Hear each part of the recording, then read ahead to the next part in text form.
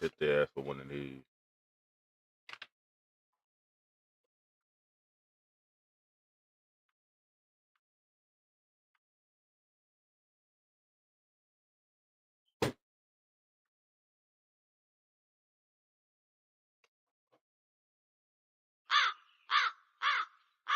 Oh yes, yes, yes, yes, yes, yes.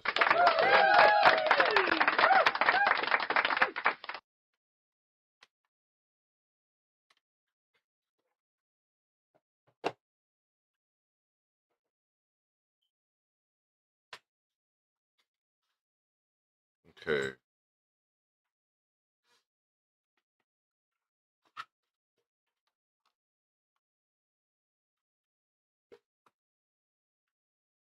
Let's retire this mouse real quick.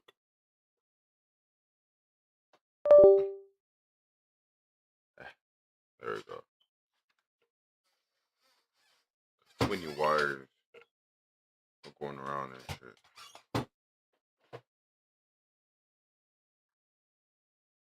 Okay, we back using this motherfucking mouse. We back.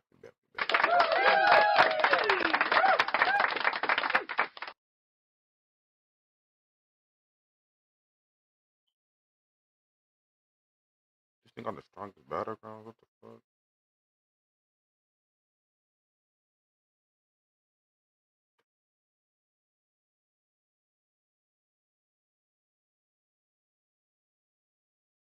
Oh, he on a private server.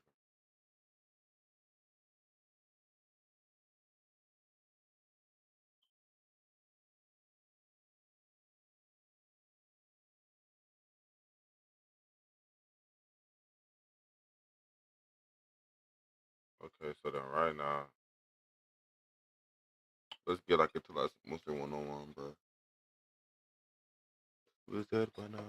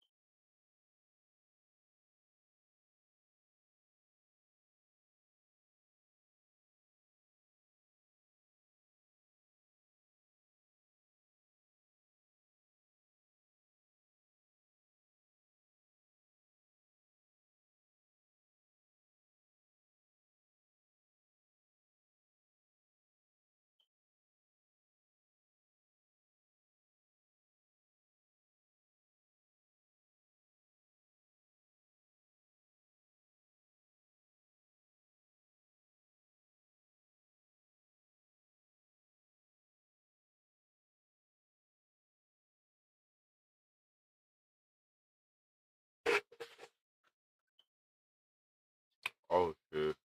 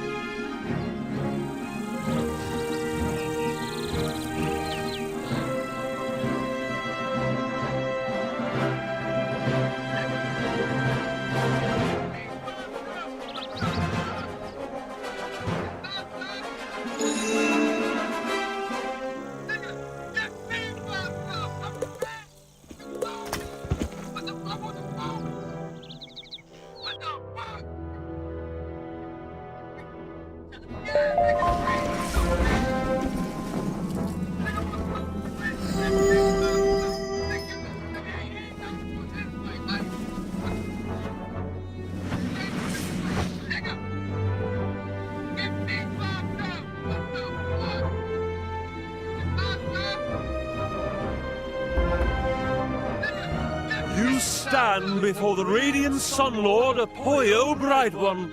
Let me show you the light.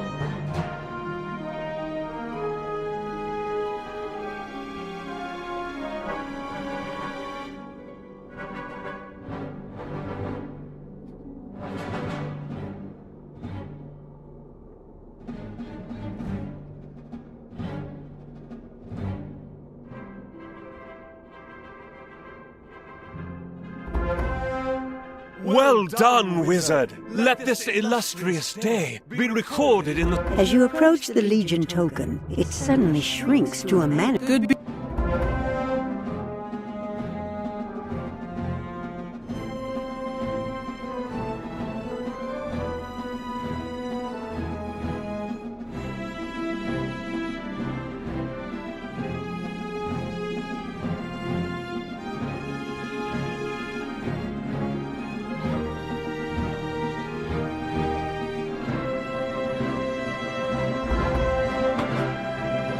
What? A challenger? Oh, don't you know you are already beaten?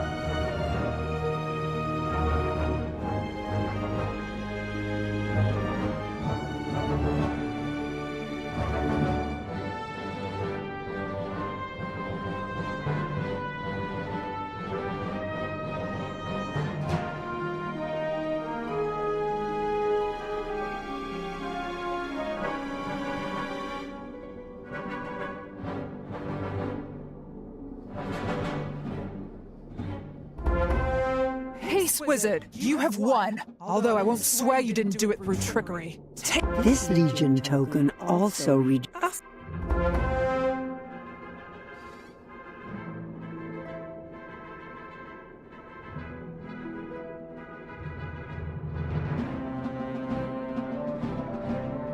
Assemble in your robes, wizard, and prepare yourself for defeat!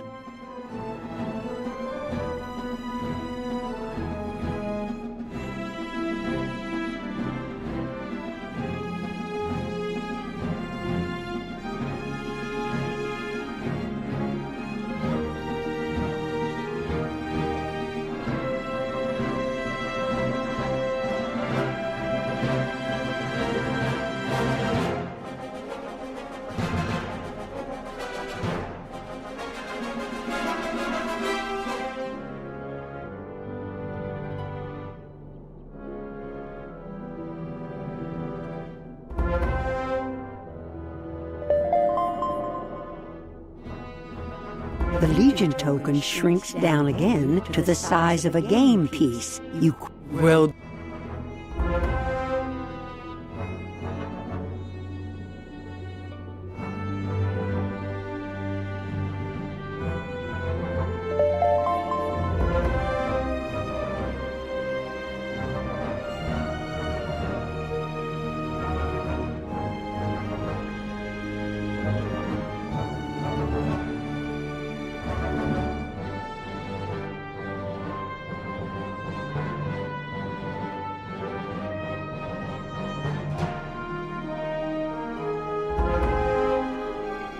curse you!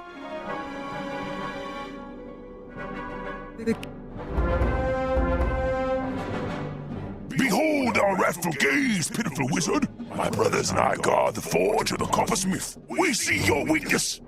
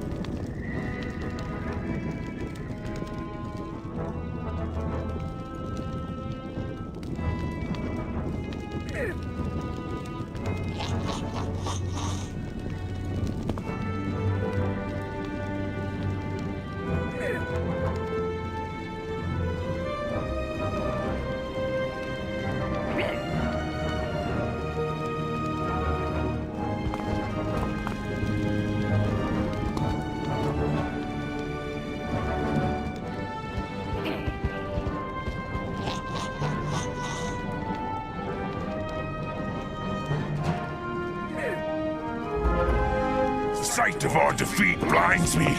Go in peace, wizard, and seek Hephaestus Coppersmith in his forge!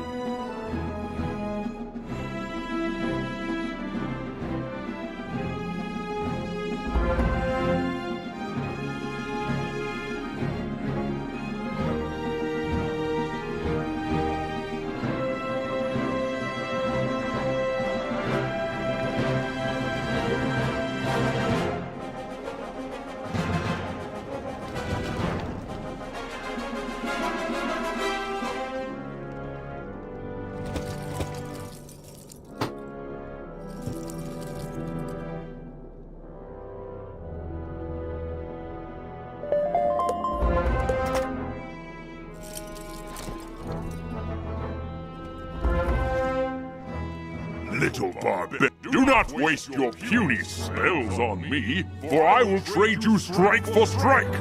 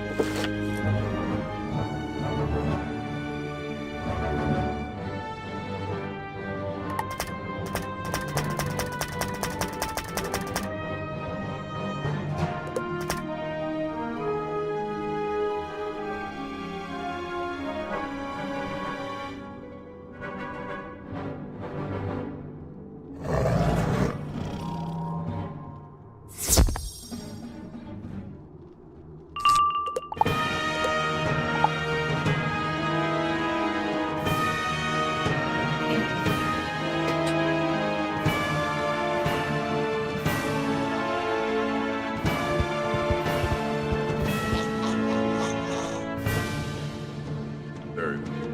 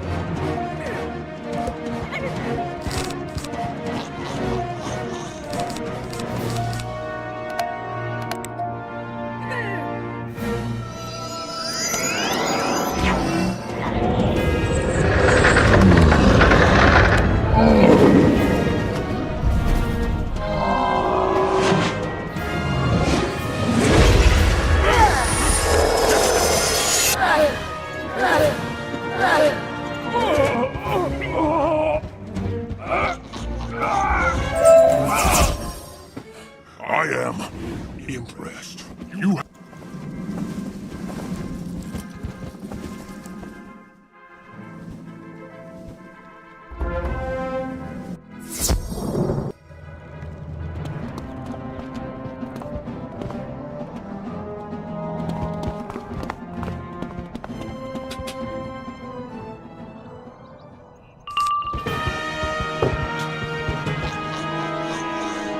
My mouse just gave up on me.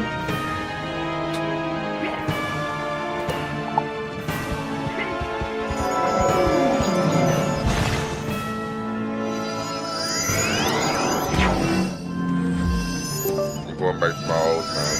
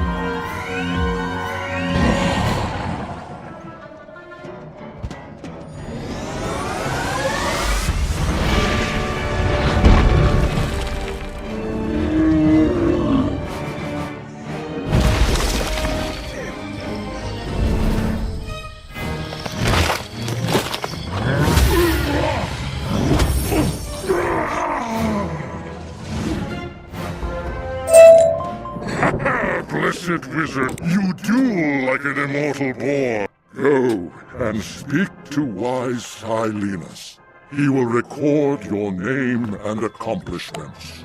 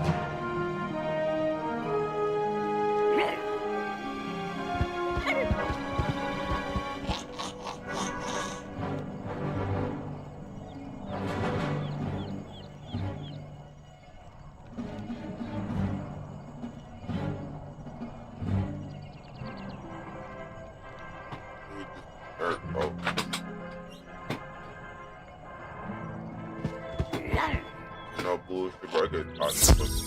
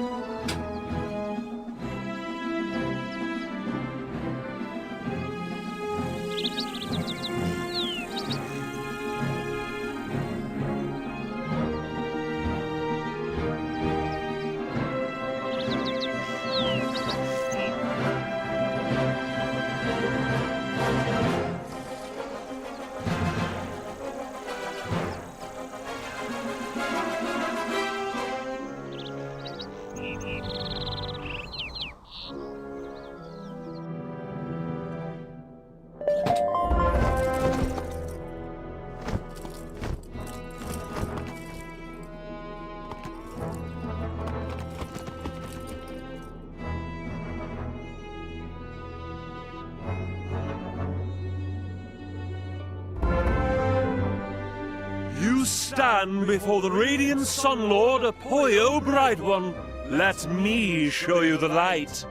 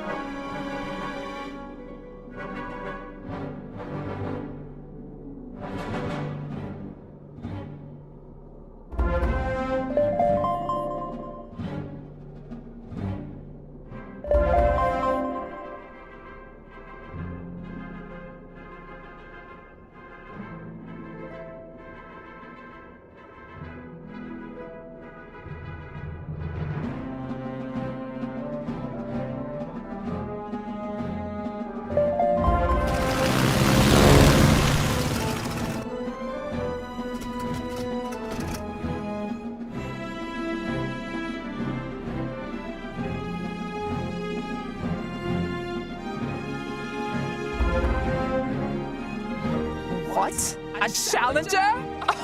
Don't you know you are already beat?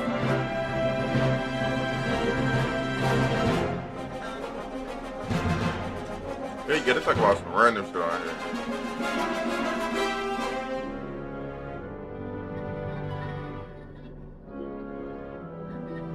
Peace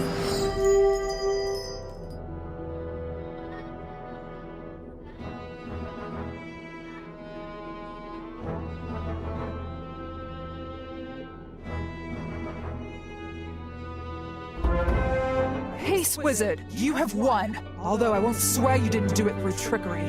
This Legion token also reduces in size as you approach. You store it carefully.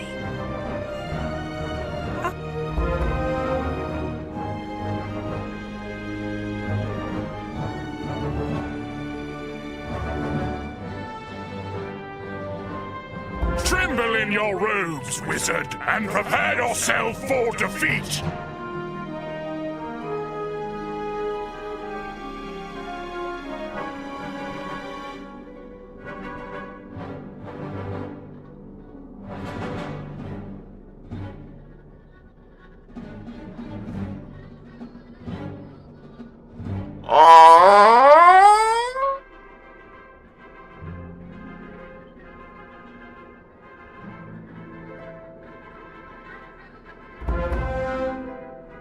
Hold your spells! I surrender to you! The Legion token shrinks down again to...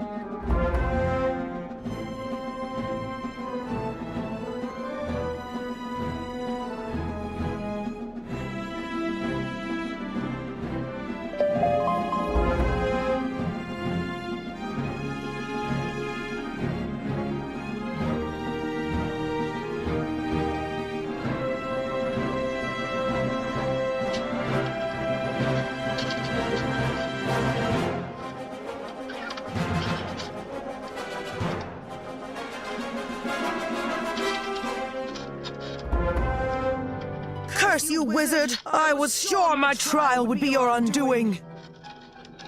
Here is the key to the Hall of the Watchful Eye.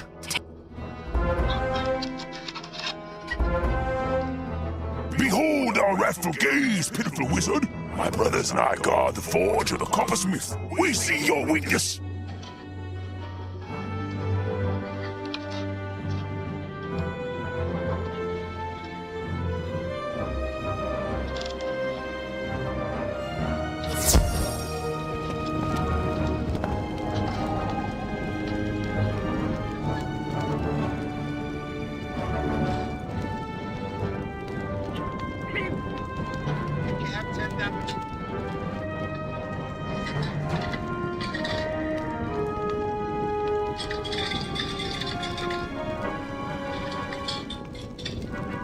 Yeah, very well.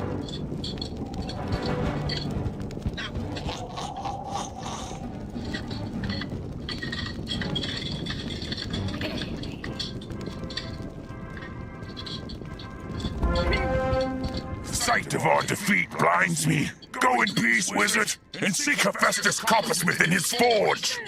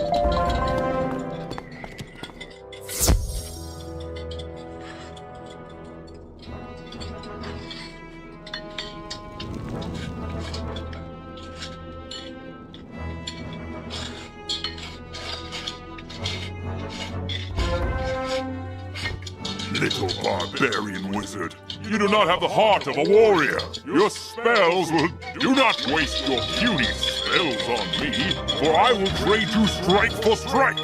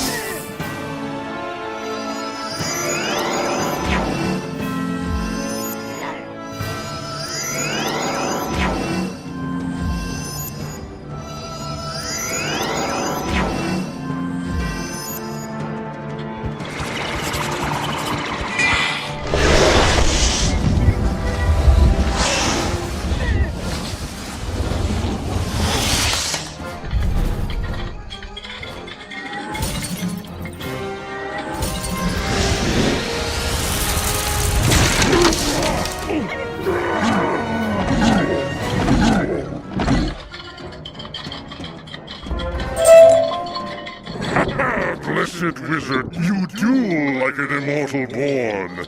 We use but a fraction of our power, of course, but you are skilled.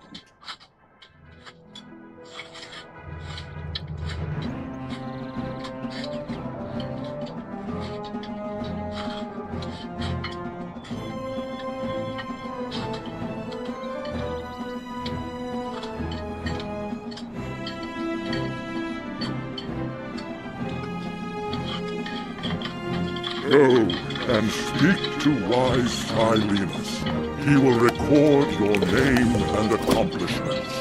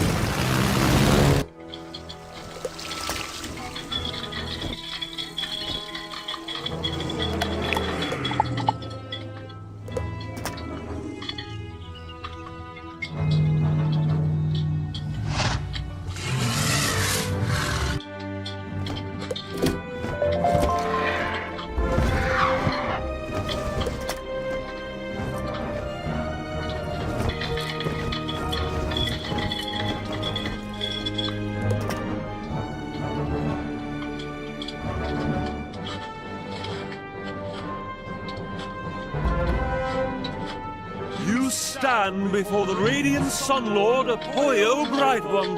Let me show you the light.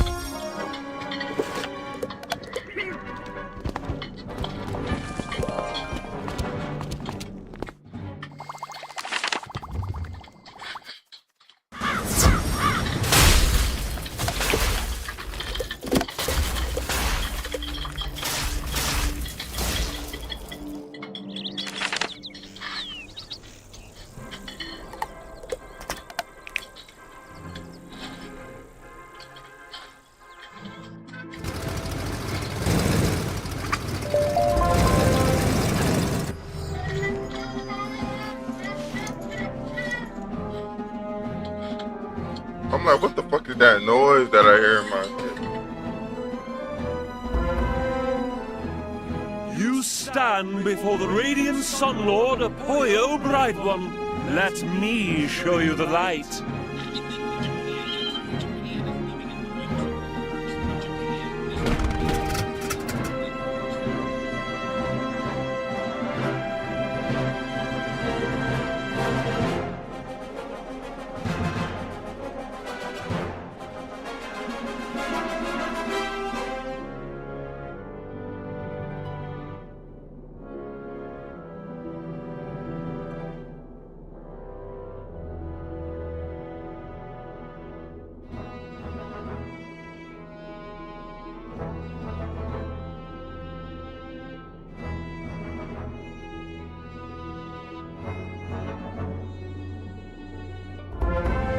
Well done, wizard. Let this illustrious day be... As you approach the Legion token, it suddenly shrinks to a manageable size.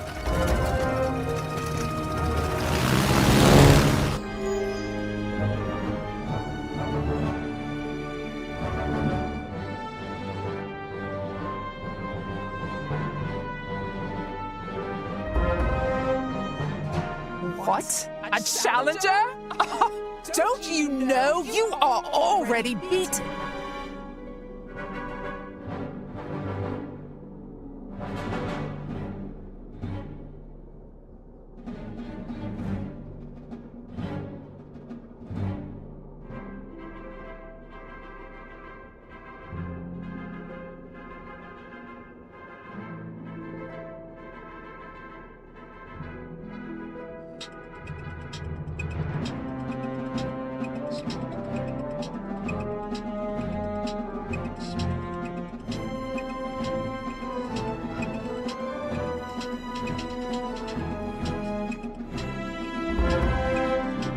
Wizard, you have won, although I won't swear you didn't do it through trickery. This Legion token also reduces in size as you approach. You store it carefully.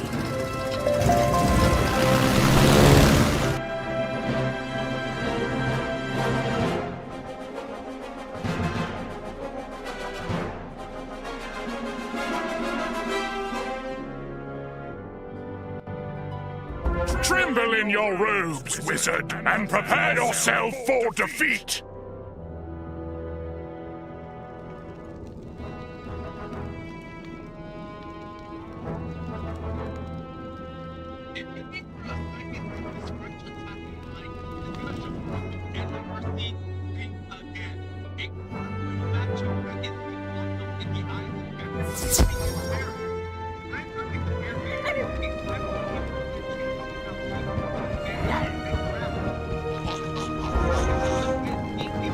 Hold your spells! I surrendered! The Legion token shrinks down again to the size of a game piece. You quickly take it.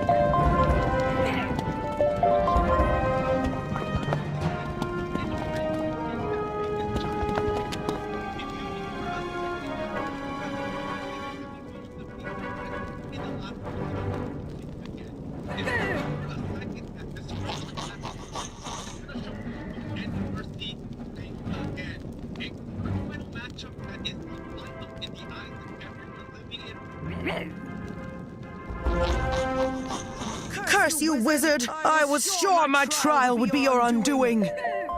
Here is the key to the Hall of the Watchful Eye. Take it to Athena.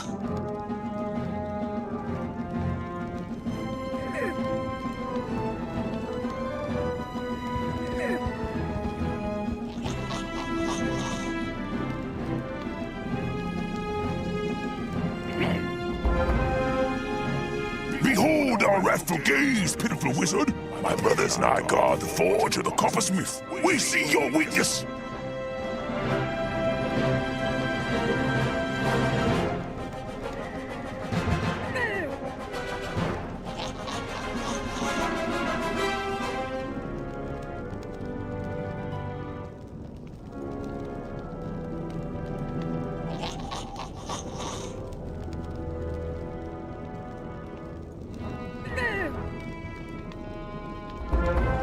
Sight of our defeat blinds me.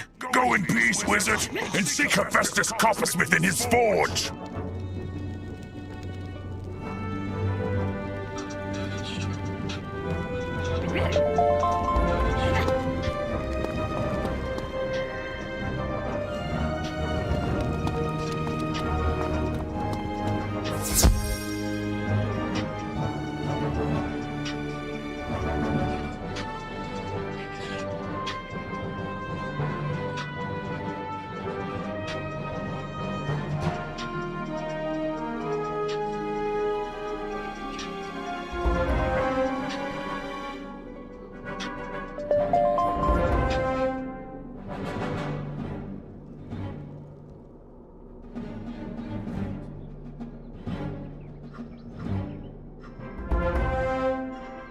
Little barbarian wizard, you do not have the heart of a warrior. Do not waste your puny spells on me, for I will trade you strike for strike.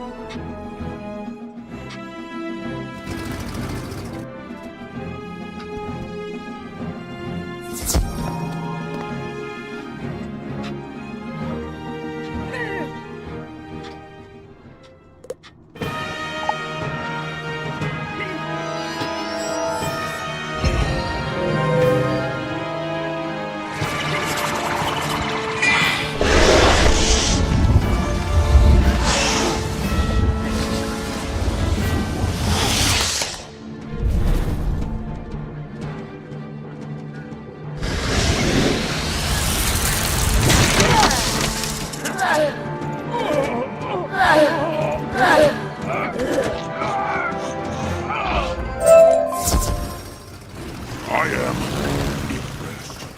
Of course, this was but a mock battle. I did not want to destroy you and offend. You have earned this reward. Next time we meet, I will not be so forgiving.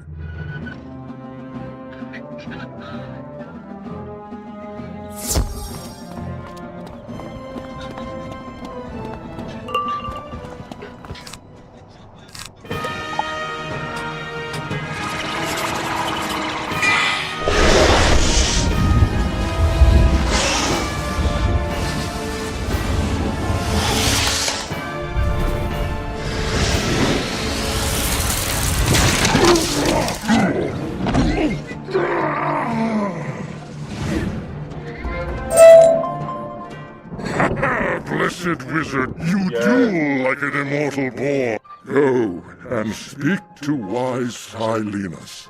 He will record your name and accomplishments.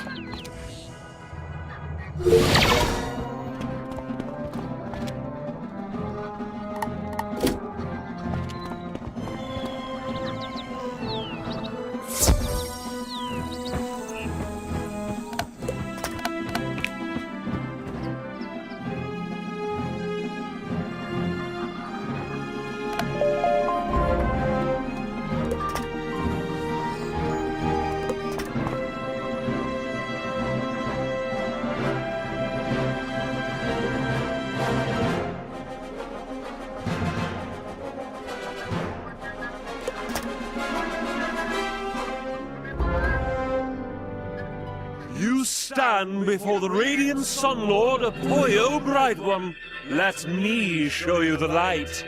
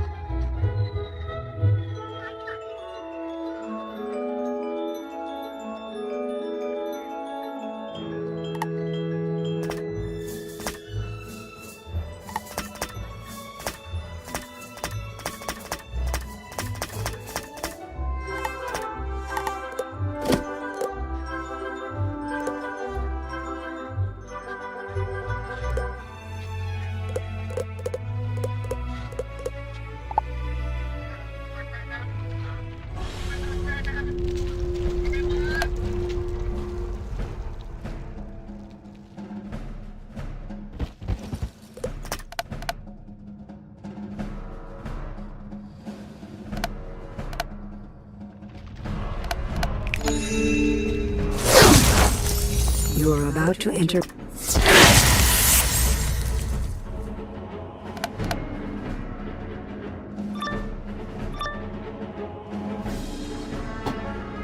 Renegade Kibble. The crystal shimmers and begins displaying images from past, present, and future, all colliding together. A portal seems to form in the center.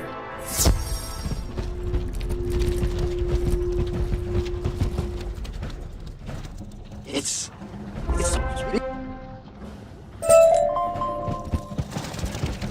You're about to enter.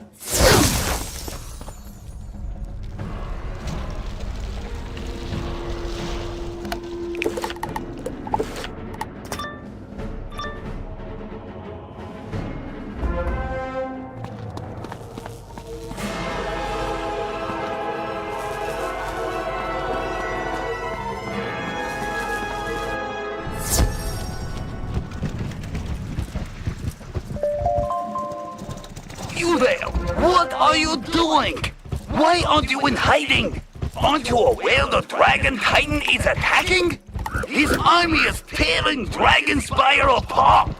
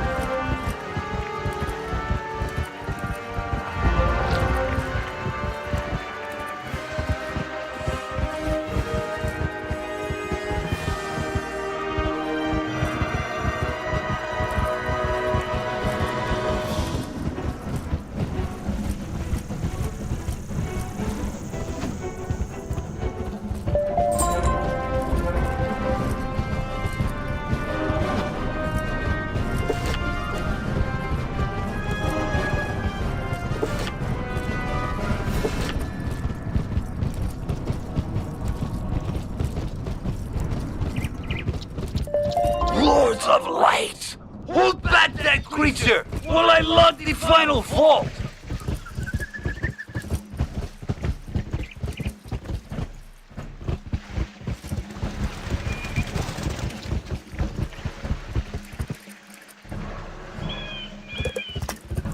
We're not even high low.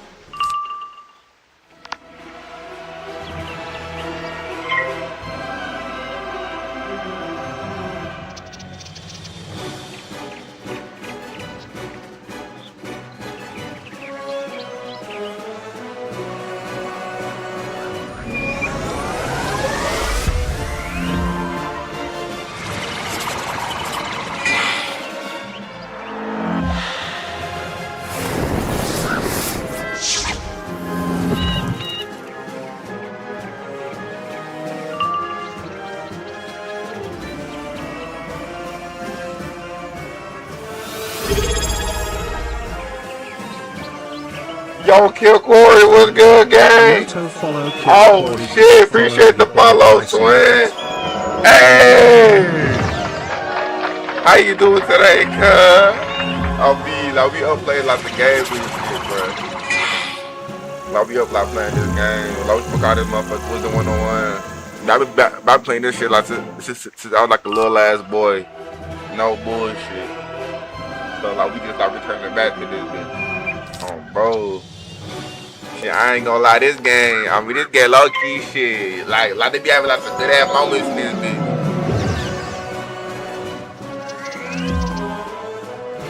Hop on what? This game? Bro, I don't even know what this game is even called, but like you talk on like Roblox or like 2K shit, Fortnite shit. What you put on? Baby, know this game is even called, bro. Stop out for the hop on. Get the. You have to be level 1 when you hop on. Probably be level 1.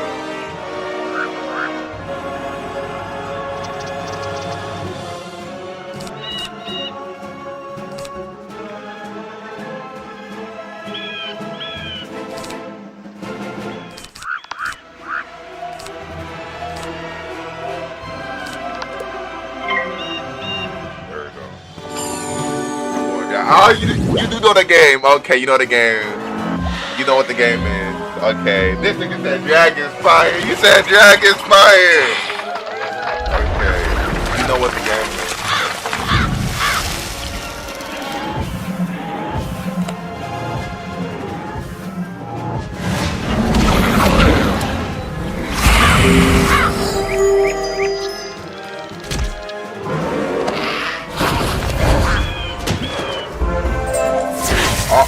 Thank you. There's something strange about you. You're not I'm from over here like live Please, playing and like take stuff this because monkey away from they got like the that free I must need to membership. keep the army from the vaults. But like I did it, like I do be having membership, but like yeah, I be able like to like renew my shit, bro. Cause I be like forgetting like to like play the game and stuff. Cause I be playing my other games and shit or be working. But I be like so fucking mad though.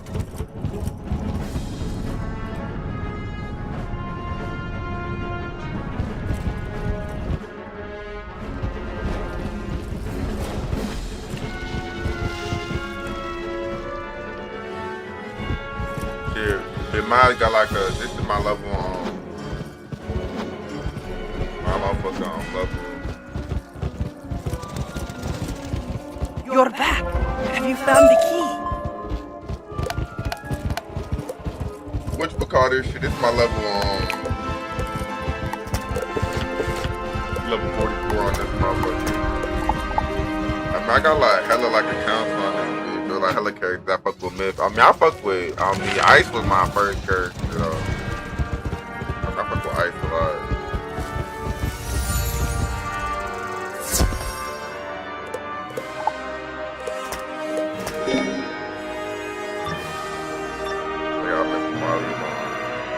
mean, ice was my first ever character Who because I dares was blue. trespass in this place? I cannot allow any to enter this vault. You will not Blue leave here my favorite alive. color. Like I just love blue. No bullshit. I was just like shit. Blue. Bad.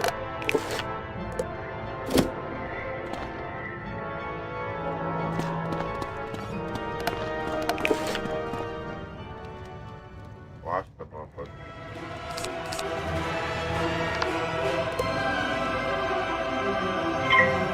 I ain't gonna lie, I fucked up. I did it. Nah, no, my Minotaur would not been a good idea.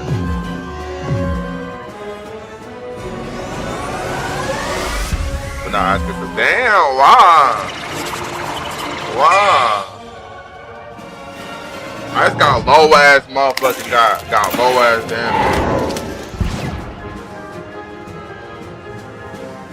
That's the only reason why I would be saying F5 super low ass damage. That shit low as fuck, so I ain't gonna lie. My life do everything I used to do now. Damn, I'm trying to get my life like that. My life is my lowest level character.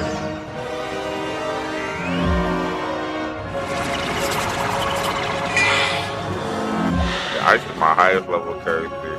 Damn, what you mean D-Rider Ice? Ice is good as fuck like that. They just cut like that, boy.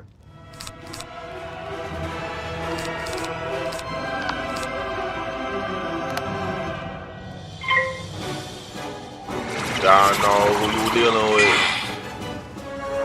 When that ice come with. Yeah, that ice coming.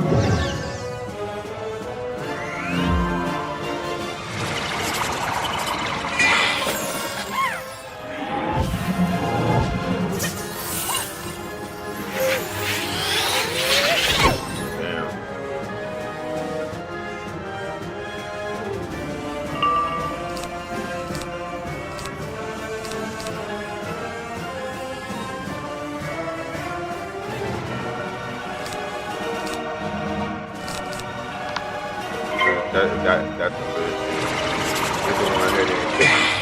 Wait, you see that I'm blading up and shit, bro. I'm blading up right now, bro.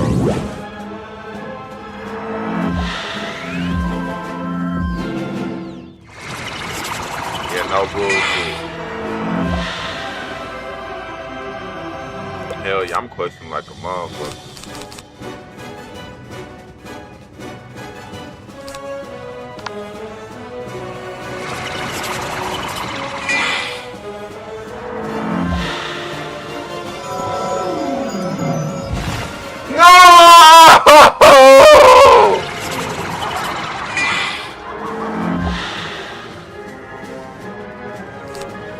Don't hit, please don't hit. Thank you. I mean, he knew not to hit cause yeah, that's a death ball.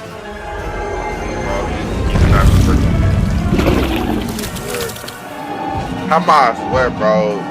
I've been playing this game since I was like 7. Since well, I have my account since 2013. 13 years. Ooh, 13,000 is crazy.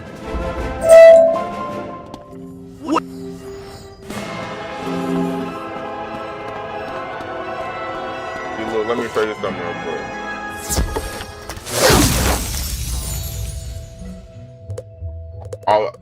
Oh, she for the BRB. Oh shit. Okay, bet. But like, I just wanna like to just, you pop out some, your ice, fire, fucking death, storm, myth, life, but like, yeah.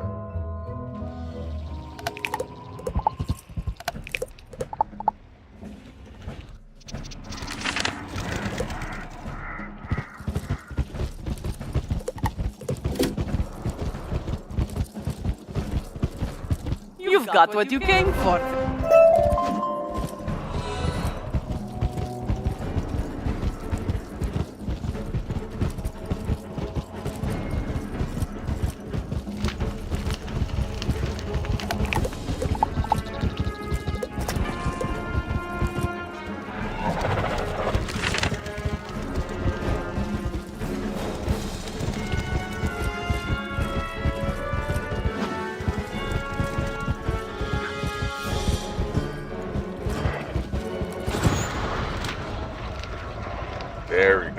we on the move. We on the move, y'all.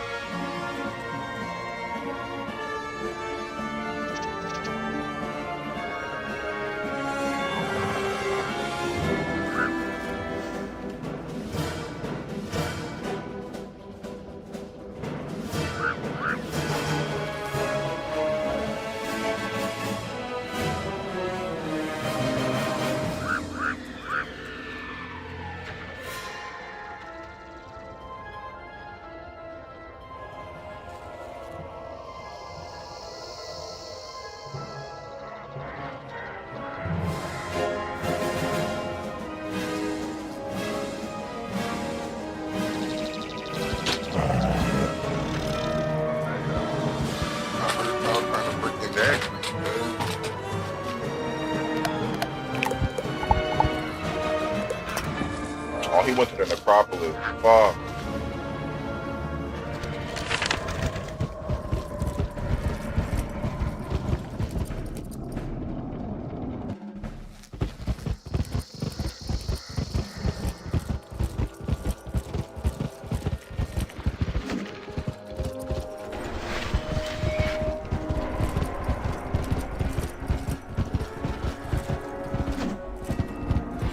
Good work. Now that you have acquired a portal stone, it must be attuned to you. You hold the portal stone against... Congratulate. With that portal stone, you can now go through the grand gate and into the ring of battle. Proceed up the road to the necropolis.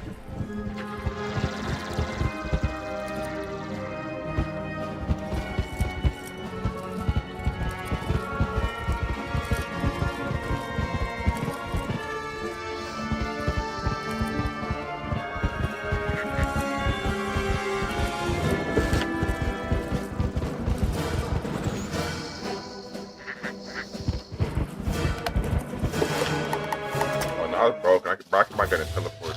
Let me see your miss that game. First of all, look at this. Look, my ice level 144, fire level 114, death level 70, storm level 63, life level 31, and then my next level 45. Yeah, like, bro, shut your bitch ass up, bro. I don't be on the game like that, boy. What's your highest level character? Yo ass talking about level 70s. Talk about some weak ass ice. Yo should even got shadow proof spit.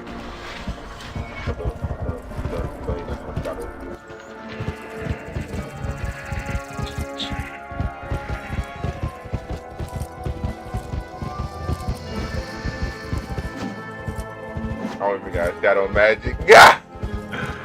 Yeah, I got shadow magic like the motherfucker. Like only let my fire in my eyes, but they're past level like 100, and like they got past Christmas, like which is like the place that you actually get your motherfucker. Excellent work. I have interesting news. My brother cared deeply for his wife, Sylvia Drake, so much so that he brought her body with him to Dragonspire and entombed her within the necropolis.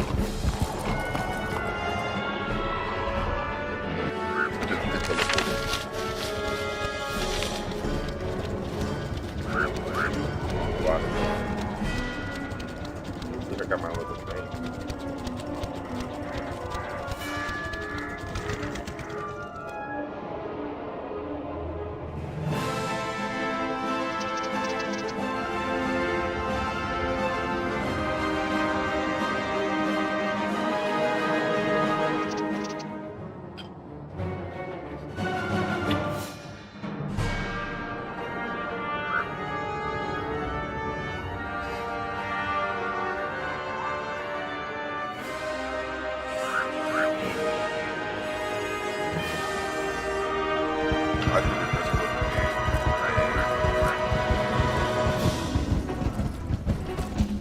was why I chose it was because like it was blue.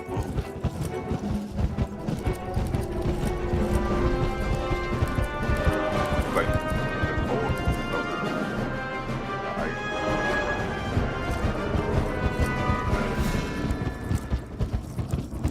shit about cold as ice. Like you feel me?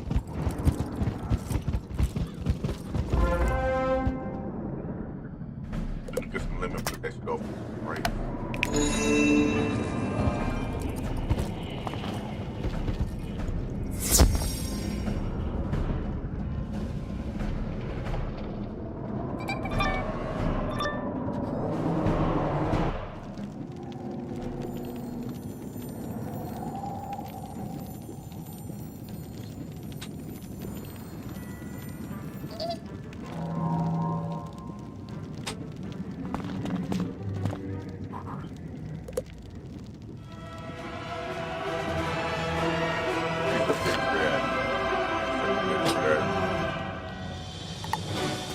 Y'all just seen her leave. Y'all seen her leave, bro.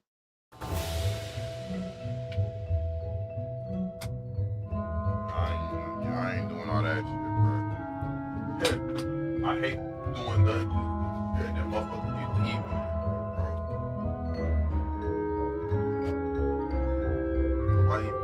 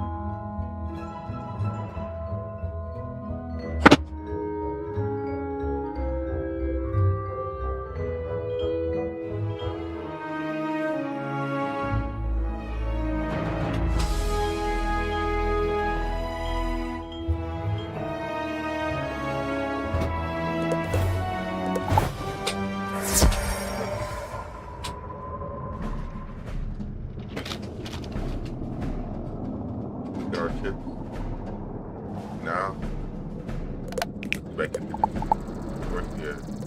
shopping district.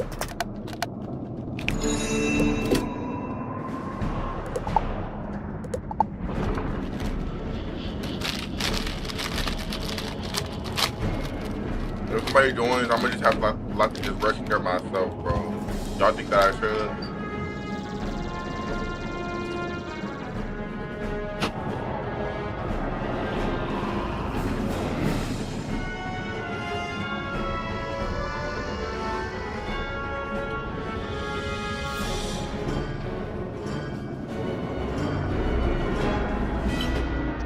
So I said that I'm like in like a team up right now, but like nobody like is like even on like what you gonna call it.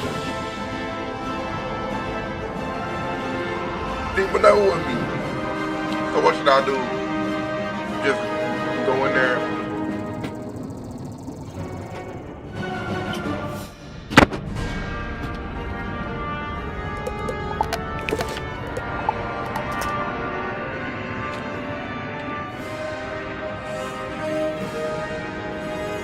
Right here.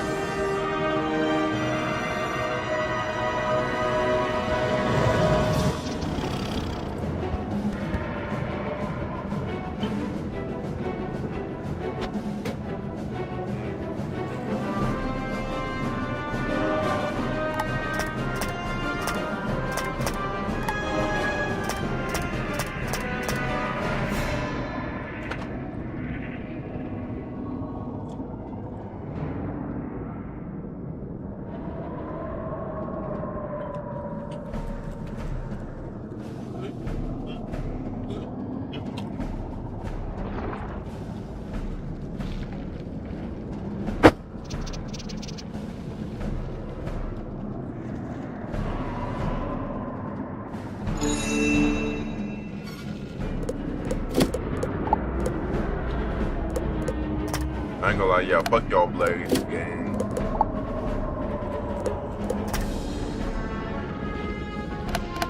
Good thing over here. Talk about Blades. No, bro. Boom.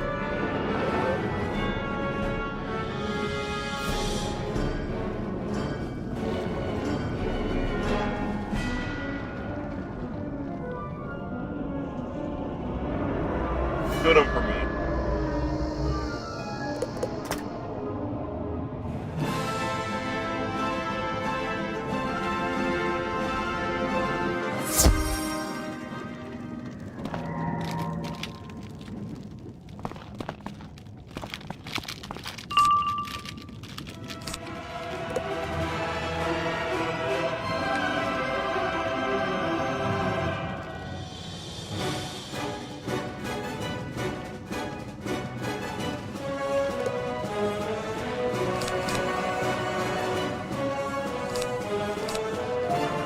What they doing, bro?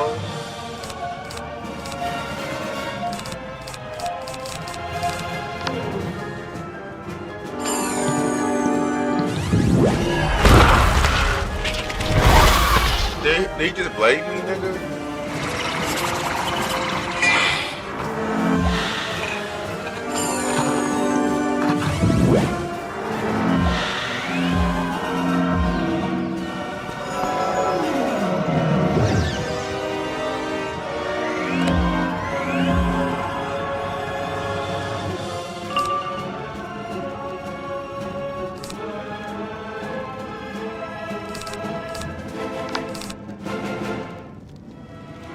Damn, gang. What are you tripping, bro? You like level 180. You're max level. Just one hit, then stop blading me. This dude trying to motherfucking train me on some shit. This dude trying to throw me like into a fight. Trying to do me like some Piccolo and Gohan trainer arts and shit, gang. Like, gang. You're max level. I'm level 30. You're level 180, bro.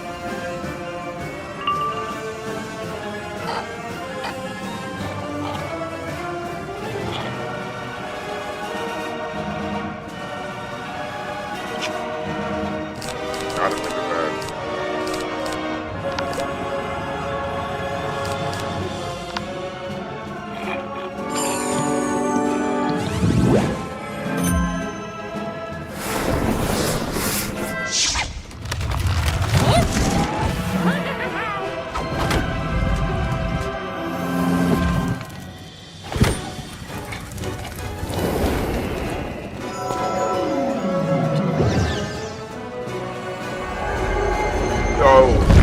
Everybody say welcome. How are you doing today on this amazing Thursday? How are you doing? Welcome. On me. My bad, like it's been kind of loud.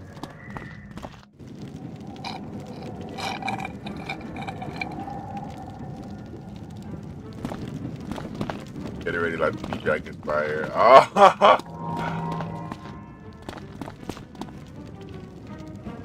Dang. Me too, low key. I'm on my last. What you call it? I'm on my last little stretch. And he keeps on, bro. And like I hate like what max level they doing. But they blade you and shit. Like they want you to beat them. Like, no, you beat them. You help me. You can carry me. Like, carry me. Like I have like one character that's one level 140, one level 110. This one is a level 35. I have 6 characters. They're all different classes except for balance. Because I need to get the autumn till I level like 100 and then I'm gonna create like a balance card.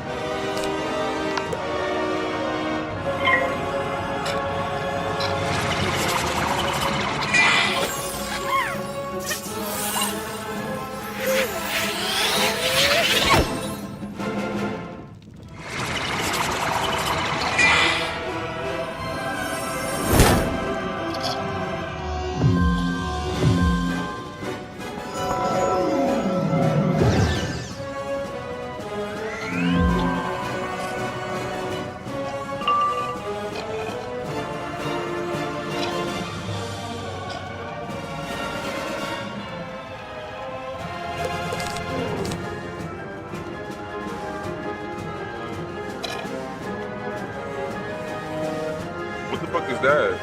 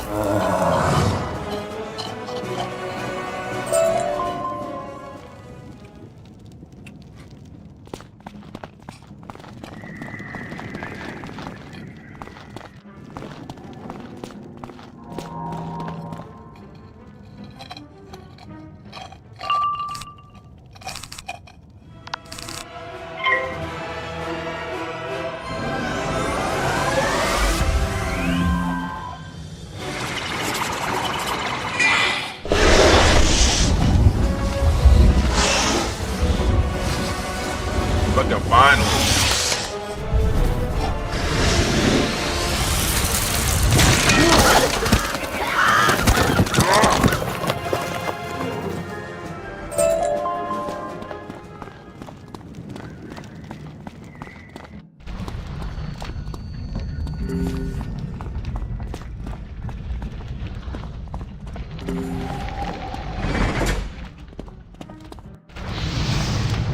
Malistaire, is that...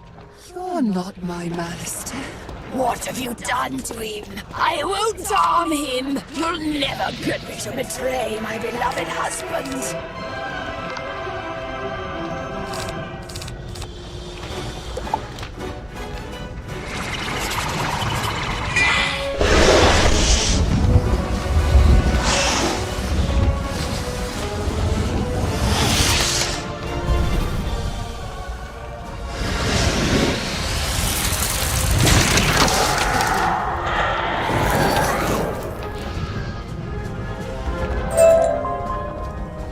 You capture Sylvia's spirit within the knowledge crystal.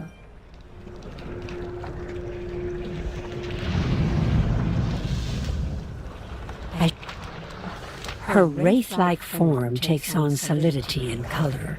Soon, Sylvia Drake appears as she did while alive. Oh, that's your friend code? Oh.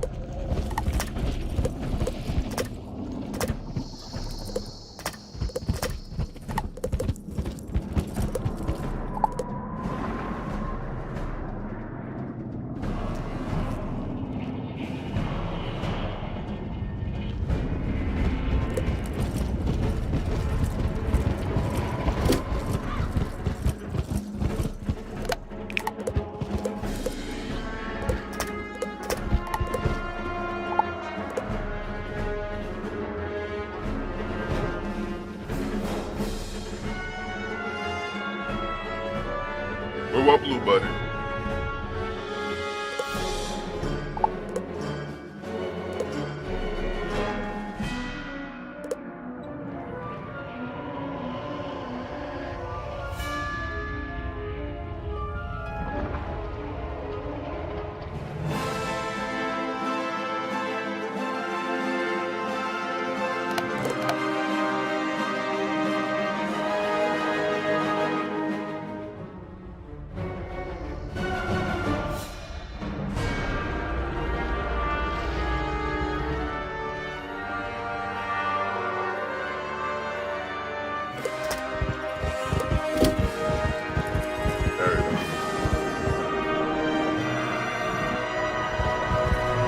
Wraith? I'm shocked! Though Cyrus... You... Go now to the necropolis and see if you can discover a means of becoming a student of Dragonspire Academy. Think of it as a student exchange.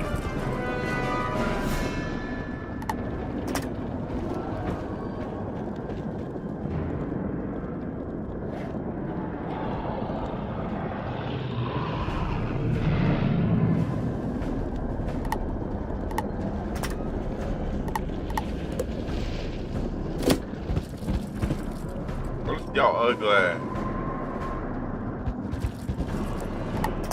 This thing level 180, bro. You level 180. I thought, nigga, you lied to me. You lied. I thought that you were level 70, bro. This dude really lied, gang. This dude really lied. Welcome to Dragonspire Academy. Man, fuck your academy.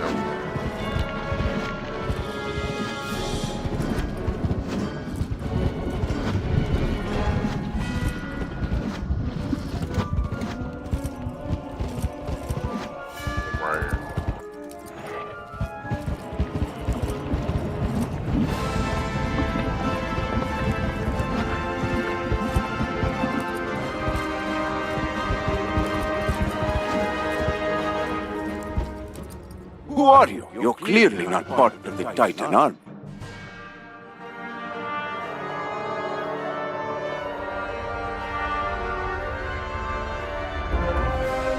Oh, you're still here?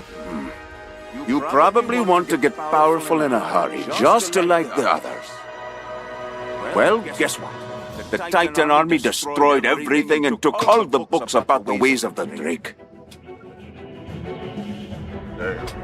I can't teach you much without my books, can I? How about this? If you go and defeat the Titan army, you can recover those stolen books, bring them back, and I'll teach you the ways of the Drake.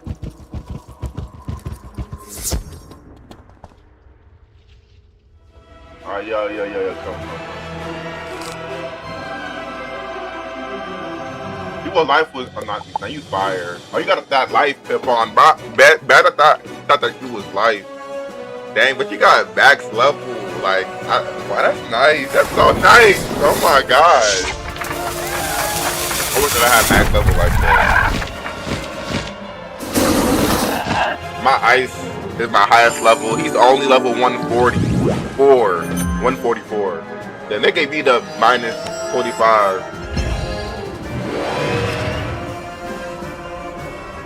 The pip is for the pad, or what you call it, like how like a Roblox, like when you can't see like what people are saying, like it's called a hashtag.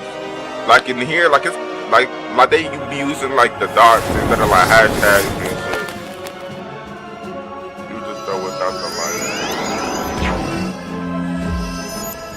Oh yeah, see like the new spells. Oh yeah, I'm known. Like you can't use that shit like without. Oh, so you can't use this stuff without like the life pip. So, like it's probably like 4 regular pips and then like 1 life pip. But like it's like a fire still enough fire damage, right? Like if it was like a fire shield, it would break the fire shield. But if it was like a life shield, it would have break something like the life shield. On me W, boy.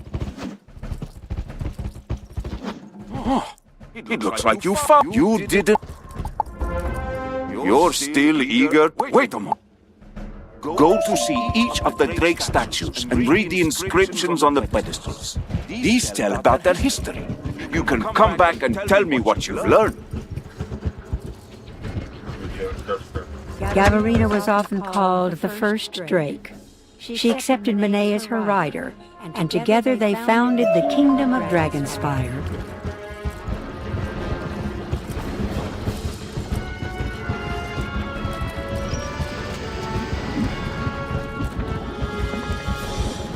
Dragonspire was a freaking kingdom game.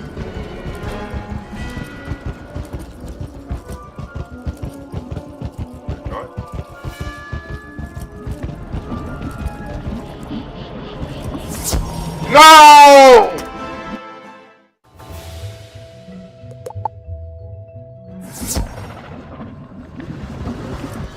Lenneth the Great's victory in the Outer Ring ended the 100-year Dragon I'm knowing War you used to and be brought doing that peace too to a lot. Dragonspire. Or you be doing that like a lot too. I'm knowing. Like if they had like a record, like if they kept counting like about how many times like I vlogged, like because of that, it would be so many times. Oh my god.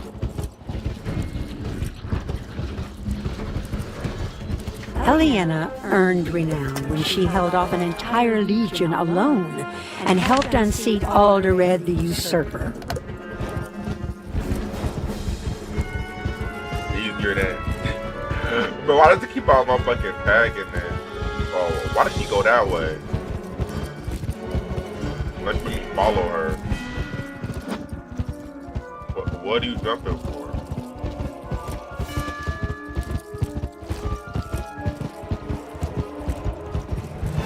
You've learned about them all? So, you've learned some things. But don't think you know Thomar Skyblade once lived in a tower just down the way, not far from here. Go to the tower and see if you can learn more about him there.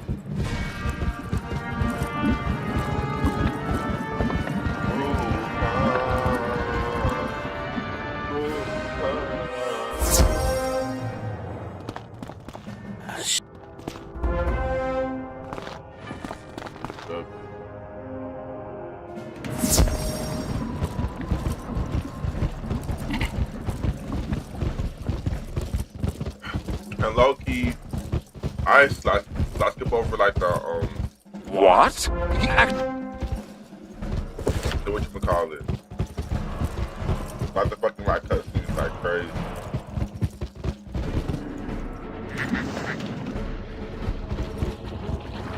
My bad if I do, but like where's the stone? Where y'all came about that? Necropolis, that's the Necropolis. Oh, it's not this one then. Y'all came back. Oh, y'all, bro, there's this one.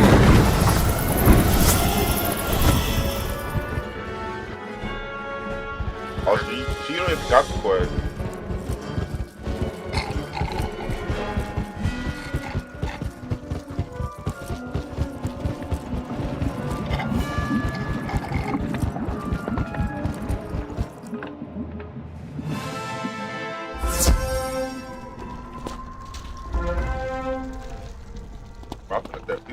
Hello, young wizard. I fought in many great battles. You spoke with...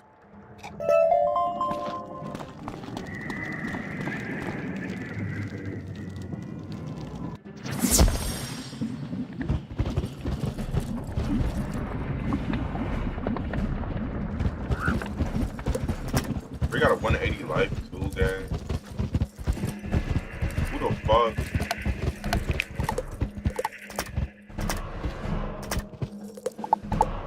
Oh wait, that this mean that like I can like see you like through like different motherfucking like accounts and shit. So like if I basically go off and then I go on my ice or something, that I can like still like travel to you or something. Is that what a true friend means? Oh, what the fuck?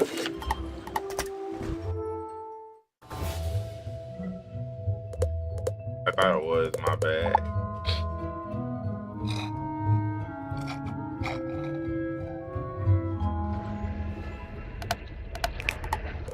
Down back though.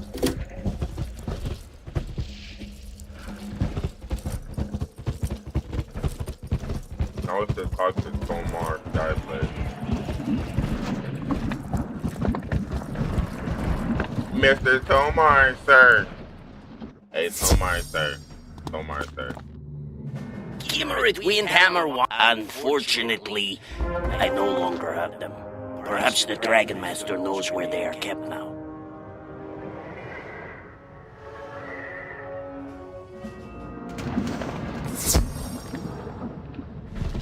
Oh.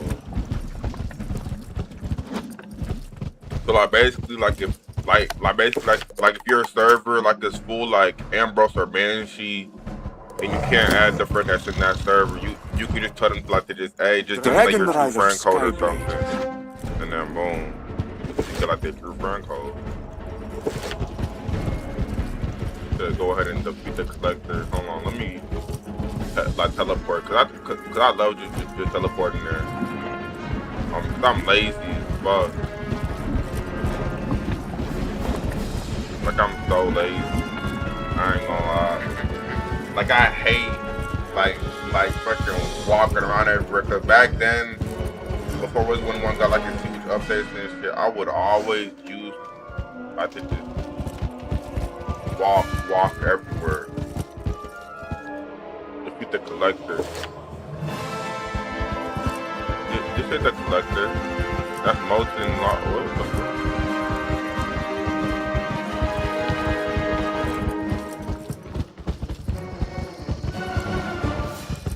Oh, they're fighting it right now. Oh, they got a fucking banshee spirit. What the fuck? Bro, y'all better kill that spirit real quick, bro. Oh, me. Boy. They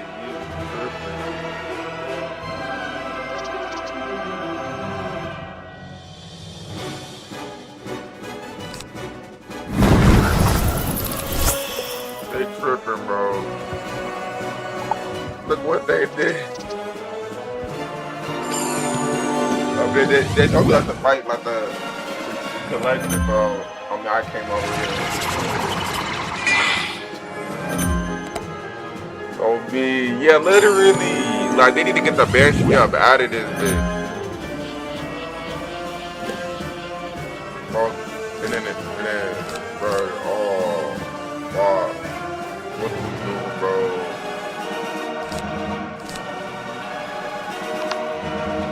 Let me just fucking live.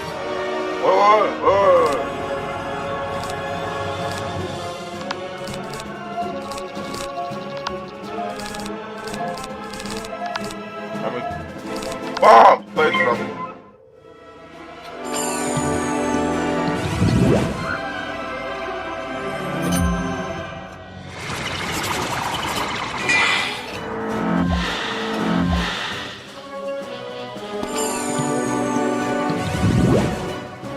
Yes. Let's wrap this up. Let's wrap this up.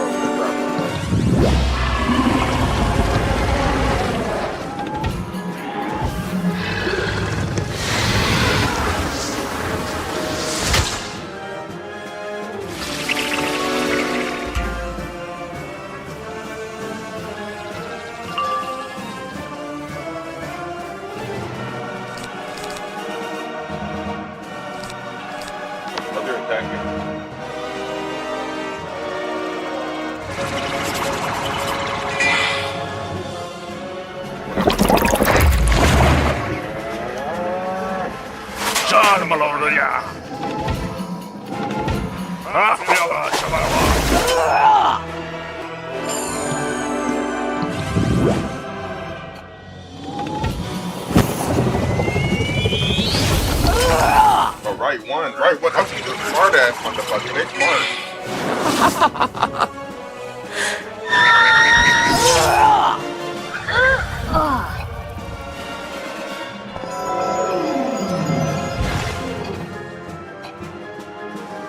Bro.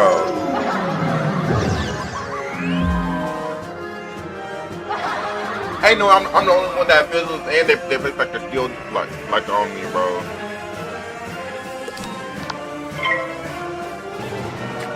I'll grab it.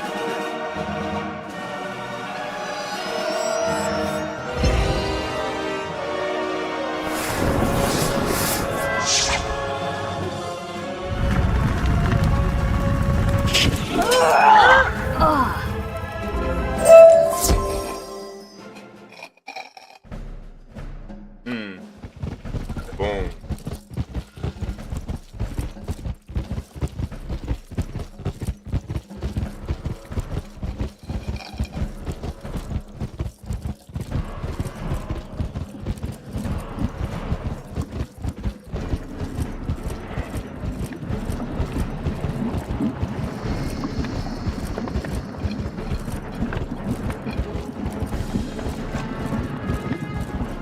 Teleport.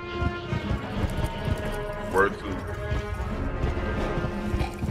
You found them!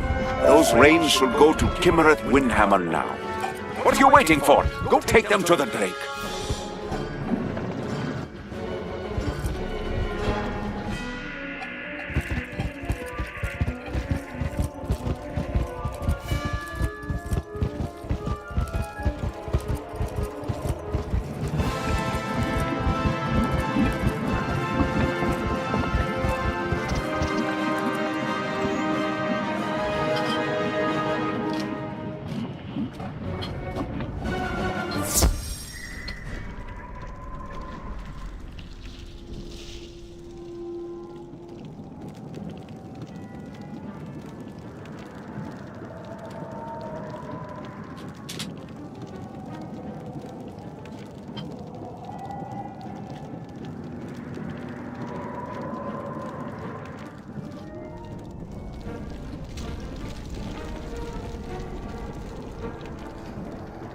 Use it. My reins, you have found them. Thank you ever so greatly. I am pleased to see those old reins as they bring back... Now, if you could, I would like to see Skyblade himself. Please take my crystal to his tower so I can see him again. Oh, okay. Yeah, I got you there.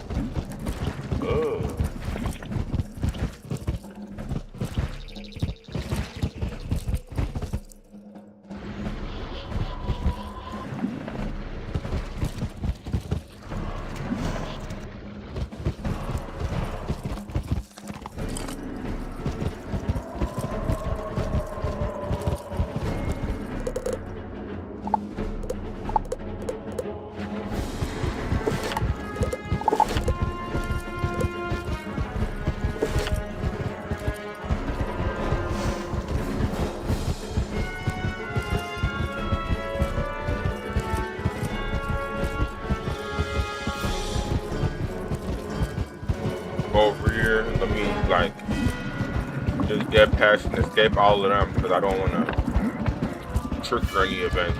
You feel me? Dragon Rider Skyblade. It is Kimmerith Windhammer here in this crystal. I brought... Well met, Kimmerith Windhammer! It has been too long, and I have missed you greatly. You see, young wizard, it is never quite clear. Thank you for reuniting me with my oldest, dearest friend, Kimmerith.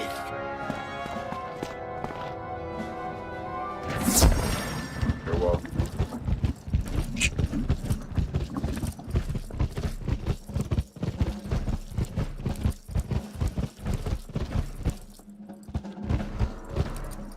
You reunited them? That's amazing! You are truly a great friend to the Dragon Riders. My thanks to you. I had forgotten what it was like to have a good student, to feel like a teacher. Tell the Crystal Guide that I hereby give you a passing grade with honors in Drake's studies. Oh, that was that easy? What the fuck?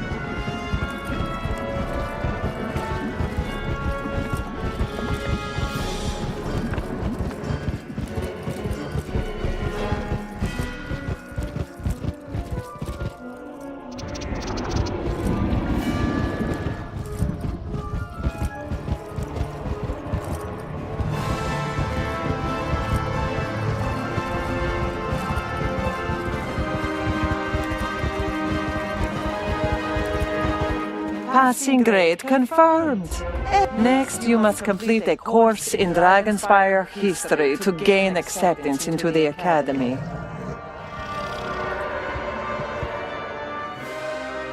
Please report to Zanetta Stormbreaker in the Crucible to begin your lessons.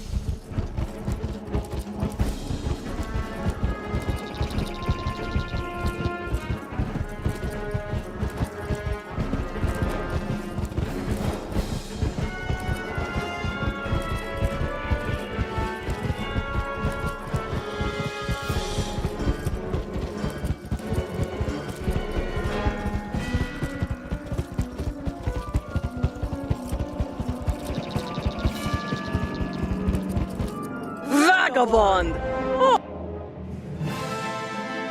see how brave you are.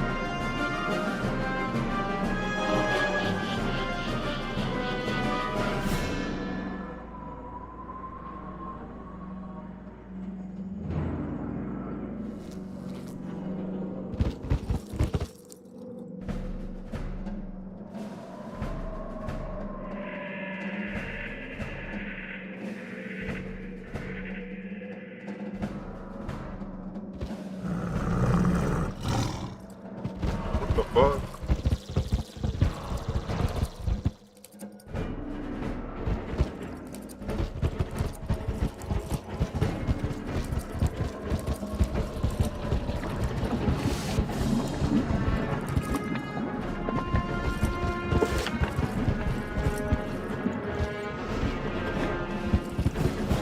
Why do y'all act like that?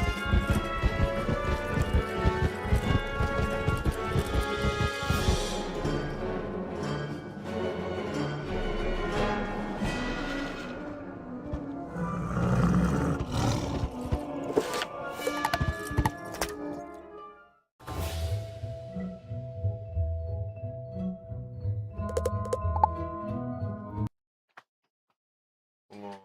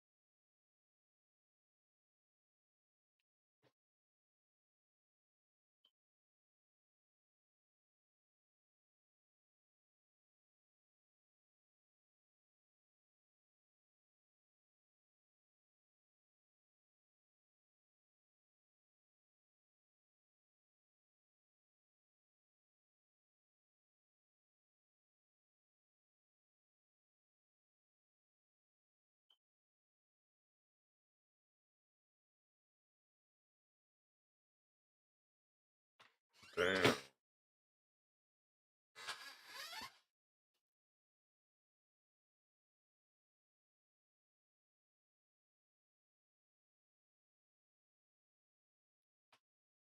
Y'all see that shit? Damn. Oh, y'all can't, but shit.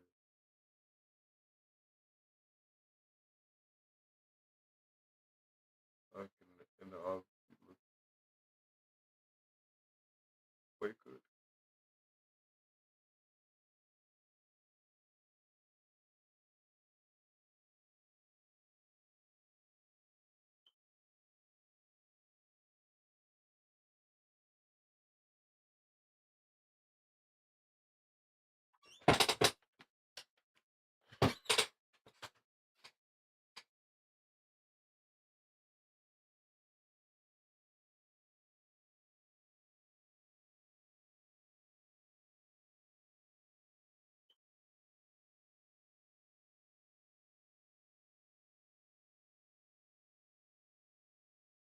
So dumb, man. People so sad. Down my right.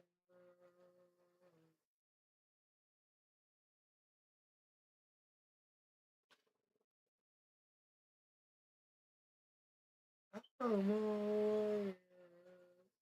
Come on.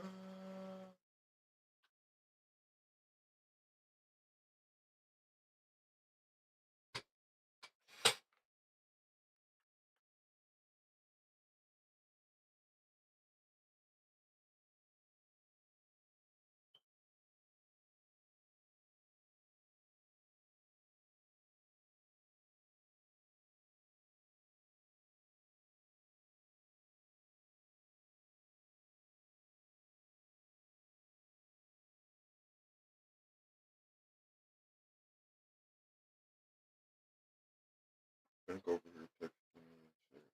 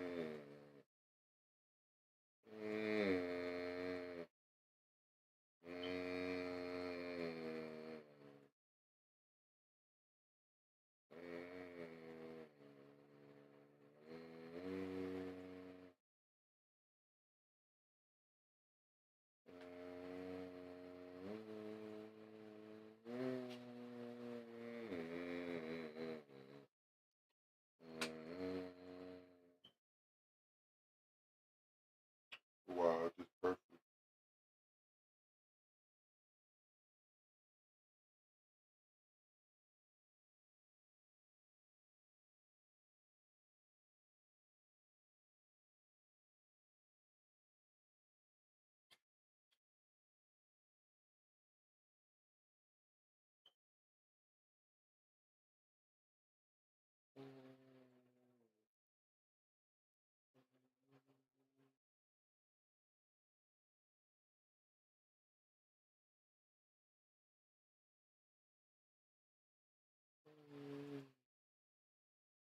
When I play with blue man, the fuck I'm gonna see red. After Carrot Red go get that purple. On me, that I'm gonna make it blow. Also,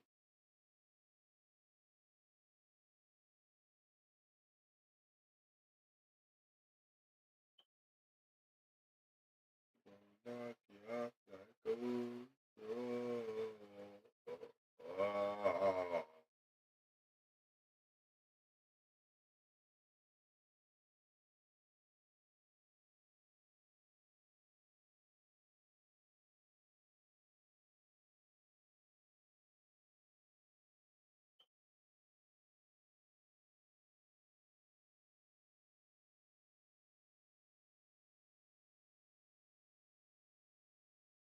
Girl, why did you do that to me? Girl, why? We ain't even tried, but despite you would be going out of my life. Girl, I don't know why you keep on doing this to me. I'm just a young and a young king, trying to achieve his dream, but you wanna think that I'm beneath me. But it's okay, 'cause that's just what it seems to you. But ain't no taste, but I'm sipping lean with this juice. But it's okay, 'cause no, it's not. 'Cause you just really wanna fuck around. Fuck all the other niggas be about.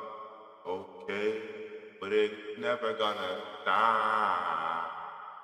Like, girl, why did you make me go this way? make me feel this pain. I don't know why, but I don't feel the same way. I just feel that thing change. I just feel that thing plain. Ain't the same, baby.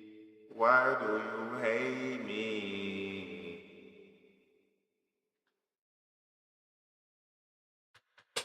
Little freestyle.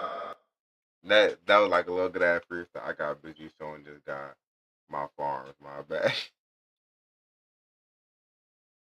But you just want to like your house is like your barn. Wait, well you have like that big barn farm, right? Yeah, I know what you're talking about. Like that big barn housing. Loki, that's a good place like grow like your plants and shit at. I'm knowing yeah, that shit good as shit. Like when I had membership, I used to like use like the gardening benefits, and then I would like be able to like get like I would have hella couch potatoes. Them was the best ones. Oh, you got that? Okay. So you know about the couch potatoes? Okay. You know all about that shit. Pull it up. No bullshit. Let me pull up my little gardening shit, bro. Y'all finna see my shit. Yeah, my shit look good as hell, bro. No bullshit.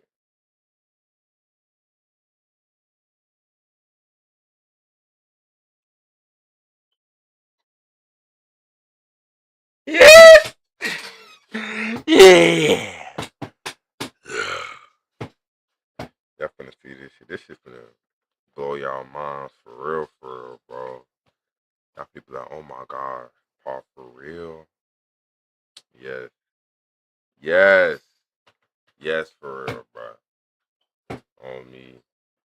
And why the fuck do they have Udall tied in July? On me, cause like they had like that crap and shit. I was like, in July?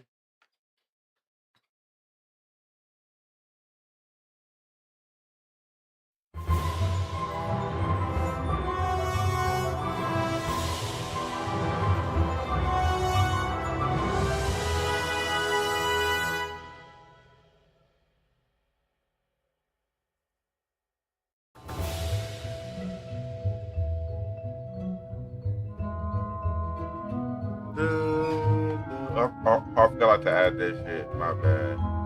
Let me go ahead and add this shit real quick, like to my fucking little camera. First of all, my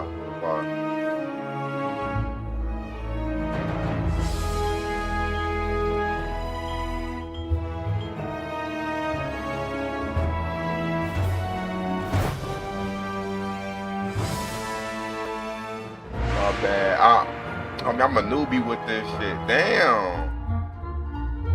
Let me make it loop. Cause I don't know why the fuck it just fucking disappeared like that.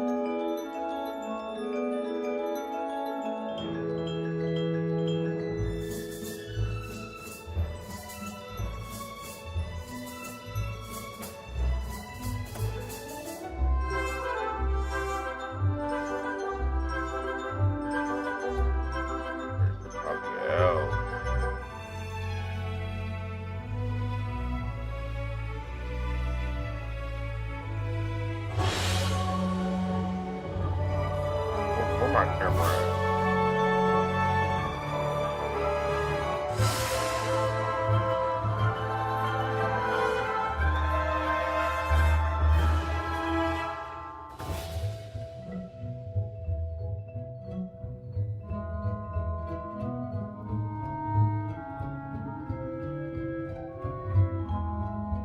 I'm gonna lie, this overlay, dude. Wait, hold on, let me extend like the width of it. Cause I lost, that's probably why, bro.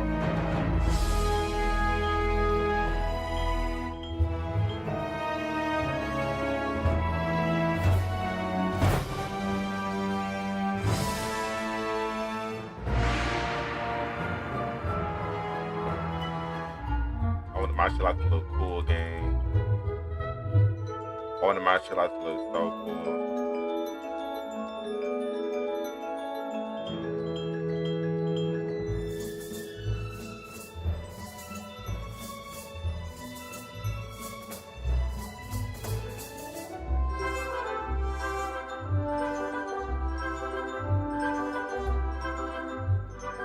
shit don't even look cool.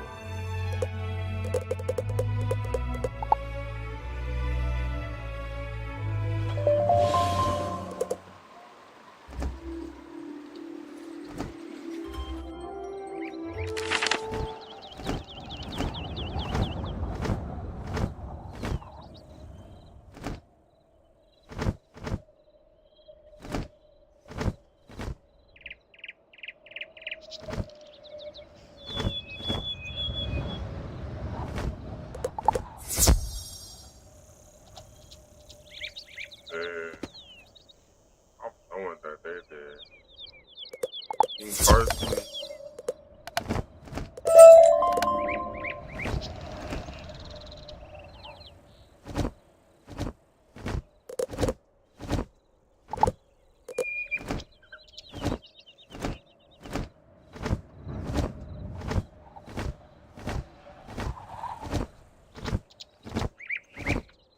My garden.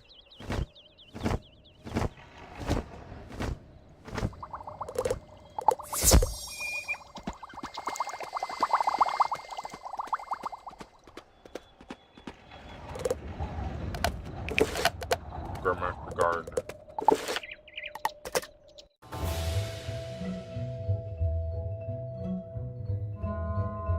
That ain't like the best though.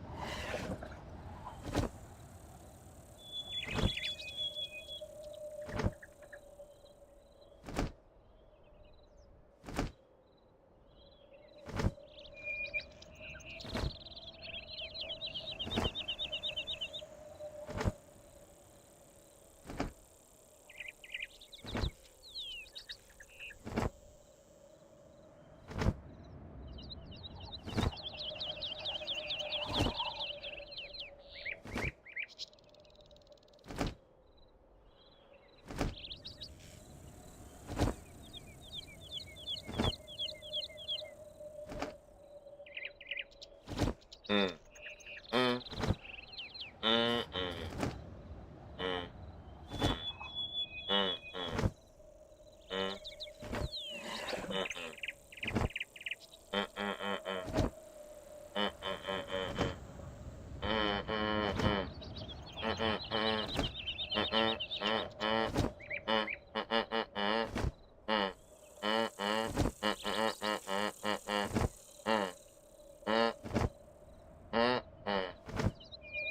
Mm.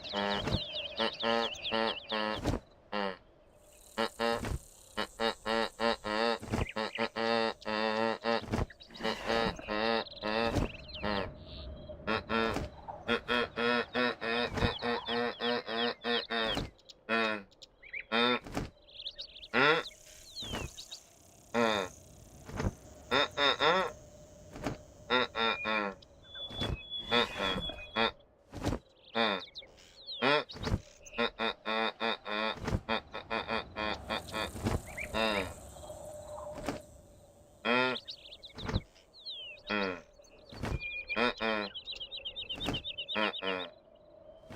Mm. Mm. Mm. Mm. Mm.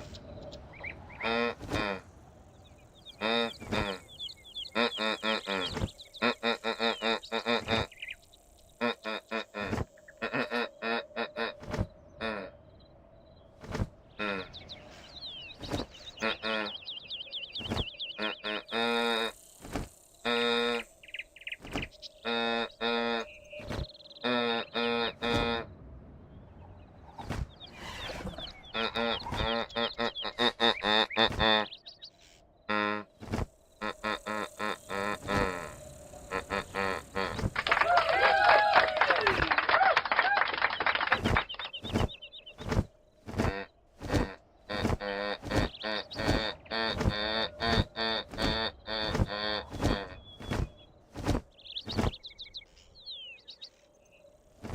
Ba-dum-bum.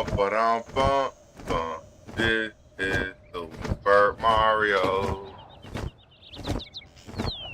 Then I'm a motherfucking fine. Come and try to get me. Come and try to get me.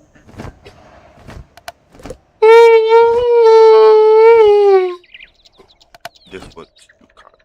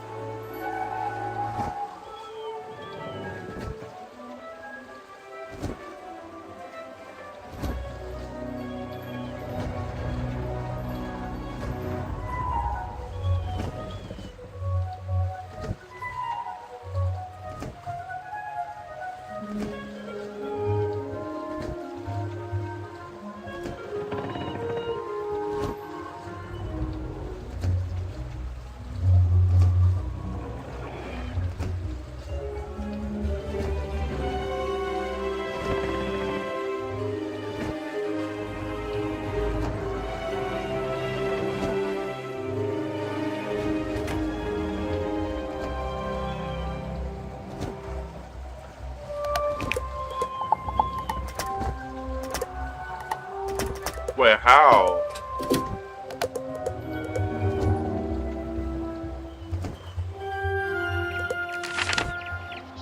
Wait, are you online? Oh, wrong account. Wrong account.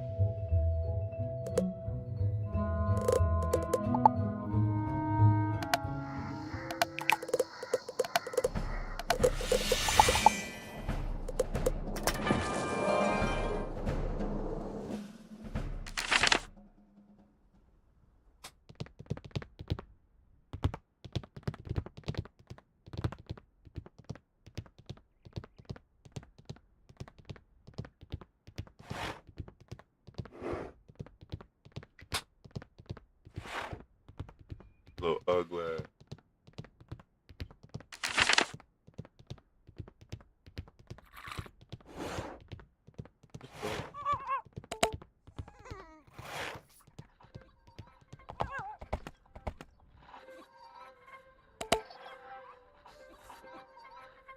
Go.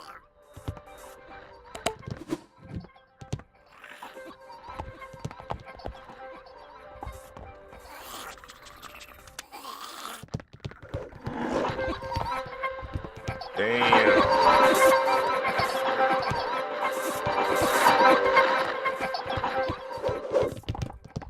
That look couch potatoes, bro.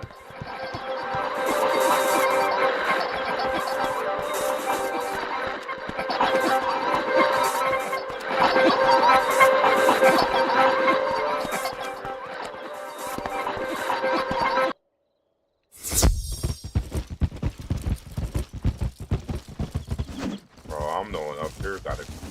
Oh.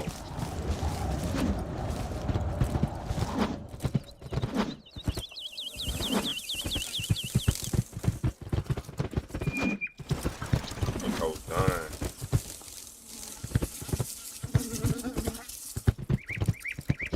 Dan, you told you just got done.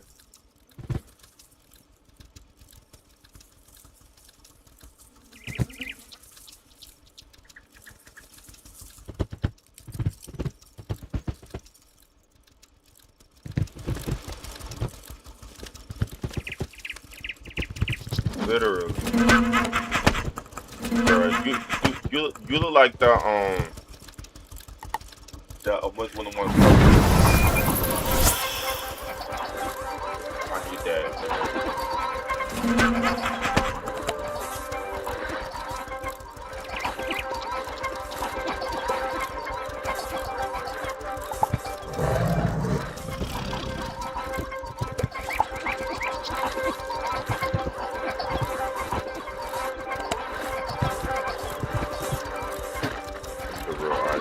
Nah, you can use firewood.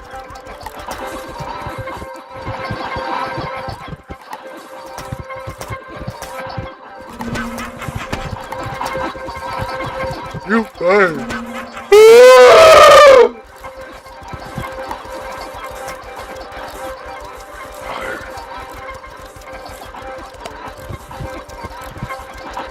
It didn't matter if playing young. Like you fired. Oh yeah.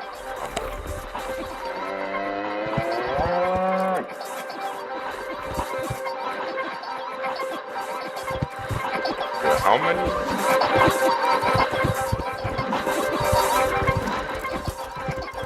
My bad. I get tagged out for you.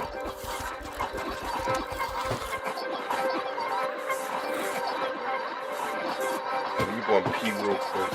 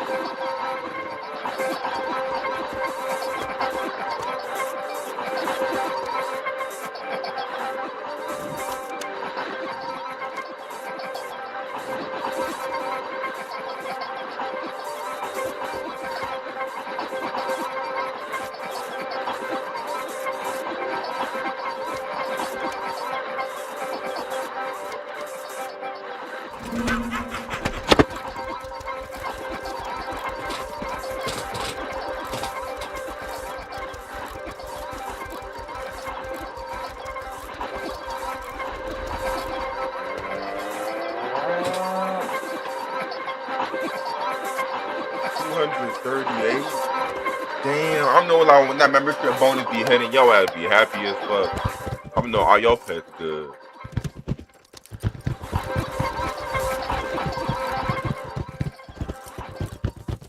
I'm knowing this little gremlin about good as fuck.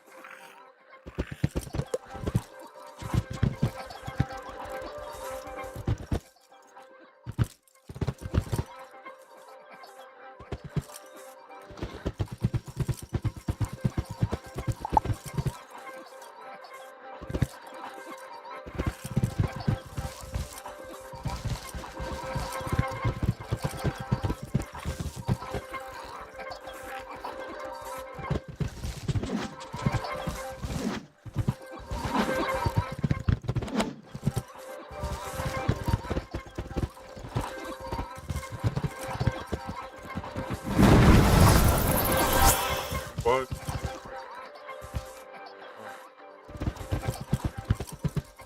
Nice pet. Oh, nice pet. Nice pet right there. Is it better like them like my fire like cuckoo bird, because I do have like a fire cuckoo bird, not gonna lie. I mean, I try to like just like have him, just cause like got the damage on him and shit. You feel me?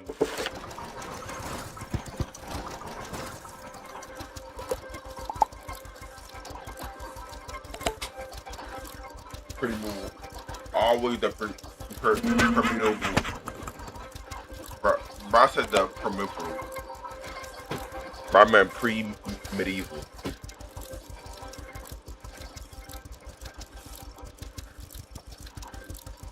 So I can get it like in like different. Damn. Like you break it through a nigga's shield and like you just motherfuckers doing damage on their ass.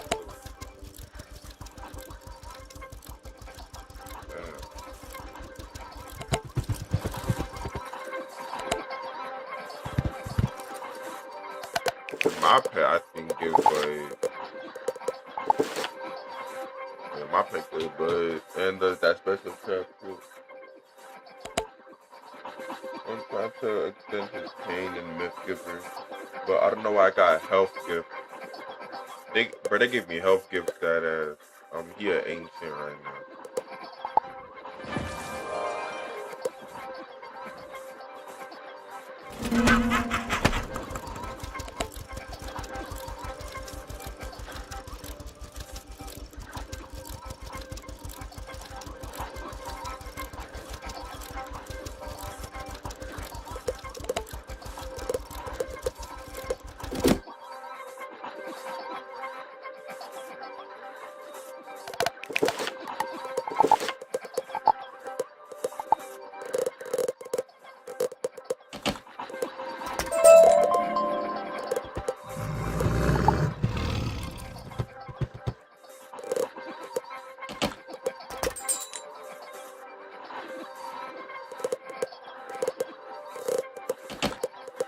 Boom.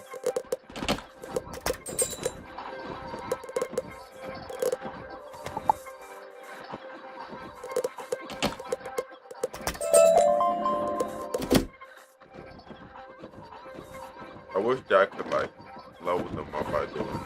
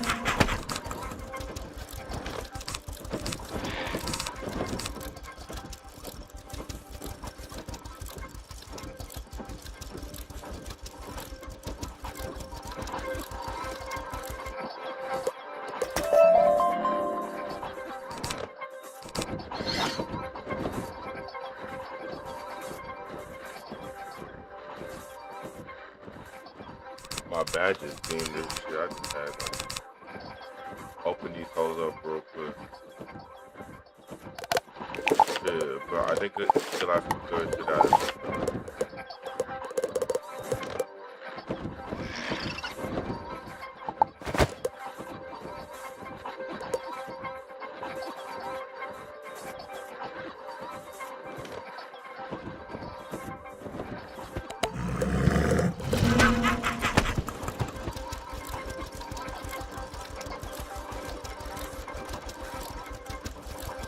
The flash of storm. So many of the fucking spirits. What about myth? What about me? The man, the myth.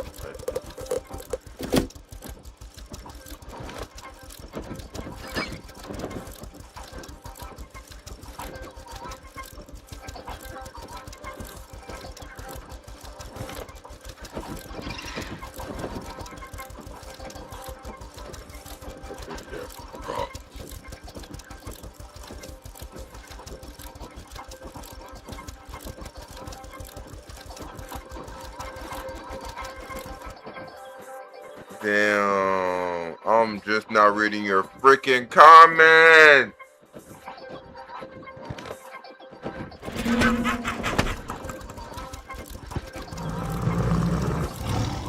I'm just not reading my your comments, man.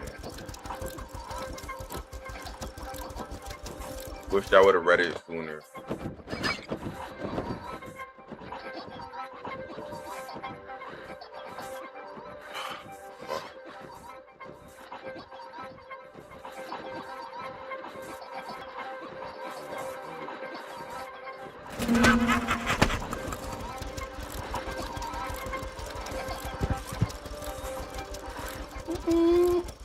Ooh.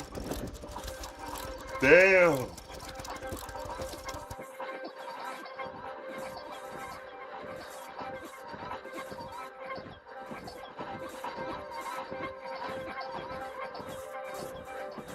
Imagine like I get this. Never mind, it's fire only.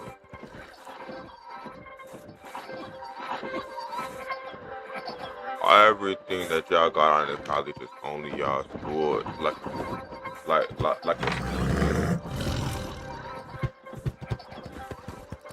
and y'all fire shit. My fire level 113. So my fire do got like some damage on his head. And got some shadow spells and all that, but like y'all just maximum level. I mean, I just feel fuck, I'm a max the fuck out. I was like, damn.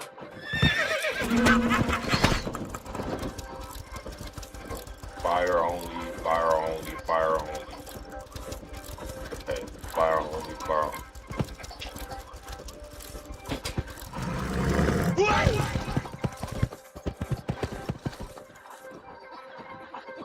What?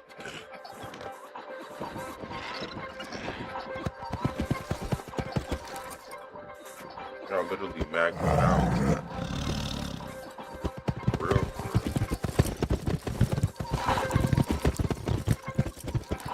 And is this pony like your pet? Cause like it's just running around here.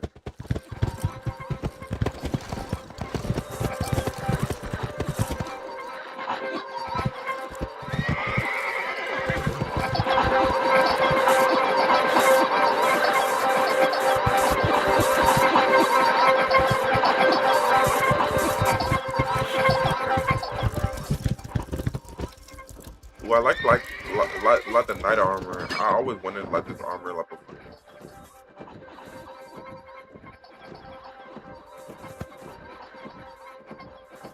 That gotta be suspicious, bro. It gotta be. Ain't no fucking way. I see motherfucker like with that shit on, bitch. I'm instantly.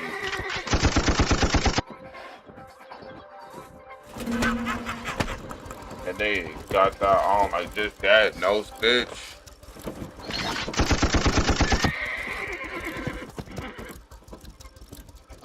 They gone. I ain't gonna lie, but that shit is actually kind of crazy.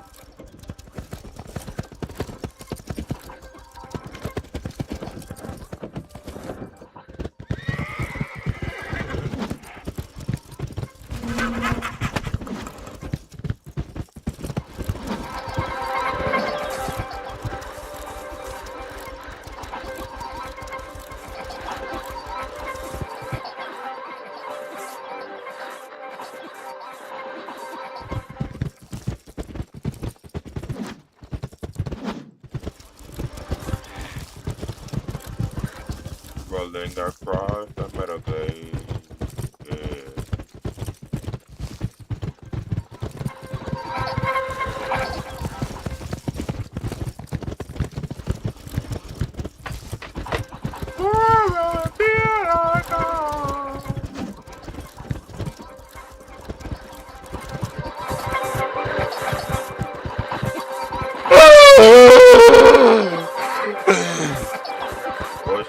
Why y'all over here? That was the cows.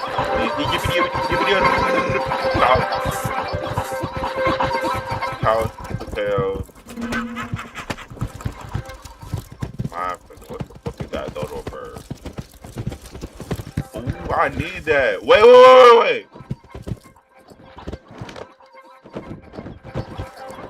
What the fuck?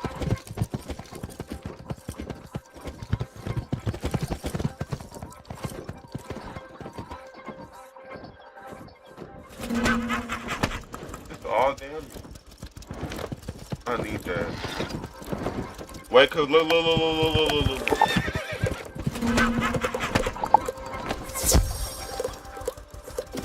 Bro, please, bro. I'll give you my pet too, gang. Straight pet, please.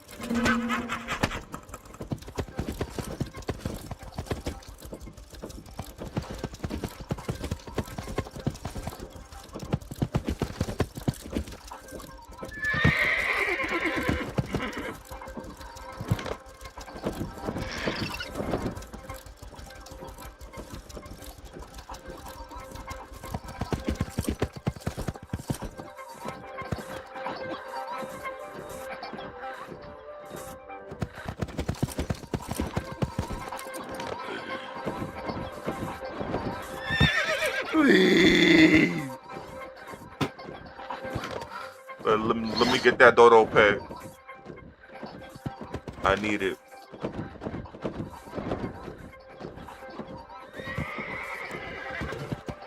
Please, bro. Please. Your level, like...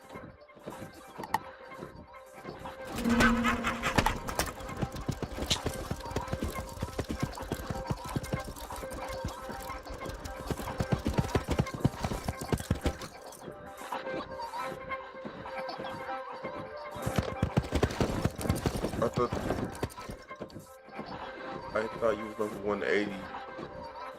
Just like them. I did. You just doing that.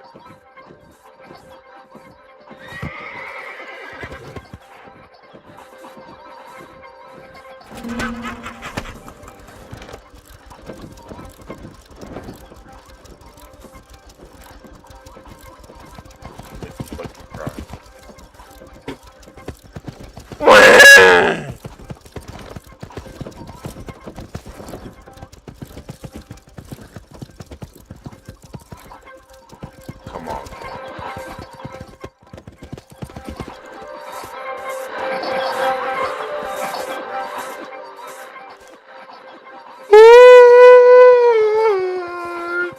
Now Ken has to freaking die.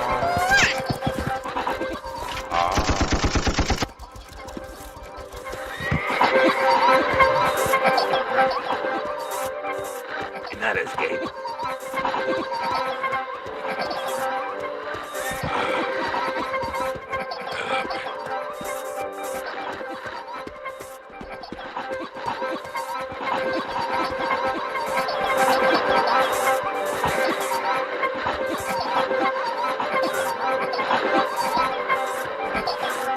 Like that,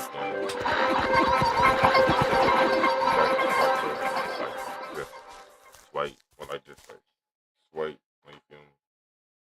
I'm just swiping my shit. Did I?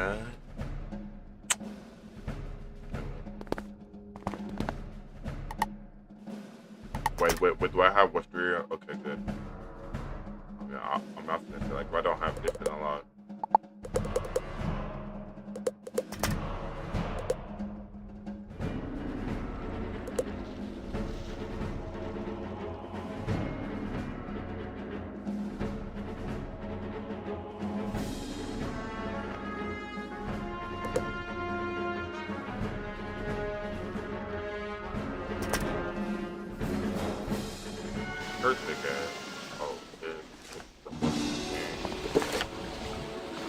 Hello there. You must be... I'll need to... Excellent. You're here, of course, to build a Go to the tournament. You will probably... When you pass the qualifying round, return to me, and we'll get you sorted out. How exciting!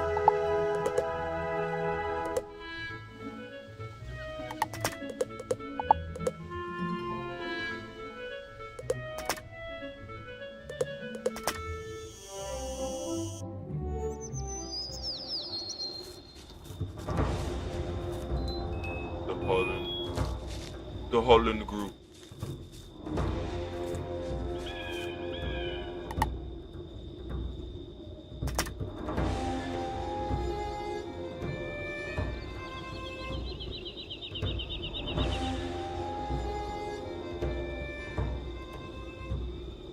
We're good. Let me think. Just go back to quest. But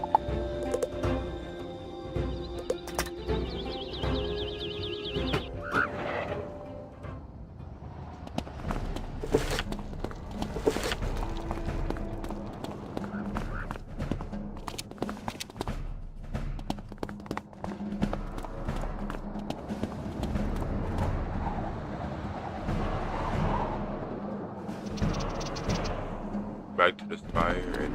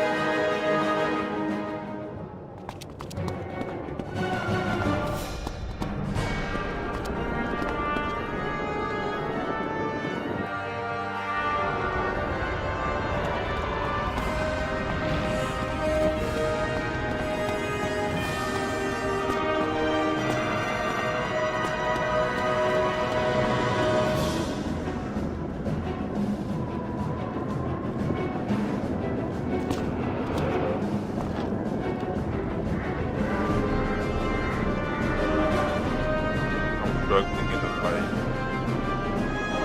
Will you help me? One.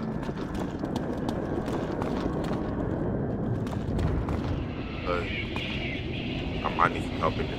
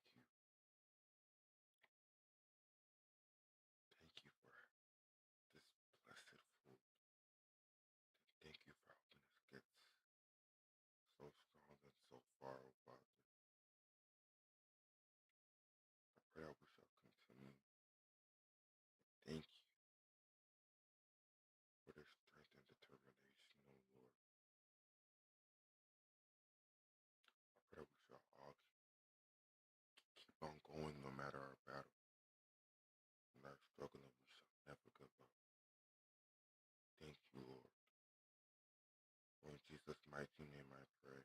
Amen.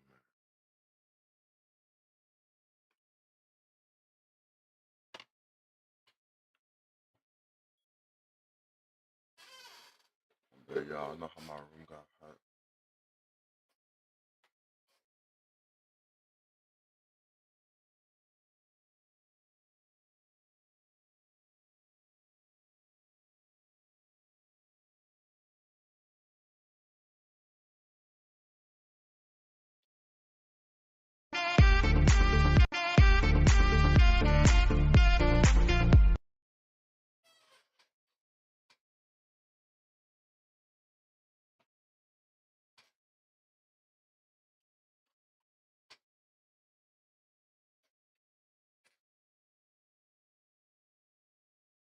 That's pretty rough. That's nasty. The money does not have tea on it. On February 4th, 2022, officers responded to the Georgia Square Mall regarding a shoplifting call. The staff from Spencer's observed a female remove a large adult toy and 3 packages of D-size batteries. She handed the items to her boyfriend, and he then stuffed the items in a bag. When staff confronted them, the female accused the staff of being racist. This lady really wanted to test the Athens Police Department's limits. Hey there. So what we got going on? All right, well, let's go ahead and get everything that belongs to them out of you. Everything is. All right, well, we're going to check. There's a lady that went to the bathroom as well. A lady went to the bathroom. What's she wearing? Oh, hello. She's right here. I'm sorry. We're going to just get everything out that belongs to Spencer's? No, it's mine. I thought you Yeah, that's it. Yeah, we don't have anything else. Okay. We don't. Anything else from anywhere else? No, just our stuff, personal stuff. Okay. You want to go check the bathroom? Yeah. I don't know if there was anything in that bag, but I do know that's where my stuff was. Okay. Well, then somewhere else. No, that's mine. You have a receipt for it? I do. That's from, really, actually, do you mind if I stick this in the wall real quick? So the power. That's fine. Yeah. Is that where the receipt is in there? Yes, I use Google Pay. That's fine. All those are closed. You live it all day. Okay. That's all I have. You live it all day. Did you go to the bottom of this? That's fine.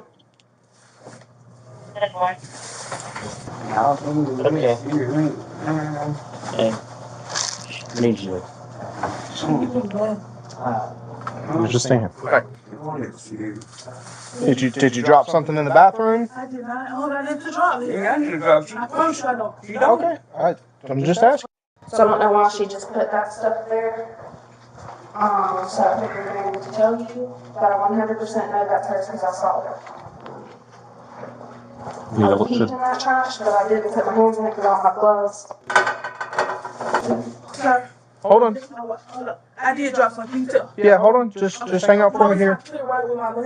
I got you. Do you think you dropped it in the bathroom? That's what she's talking about. Okay. Well, they're probably going to bring it in here and just calm down. It's okay. I just thought about it. It's right there on the little silver bathroom thing in the bathroom. Please go get it. There's 3 people in there. Just they'll be back in just a second. I guarantee you that's what they found. Okay. For shoplifting? Yeah. They'll probably press charges for it. Spencer's usually does. I didn't want to touch it. Yeah. I just didn't want to touch it. I'm going to just spread this open just to be sure, okay? You got your IDs with you? I have a picture of it. Okay, there we go. So you have your ID? I was telling him all my information when y'all came. Yeah. Okay. He told me to have them. What's your first name? Let's make sure it's the right one, okay? I don't want to do that. Well, you don't have a choice in that. What is it? The Rico. Spell the first name. D-E-R-I-C-O. I got a question. Yeah. One of us, like, just said we did it. What's your birthday? Well, usually, yeah, both people who are involved with it goes. Both people. I'm saying, like, what's your birthday? 78. You have one or something like that? I don't think so. But I didn't want to do. I can't hear you. I'm sorry. You wanted to run mine. What? You have a picture of your ID or what? Did you just get out for shoplifting? Yes. Aren't you already barred from this mall? No, I'm not. I promise you that. No, I'm not. Barred from Bell? No, I was not. Never. I didn't even know that. Never, period. Not repeated. I don't even go in there. I just Date got birth? in 2000. I just got out of Foresight. And I wasn't even still. Okay. How many times have you been convicted for shoplifting? Only like twice. Because the last time we picked you up, I think it was a couple of times. And the last time Detective Franco got you, you had been... Franco, who is Franco? He's the one who works all the shoplifting. Oh, but I've never been this small. You can call my name. Ridiculous. Can you just give me a description, height and weight? Brown eyes. Looks like he does have a mustache and a goatee. Come on, me. Yeah, okay. Warrant for failure to appear for something? Oh, no, they gave me one. Did you go to court? Which, they gave me an extension though. We're checking right now. Well, it looks like if you do have one, you'll be taking care of that court case a lot sooner than you planned. So I gotta go. if they confirm it, then yeah, but... Man, it is.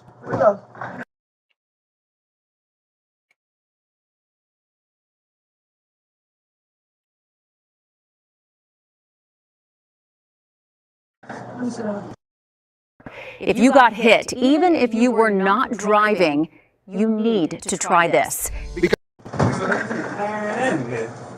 I'm sorry, bro. I'm sorry. Excuse me. Please don't even like just be like, oh shit on the board. Remember I showed you my foot earlier? Yeah. See this right here? It just like I get most of that. Okay. And it's just what I was saying. I just want to say, I wish I think I would have any other something. Okay. What was your question? Like I'm saying, like I didn't walk out with anything. All you have to do is conceal. What you mean conceal? Put things into a bag is all you have to do. I'm saying I wasn't concealing anything. It's the intent to take. 10-4. Please, that's what I Your name Rico? Please, sir. All right. So give me just a second. So they are going to want to take you. Okay. So I'm going to put you in handcuffs. You should have said it. I'm sorry, baby. You should have said it. I wouldn't feel second, okay? Okay, I will do. I'm sorry, baby. You should have said it. I wouldn't feel second, okay? Okay, I will. Do you want me to give you all my money? I don't know if they help me. I only came right because of you. Come around to where the security office is on the top level. Okay, I will blind you out. Oh, my kids, I will. Let me ask you this. So as you know that you going to go, they're going to search you. What you got on you? Is it anything that's going to stick or poke me or hurt me? I don't know. You don't know? You don't know if you have anything? I don't know. They get out of my pocket, man. Okay. Damn, man. Come on. Where is it in this pocket? I don't know if they get out of my pocket. I got cards and all that. They get out of my pocket, man. Sure, we're going to have our own charges. Excuse me. Just have a seat, Ricky, okay? Okay, just have a seat. We'll get to you next. We're just trying to see what all... Not yet, okay? Just stand by. You can't smoke in here anyway. Do you have anything in your pants on here? Okay. You just say a little chore boy and that's it, man? Yeah, that's it, man. All right, well, you not talking about anything serious here, all right? As long as there ain't no or anything. Okay. So you know when you get to the jail, they're going to take your socks, your shoes, your underwear off. I'm just saying, it's better if we find it than if they do, right? You know, I know. Okay, just have a seat for me. There you go. Well, listen, we're just going to throw away your pipes and stuff, all right? Thank you. Thank you. You don't have to worry about that. You got your own problems. Thank you. Oh, Lord. Is this real? Oh, my cousin gave me that. Going out to the weed playing with me. Okay, prop money on it. It says it on there. So we're going to prosecute? Okay. For shoplifting. And you got warrants out of Cobb County anyway. They still want you up there, so... But that just means because of COVID. No, they don't. They didn't want you for COVID. They didn't dismiss it. You still have the warrants. I still have active warrants. I know that. But they don't want You know what the warrants are for? Yes. Shoplifting. Shoplifting, right. And they don't want you to place the hold on me, right? But you're going to go for shoplifting again. One thing, can I please smoke a cigarette? That's all. I swear to God, I will say that else. When we get ready to go, we'll talk about it. Yeah, we'll talk about that in just a minute. So you got anything on you that we need to know about? No. Any pipes or anything?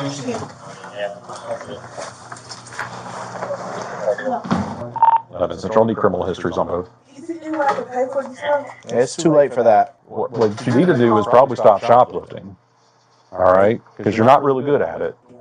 And also, I said, after you call me racist, no, I understand you're that. gonna ask a favor. No, it wasn't a Now favor. it's $10, man. Okay, I'm sorry. All right, so I'm gonna. You can still smoke a cigarette with handcuffs on if that's gonna happen. Okay. Do what now? Well, I think you put him in the front because I'm pregnant. I had to get him in the back. that's why I'm gonna do two. I'm gonna do two. It's gonna be a lot more comfortable putting them in the back. Okay. I think you tell him in the front though. He said because I'm high risk. That's what I'm saying. Like it's always happy. I gotta get through her history because I don't know what she's been convicted of. Okay. I didn't know you had all that open stuff, man. Now, since you'll be transporting, do you want front or back with her? She does have an ankle that's messed up. She could fall. Okay. Here, go in and put your hands like you're praying like this. Not gonna give no trouble, are you? No, I promise you I'm not. No, I'm not even like that. Period. You don't want to kill. I can't even do nothing. I get out and pick you up. I don't know what is the fear. I get out and pick you up. I don't know what is the fear for, man. So About my water. about your water. Yeah. Are you selling water at the game? No, my water had got cut off and it took me a while to get it back on. Oh, At home. I don't know. So I'm gonna get him to do it. He's gonna bar both of y'all from the mall for 2 years. So I just need y'all to listen to him. He's gonna tell you where you bar from for how long. Okay? Hurricanes, Zaxby's, Yeah. all the way there. Yeah, that's my property. Y'all cannot come back. If y'all do come back and get caught, y'all will be charged with criminal trespassing. Y'all understand that? Okay. So that's an arrestable offense if y'all come back on the property. That includes Zaxby's, all of it. Even recycling. You can't take your recycling over here no more. Okay. Did you get convicted for it? What, Forsyth? Yeah, for the shoplifting. Yeah. Okay, And so I started my time in October. all right, how many shoplifting arrests have you had? No. Actually, I want to say about 66. So that's probably not a good thing for you. Yeah, I know that, but it wasn't like I was by myself. I was. I get you. What I'm saying is, if you have more than, I think it's 5 total, like that. then it's a felony the next time. So I did notice that you have like a broken. Yeah. Is there anything else that's in any hidden pockets in here that I haven't been through? It's not no more hidden pockets in there. I promise you. Okay. If I find it, it's just the one. If the jail does it, it's bringing it onto the jail. No, I'm saying if you got any. I got one challenge for you. Try Whisper Flow once. One time. And I promise you'll understand why I haven't typed a full sentence in 6 months. Next time you open ChatGPT, don't type your prompt. Just talk it out. And I mean through Whisper Flow, not ChatGPT's built-in voice. When you speak, you'll get 5 times more detail than when typing in half the time. And when you use Flow, you get the fastest, most accurate dictation. The prompt gets richer and clearer.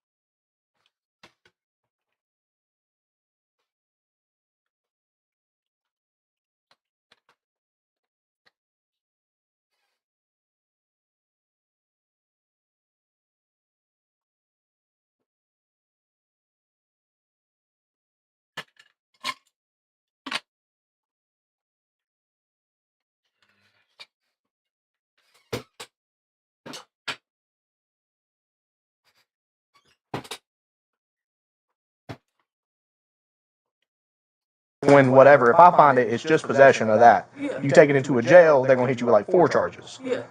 That's why I tell everyone that I give them a chance, because if I don't find it, it's a lot worse.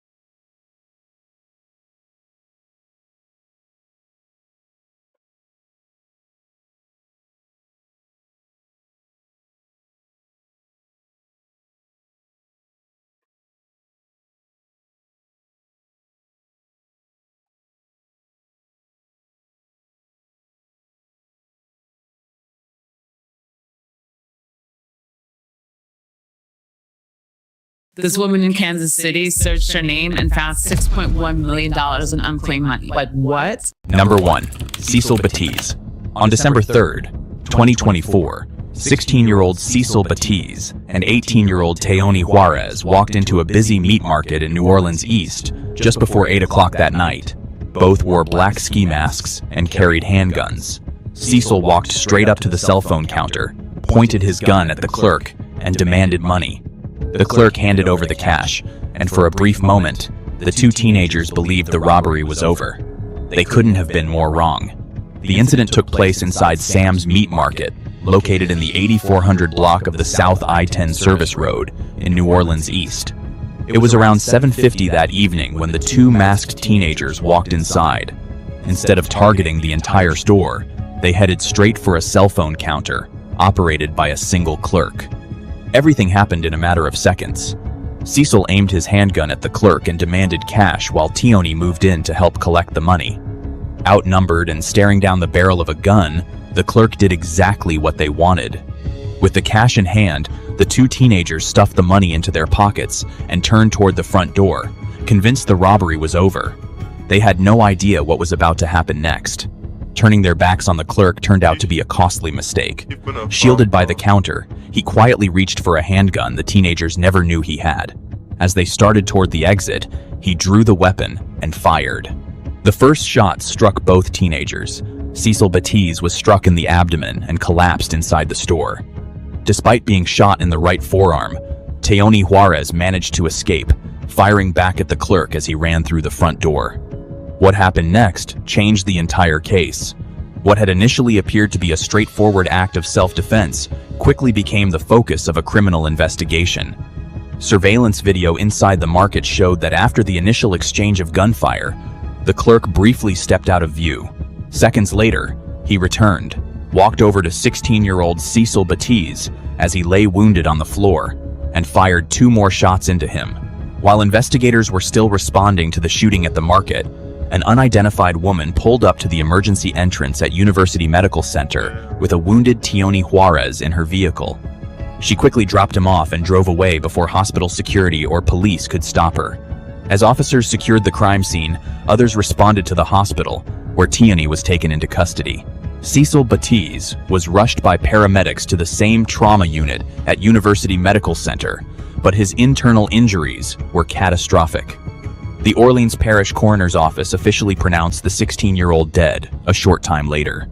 Teoni Juarez survived his gunshot wound and was immediately arrested by detectives upon his discharge from the hospital. He was booked into the Orleans Parish Prison with a total bond set at $170,000. Because he had engaged in a violent mutual shootout during an armed robbery that directly resulted in a death, prosecutors applied Louisiana's transferred intent felony laws, formally charging the 18-year-old with manslaughter for the death of his own accomplice. As the investigation continued, authorities also discovered that Juarez was in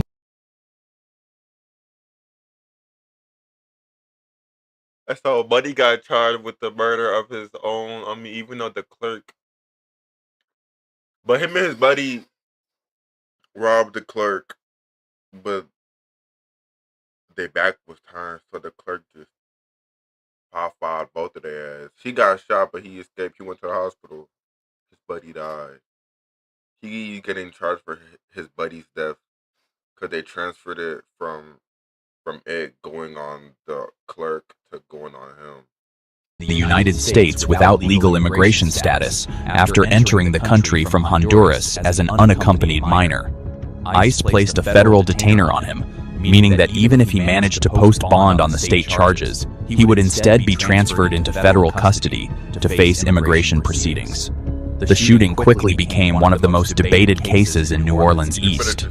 Investigators with the New Orleans Police Department and the Orleans Parish District Attorney's Office closely reviewed the surveillance footage, focusing on one key question. Did the clerk's actions remain lawful after the initial exchange of gunfire? While prosecutors ultimately declined to file charges, District Attorney Jason Williams publicly acknowledged that the legal analysis was complicated, explaining that the law changes dramatically once someone points a gun at you during a robbery. Even so, the decision divided the community, with many arguing the final two shots crossed the line, while others believed the clerk had every right to defend himself. Number 2. Isaiah Reed, Jaime Hernandez, and Brandon Gresham.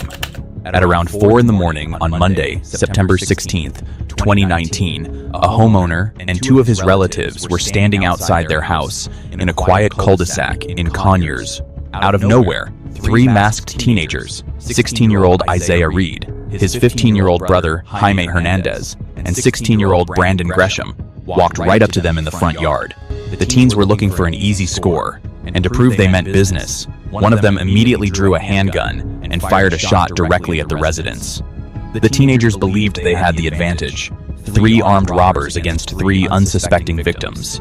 But they had no idea who they were actually dealing with, and within a matter of seconds, this routine neighborhood robbery was about to completely backfire in the worst way possible. The group targeted a home on White Oak Court, a quiet suburban street in Rockdale County where violent crime was rare. The homeowner, who worked long, erratic hours as a professional truck driver, was highly protective of his property and his elderly mother, who lived inside the house. He was standing in his front yard, getting ready to leave for an early morning shift, and talking with 2 relatives, when 3 masked teenagers emerged from the darkness.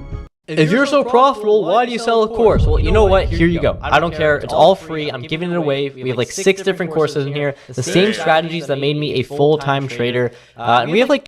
The teenagers came prepared. They made crude masks out of everyday clothing to hide their identities. One wore a bright orange bandana pulled over his nose and mouth, while another had a purple shirt wrapped tightly around his head beneath a pink hoodie, leaving little of his face visible. Armed with a loaded semi-automatic handgun, they believed the element of surprise, and their numbers, 3 robbers against 3 unsuspecting residents, would make for a quick and easy robbery. When the first gunshot rang out from the teenager's weapon, the entire situation flipped in a matter of seconds. The teenagers expected panic, surrender, and immediate compliance. Instead, they walked directly into a massive tactical mismatch. The homeowner was legally armed, highly alert, and carrying his own high-caliber semi-automatic rifle. As the teenagers stepped onto the front lawn, the homeowner raised his rifle and unleashed a heavy, rapid barrage of defensive gunfire.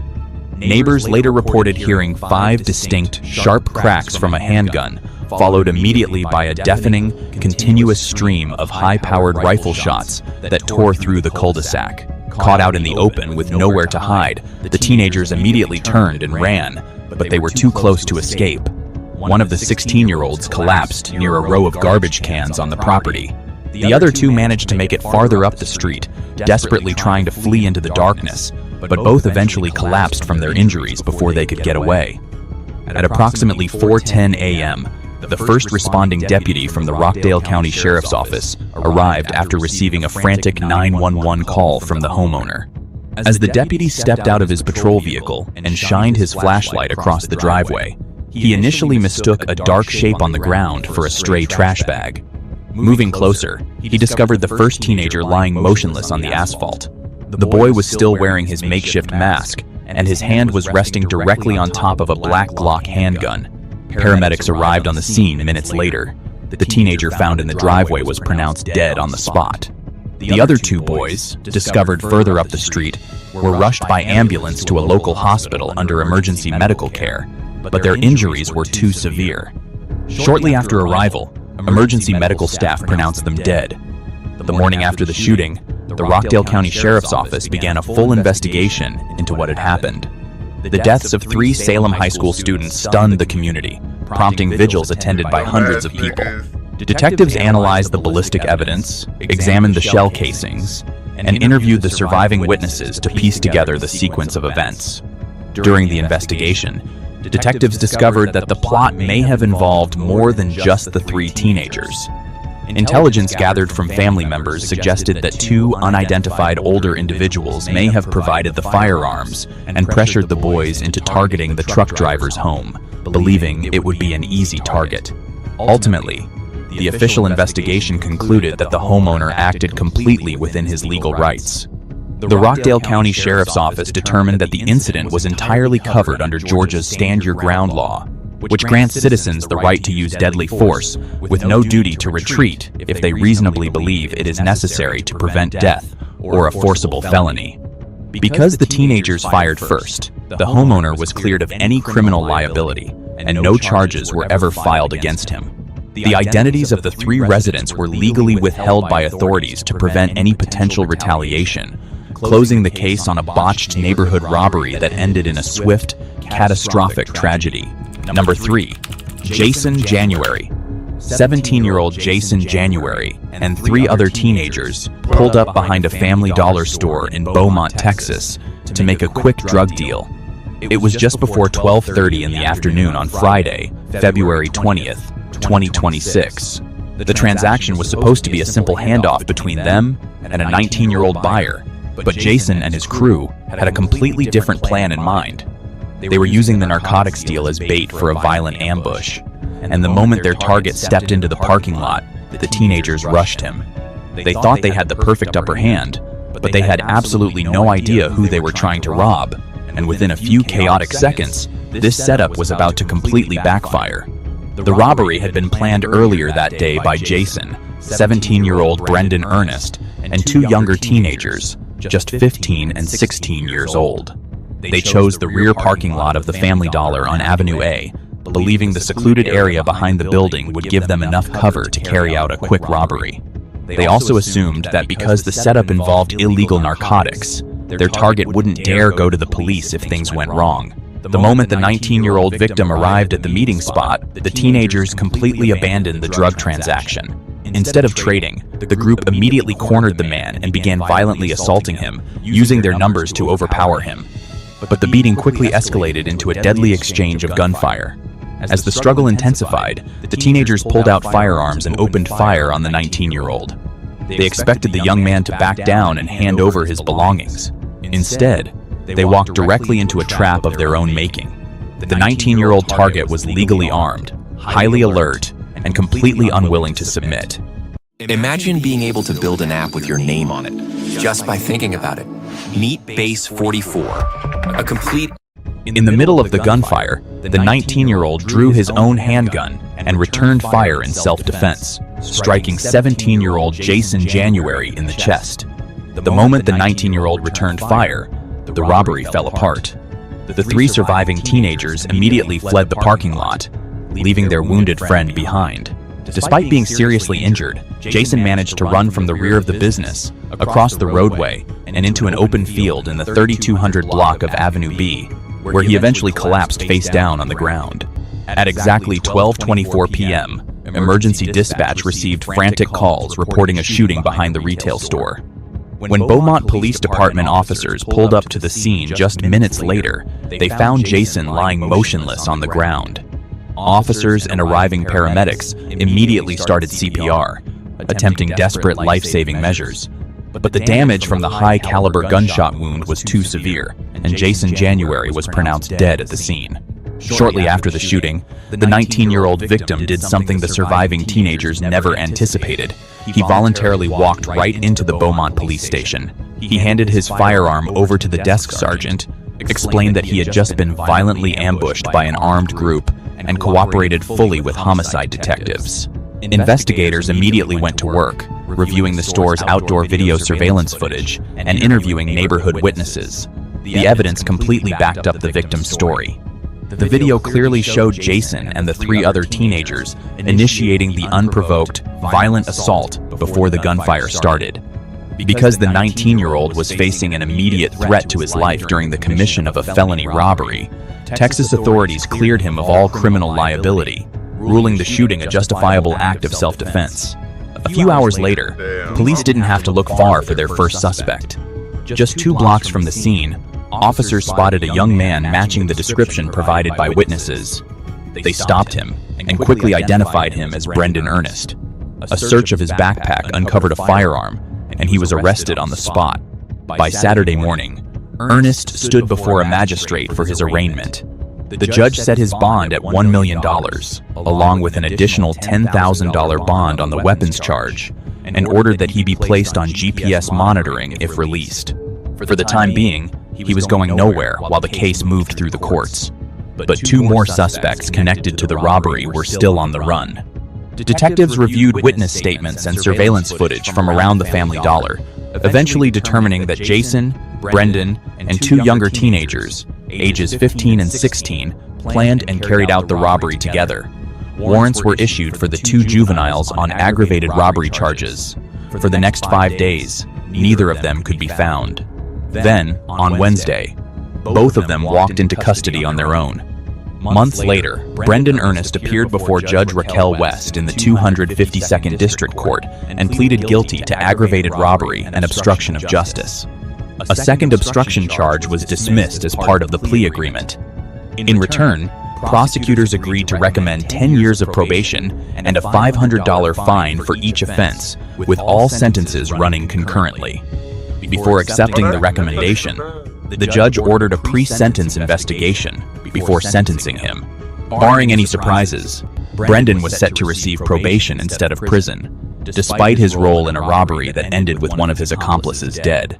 Because Jason January was killed while taking part in the robbery, his 3 alleged accomplices were left to face the criminal investigation alone. Brendan Ernest ultimately accepted a plea deal, while the outcomes of the 2 juvenile suspects have never been made public. Number 4. Denham Williams. 16-year-old Denham Williams and his accomplice, DeAndre Florence, had been running a string of robberies in Orlando, using online marketplace apps to lure people into their territory. On January 2nd, 2019, they thought they had another target, a local business owner named Curtis Fulcher.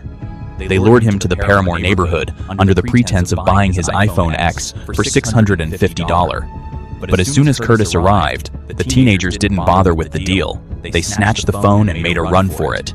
They thought they were already in the clear, but they had absolutely no idea that Curtis was armed and ready to fight back, leading to a frantic, life-or-death chase through the neighborhood streets. The plan had been set in motion days prior using an app called OfferUp. Denham, a sophomore at Jones High School, belonged to a local street crew that had figured out how to use online marketplaces to lure unsuspecting sellers into robberies. Their method was simple. They would message sellers listing high-value items, act completely normal over text to build trust, and then dictate a specific meeting spot deep within their own neighborhood. They picked the 800 block of Polk Street, an area they knew like the back of their hands, filled with quick alleyways and easy escape routes. At 11:44 a.m., 47-year-old Curtis Fulcher arrived at the location. He wasn't alone. His pregnant wife, Vanessa, was sitting right there in the passenger seat. Curtis ran a local cell phone shop in nearby Sanford and frequently flipped inventory online, so this felt like just another routine transaction. It's so easy to become a podcaster with Riverside. First, go to Riverside and open an account. When you're ready to record, just hit rec to capture high-quality audio and video, all from the comfort of, well, anywhere. Even if the only camera you have is on your phone. With Riverside, you'll still look like a pro. 18-year-old DeAndre Florence approached the driver's side window first to begin the transaction, with Denham joining him moments later. Curtis handed over the iPhone X. When they tried to turn it on, they realized the battery had died, so he plugged it into a charger inside the car while the 2 teenagers waited outside. As they stood there, Denham appeared visibly nervous. Curtis tried to calm him down, even offering him financing if he couldn't afford it outright. Once the phone finally powered on, Curtis handed it back so Denham could inspect it. Instead of looking it over, Denham grabbed it straight out of his hands and a struggle broke out. Everything happened in a matter of seconds. The moment Denham snatched the phone, he stepped back and reached toward his waistband, a movement that made Curtis instantly fear the teenager was drawing a gun to shoot him and his pregnant wife. Curtis shoved his car door open, knocking Denham backward, then jumped out of the vehicle. The two began struggling beside the car. Inside, Vanessa panicked and drove away, leaving Curtis behind. Denham managed to break free from the scuffle, turned his back, and ran away down West Polk Street toward a getaway car. Curtis claimed he saw Denham still clutching at his waist as he ran, but the immediate threat to his life had already ended. Instead of seeking cover, Curtis drew his handgun and chased the teenagers down the street on foot. As Denham ran away with his back completely exposed, Curtis fired 4 shots down the block. One of those rounds struck 16-year-old Denham directly in the back, tearing through his chest. Moments later, a panicked Vanessa drove back to pick up her husband. Curtis jumped into the passenger seat, and the couple sped out of the Paramore neighborhood. As they drove away, they called 911 the teenagers down the street at his waist as he street toward them. But the immediate threat to his life had already ended, clutching at his waist as he ran. Curtis claimed he saw Denham ran away down West Polk Street toward a getaway car, scuffle, turned his back, and this behind. Denham managed to break free from the scuffle, leaving Curtis behind. Vanessa panicked and drove away, leaving Curtis behind. Denham managed to break free from the scuffle, turned his back, and ran away clutching at lock. One of those rounds struck 16-year-old to report that they had been robbed and that Curtis had fired his gun in self-defense. Meanwhile, Denham's accomplices dragged his bleeding body into their burgundy getaway car and sped away. They didn't get far. Just minutes later, Orlando police found the vehicle abandoned a few blocks away on Jefferson Street. Inside was 16-year-old Denham Williams, suffering from a gunshot wound to the back. Paramedics rushed to help, but his injuries were too severe. He was pronounced dead at the scene, becoming Orlando's first homicide victim of 2019. Initially, investigators treated the incident as a straightforward case of self-defense during an armed robbery. But as detectives dug deeper, they discovered a neighbor's digital doorbell camera that had captured the entire shooting. It clearly showed that Denham was actively fleeing and had his back turned to Curtis when the fatal shots were fired. The medical examiner's autopsy confirmed it. The bullet entered Denham's back, meaning the immediate threat to Curtis's life had ended the moment the teenager turned around to run. In March of 2019, 18-year-old accomplice DeAndre Florence was arrested and hit with a massive charge, second-degree felony murder. Under Florida law, if someone dies during the commission of a forcible felony like a robbery, the surviving accomplices can be held directly responsible for the death, even if it was the victim who pulled the trigger. Facing life in prison. I ain't gonna lie. That's kind of fucked up though, cause like they dead friend, I would be like, damn, I wouldn't want you to be charged, not with my death. The fuck? Damn, the law be fucked up sometimes. Like he should just got charged for like the robbery, but like getting charged like with the friends, that is crazy. Damn. Bro, which state is doing this shit? Lawrence took a plea deal in 2023, pleading no contest to robbery and receiving 3 years in jail, followed by probation in exchange for testifying. But the state wasn't done.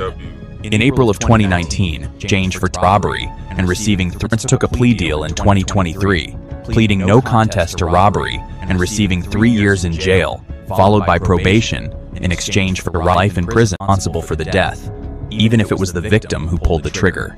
Facing life in prison, Florence took a plea deal in 2023, pleading no contest to robbery and receiving 3 years in jail, followed by probation in exchange for testifying. But the state wasn't done. In April of 2019, U.S. Marshals tracked down the seller, Curtis Fulcher, arresting him on a warrant for manslaughter with a weapon. For years, Curtis fought the charges, claiming immunity under Florida's Stand Your Ground law. He argued that the adrenaline and fear for his pregnant wife justified his actions. However, the justice system drew a hard line between self-defense and street justice.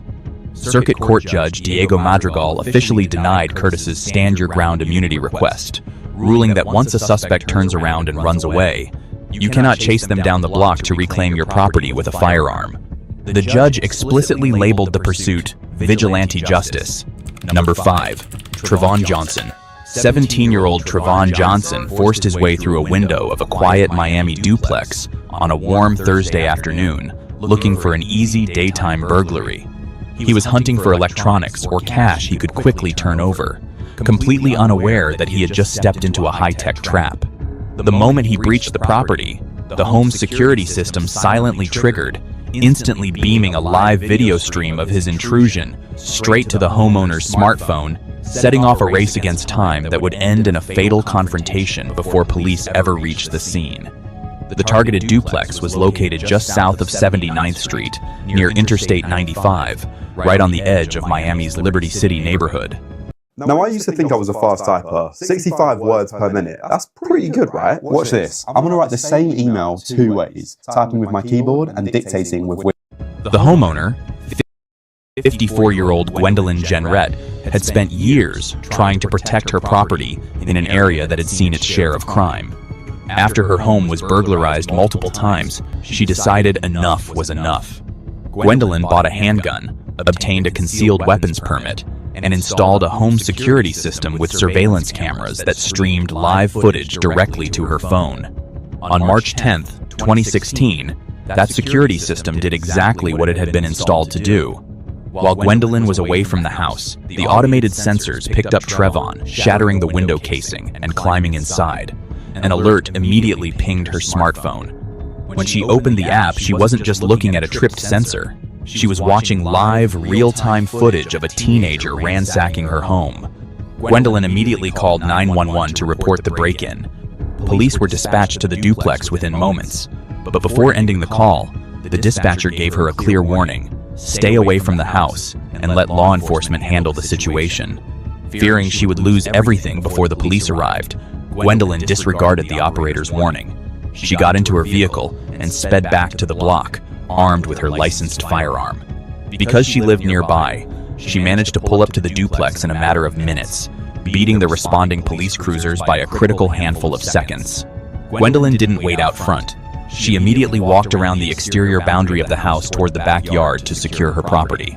At that exact moment, Trevon realized the internal audible alarms were blaring and that his time had run out.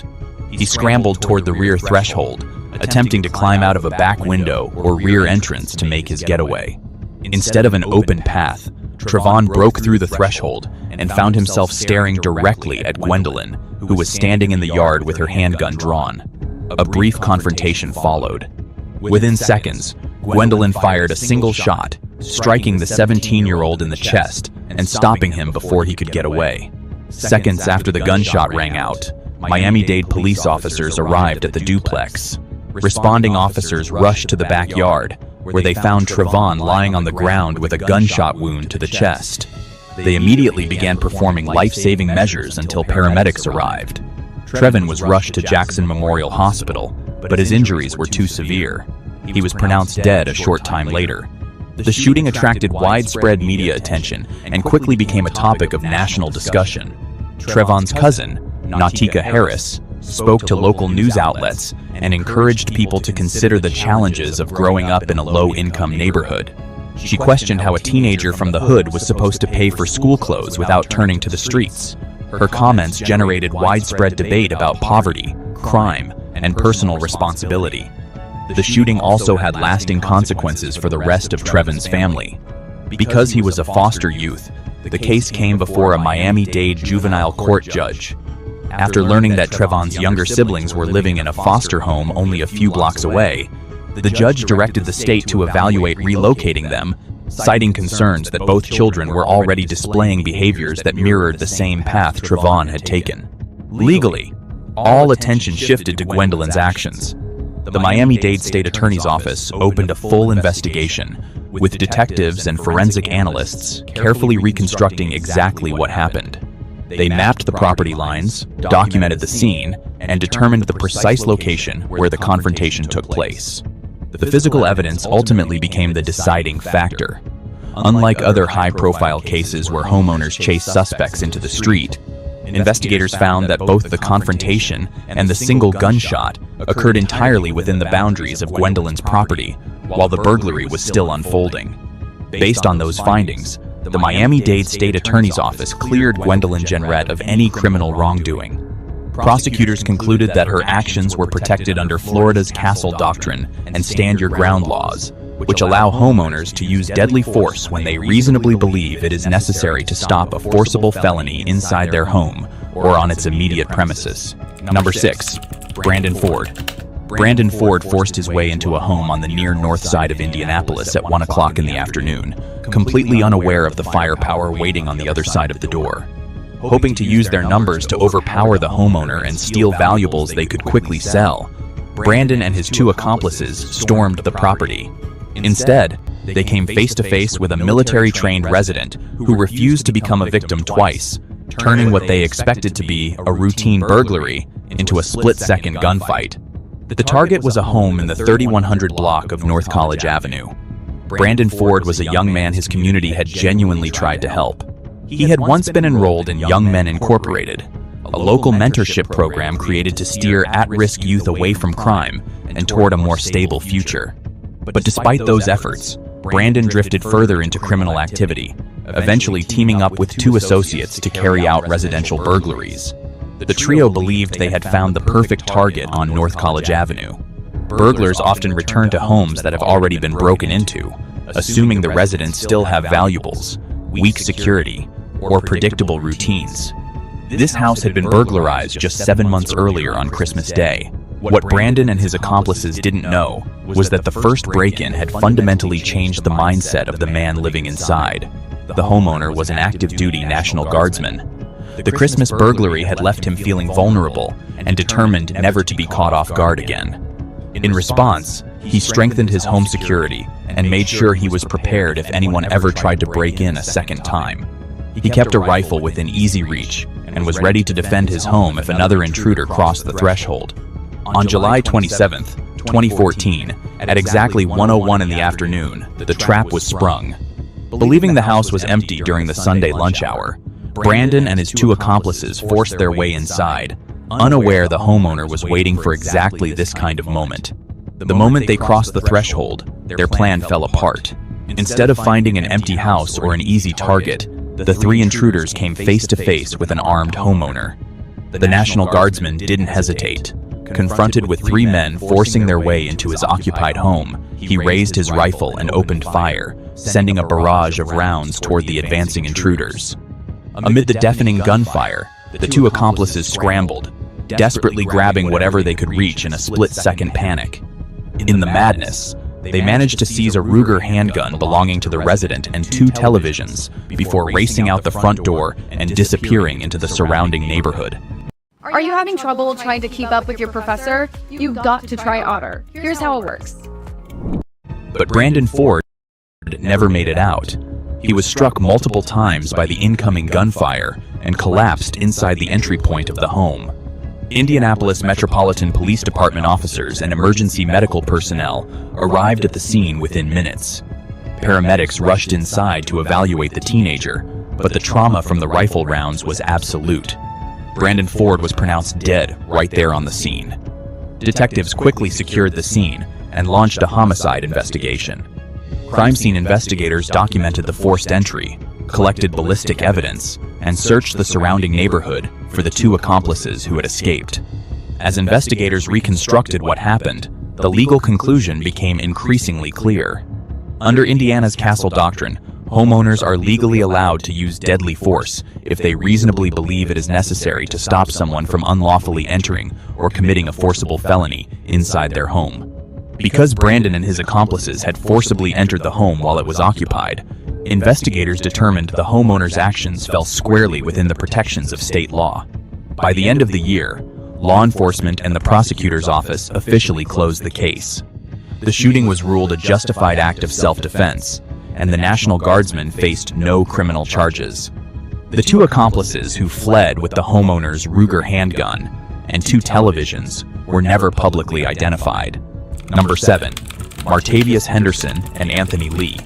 18-year-old Martavius D. Henderson and 19-year-old Anthony M. Lee stormed into a vape shop on Centenary Boulevard on a hot Saturday afternoon, joining a third accomplice in an armed robbery. The young men were aggressive and fast, immediately holding the store clerk at gunpoint before jumping entirely over the counter to assault him and strip him of his cash and his personal handgun.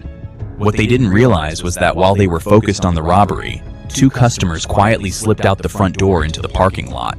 By the time the 3 teenagers were ready to leave, they had no idea they were about to step into an ambush so violent that it would ultimately cost them their lives.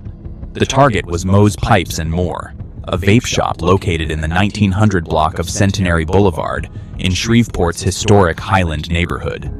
It was approximately 4:52 in the afternoon on August 12, 2023, when the 3 teenagers walked in to carry out the robbery. At that moment, only 3 other people were inside: the lone store clerk behind the counter and 2 male customers browsing the shop. But their intense focus on the clerk created a massive blind spot. While the 3 robbers were behind the counter, assaulting the employee and clearing out the store, the 2 customers quietly backed away from the commotion, slipped out the front door unnoticed, and made a beeline for their vehicle. Their vehicle, a blue Chevrolet 1500 extended cab pickup truck, was parked just outside the storefront. Rather than driving away, the 2 men went straight to the truck, retrieved firearms from inside, and positioned themselves outside the business. They waited for the 3 armed robbers to emerge. At 4:54 p.m., the 3 robbers walked out of the storefront into the daylight, carrying the stolen merchandise, cash, and the clerk's personal handgun. The moment they stepped onto the pavement, the power dynamic completely reversed. As the 3 teenagers stepped outside, the 2 armed customers confronted them, and a gunfight erupted almost instantly. Multiple rounds were exchanged in a matter of seconds. The barrage of gunfire sent frightened neighbors dialing 911 as panic spread through the surrounding neighborhood. The gunfight was over almost as quickly as it began. 19-year-old Anthony Lee and 18-year-old Martavius Henderson were both struck by gunfire. Wounded and fighting to survive, one of the teenagers tried to make it back inside the vape shop but collapsed just beyond the entrance. The other fell outside the front door and never got back up. Their third accomplice escaped the hail of bullets, fled on foot, and disappeared into the surrounding neighborhood. Shreveport Police Department patrol units and Shreveport Fire Department paramedics arrived on the scene at approximately 4:58 p.m., just minutes after the shooting stopped. Medics rushed to the 2 downed teenagers, but their injuries were completely non-survivable. Both Anthony and Martavius were pronounced dead right there at the scene. Investigators from the Shreveport Police Department, working alongside the Caddo Parish District Attorney's Office, reviewed the shooting to determine whether the 2 customers had acted lawfully. Under Louisiana law, deadly force may be justified when a person reasonably believes it is necessary to stop a violent felony or protect themselves or others from an imminent threat of death or great bodily harm. After examining the evidence, investigators concluded that the 2 men had acted within the law. The robbers had just committed an armed robbery, assaulted the store clerk, stolen a firearm, and exchanged gunfire outside the business. No criminal charges were filed against either customer. The shooting, however, quickly became the center of local controversy.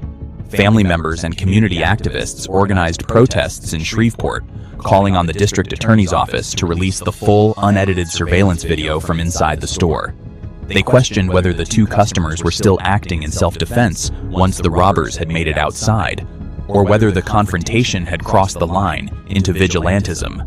Meanwhile, investigators withheld the identities of the 2 customers over concerns for their safety, while releasing surveillance images of the 3rd suspect, who remained wanted on charges of armed robbery and principal to first-degree murder.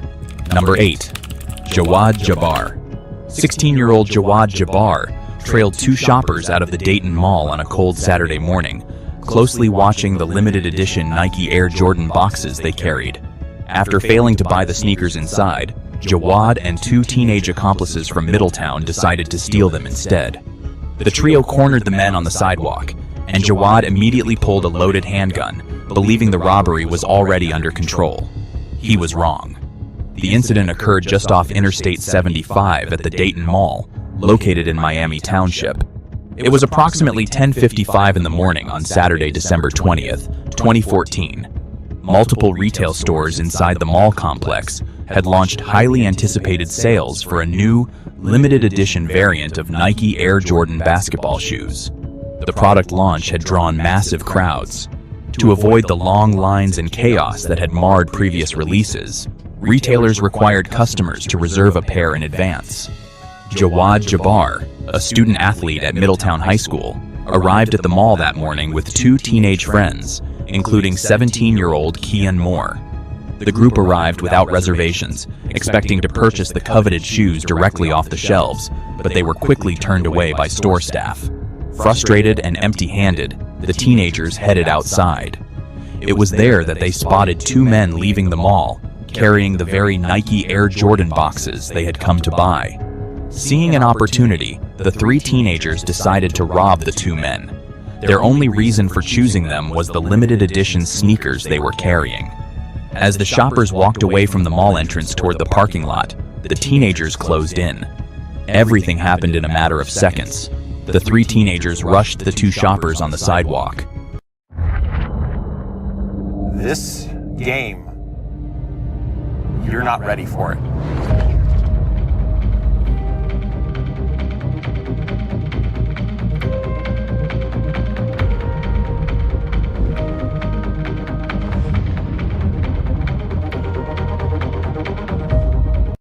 Jawad pulled out a handgun and demanded the sneakers, while Kian Moore lunged forward and grabbed for the boxes. He later told investigators he used what he called a football move to rip them from the victim's hands. The three teenagers believed the handgun gave them complete control of the situation. They were wrong.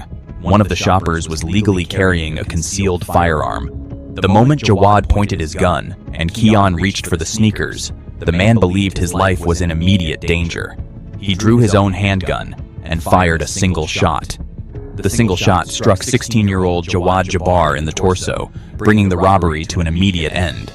Jawad Jabbar collapsed on the sidewalk, while Kian Moore and the third teenager turned and fled the scene on foot. Miami Township police officers and paramedics arrived within minutes to find the two adult shoppers still at the scene, fully cooperating with investigators. Emergency crews rushed to treat 16-year-old Jawad Jabbar, but his injuries were too severe. He was pronounced dead at the scene shortly after. Meanwhile, responding officers flooded the surrounding area and quickly located the two fleeing accomplices. Both teenagers were taken into custody and transported to a juvenile detention facility in Dayton. Investigators carefully reviewed the evidence, including surveillance footage from outside the mall, ballistic evidence from the scene, and the shopper's concealed carry permit. Their investigation confirmed that Jawad had pointed a handgun during the attempted robbery, leaving the shopper facing an immediate deadly threat. On January 12, 2015, Montgomery County Prosecutor Matt Heck Jr. announced that no criminal charges would be filed, concluding that the shooting was justified under Ohio's self-defense laws. The surviving teenagers, however, still faced serious legal consequences. Under Ohio law, anyone who takes part in a violent felony can be held responsible for a death that occurs during the crime, even if the person killed is one of their own accomplices. While the third 17-year-old was eventually released without charges, Kian Moore was transferred to adult court to face prosecution. Surveillance footage quickly undermined Kian's version of events. Although he initially claimed he had only bumped into one of the shoppers, the video showed him actively helping carry out the robbery while knowing Jawad was armed. Kian eventually pleaded guilty to reduced charges of reckless homicide and grand theft. On August 11, 2015, Montgomery County Common Pleas Court Judge Gregory Singer sentenced the 17-year-old to 2 years in prison, followed by 3 years of probation. Number 9. Givani Diaz. On July 20th, 2024, 15-year-old Givani Diaz and 3 masked accomplices targeted a parked car in St. Louis's historic Soulard neighborhood in the middle of the night. Dressed in black and carrying a rifle, the group surrounded the vehicle, hoping to pull off a quick street robbery. Givani then reached through the open driver's side window, trying to grab whatever valuables he could from the two 24-year-old men inside. But the moment he reached into that car, the robbery took a deadly turn.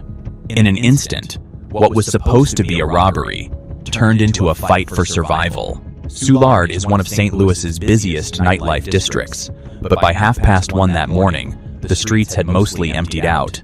Two 24-year-old men were sitting in a parked car, completely unaware that a white SUV was pulling up beside them. The people inside were about to carry out a planned ambush.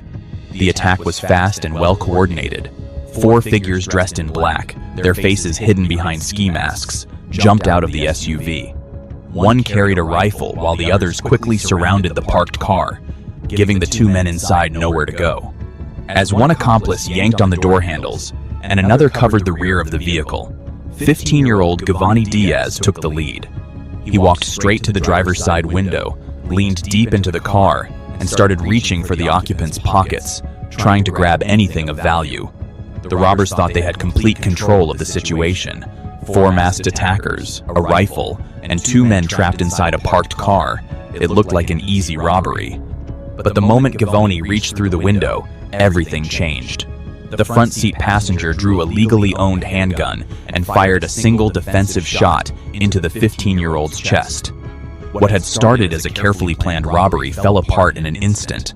The masked teenagers scrambled to escape, grabbing the critically wounded Giovanni and dragging him back into the waiting SUV before speeding away. A few minutes later, the moment Giovanni reached through the window, everything changed. The front seat passenger drew a legally owned handgun and fired a single defensive shot into the 15-year-old's chest. What had started as a carefully planned robbery fell apart in an instant. The masked teenagers scrambled to escape, grabbing the critically wounded Giovanni and dragging him back into the waiting SUV before speeding away.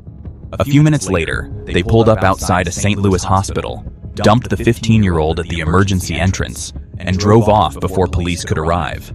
Giovanni survived the initial shooting and was rushed to the intensive care unit, where he remained in critical condition. But despite doctors' efforts, his injuries were too severe. On August 6, 2024, 17 days after the shooting, the 15-year-old was pronounced dead. The St. Louis Metropolitan Police Department quickly determined that the shooting was legally justified. After reviewing the evidence, including the scene, the timeline, and witness statements, detectives concluded that the passenger had acted in self-defense under Missouri's Stand Your Ground and Castle Doctrine laws. As a result, he was not charged with any crime.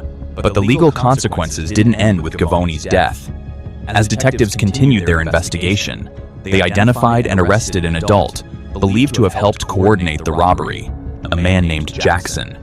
We have got to the point where literally anybody can build a fully working app without knowing how to code. This is Base 44. This is a first look at the current industry-leading AI app builder, and you wouldn't believe. Under Missouri's second-degree felony murder law, anyone who plans or takes part in a dangerous felony that leads to someone's death can be held criminally responsible, even if the person who died was one of their own accomplices. Jackson was charged with murder and booked into the city jail, facing the possibility of spending the rest of his life in prison for a robbery in which he never fired a shot. Number 10. Dejon Sledge. On April 10, 2026, just as the final Dejon in part in an adult believed to have helped coordinate the investigation, the legal consequences didn't end with Giovanni's death. As detectives continued their investigation, they identified and arrested an adult believed to have helped coordinate the robbery, a man named Jackson. Under Missouri's second-degree felony murder law, anyone who plans or takes part in a dangerous felony that leads to someone's death can be held criminally responsible, even if the person who died was one of their own accomplices.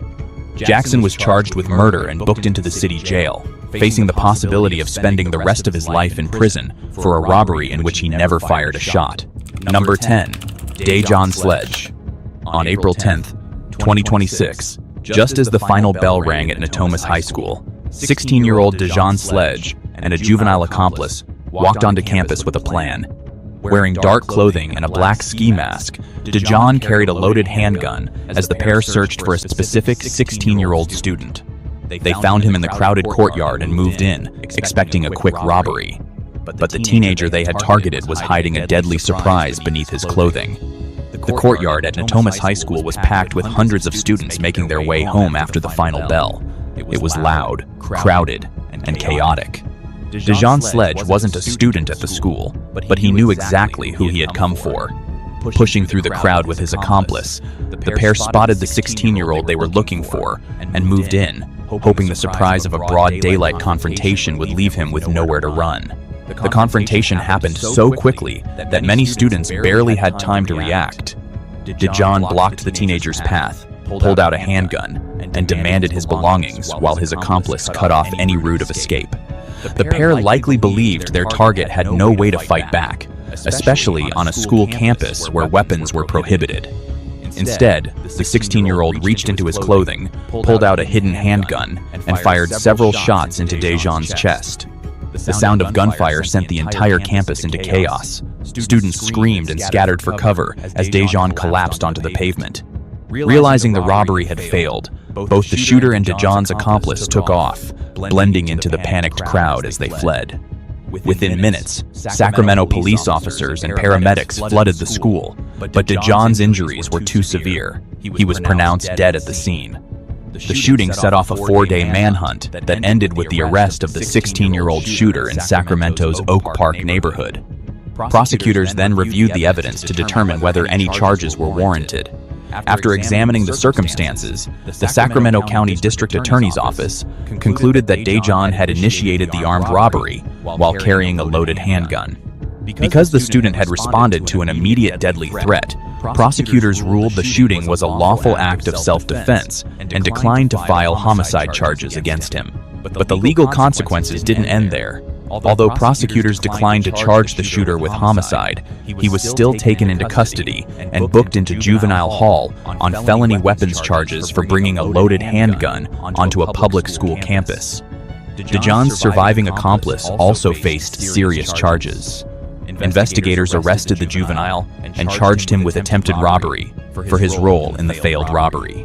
The shooting left the community shaken and reignited debate over youth violence and school safety.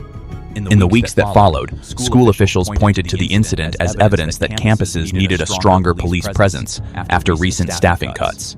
At the same time, Dejan's family pushed back against rumors linking him to gangs, insisting he was an honor student who had spent the past year improving both his grades and his life. If there's one undeniable truth these stories leave behind, it's that crime comes with no guarantees.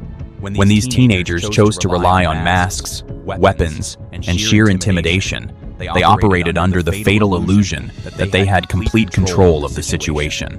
But the tide can turn in the blink of an eye. In a world where ordinary citizens, workers, and even peers are increasingly prepared to fight back, the ultimate price is often extracted in the most sudden and unforgiving ways possible. If you enjoyed this video, be sure to subscribe and turn on notifications so you don't miss the next one. Thanks for watching, stay safe, and I'll see you in the next video. Harbor Freight Tools are working hard in Nico's one-man. You love cars, the sound, the power, the challenge. So why not train for an auto career?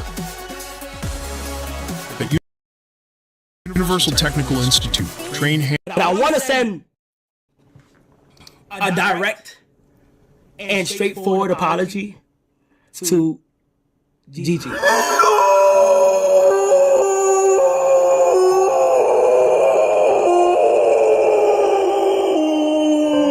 Kai Cenat finally apologizes to Gigi. Shout out to D Green with this, man. Hey. D Green. Quitting streaming for like an entire year? It looks like Kai Cenat is finally back. I guess he realized that the vet shit was not paying the bills.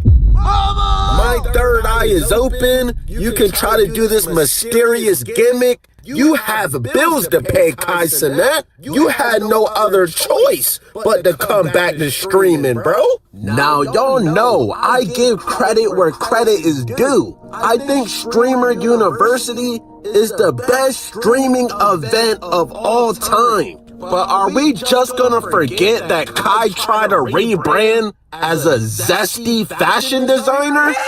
Like, niggas is just gonna forget all about that chapter, huh? And we're all just gonna forget about that school in Nigeria, huh? Oh no! He promised Mafia thought money was going towards the schools. Where's the schools, Kai? But of course, everybody and their mama is zipping up to get on Kai's good side. Because we know if you get into Streamer University, your life will change forever. It can change for the good or it can change for the bad. What you do with your opportunity is what you do with your opportunity. Now, if you did not get into Streamer University, do not feel bad. Please do not feel bad. It is an agenda. Everybody that got accepted is being pushed in the agenda, bro. It's that simple. If your third eye is open, you know exactly what I'm talking about. If you got denied, it's because you didn't fit the agenda. Bro, I seen multiple niggas crashing out and all types of shit about getting denied to Streamer University. 5 motherfucking hours! 5 hours, nigga, I've been watching this shit for almost 6 fucking hours! For you to say we supposed to be mysterious, nigga, what the? Nigga, I got a daughter, nigga! Man, I'm off this shit, bro. I'm off this shit, bro. This shit just pissed me. Chat, I love y'all niggas, bro. Bro, even NPC Miles Morales was in tears. I'm sorry, bro. Everybody thought I would get in, you know what I'm saying? I appreciate y'all, bro. I love y'all, bro. You didn't make it in, but we finna just go use this shit as motivation, my nigga. This shit finna be mad fucking motivation, bro. We finna go hard this year. We finna go crazy. You know, shout out to everybody who did get in the Stream of You and it's finna go crazy and finna take off, bro. I know y'all finna take off and I know I be back and forth with this whole I want to be me shit. I want to do this shit. And I be doing this, brother. It's like real shit, bro. I know I don't get paid to be me, bro. NPC Miles, are you cool? Nigga, why the fuck are you crying? Buddy, you was just on all the Mafia-thons. You got gifted a car and all types of shit. Bro, how you start this shit, twin? Push the start. You got no keys. Push the start. The fuck is you crying for, nigga? Bro, niggas is acting like their lives is ruined because Kai didn't accept you into a fake university. Are y'all niggas cool, bro? Niggas is really selling their soul to get in this university, bro. Relax.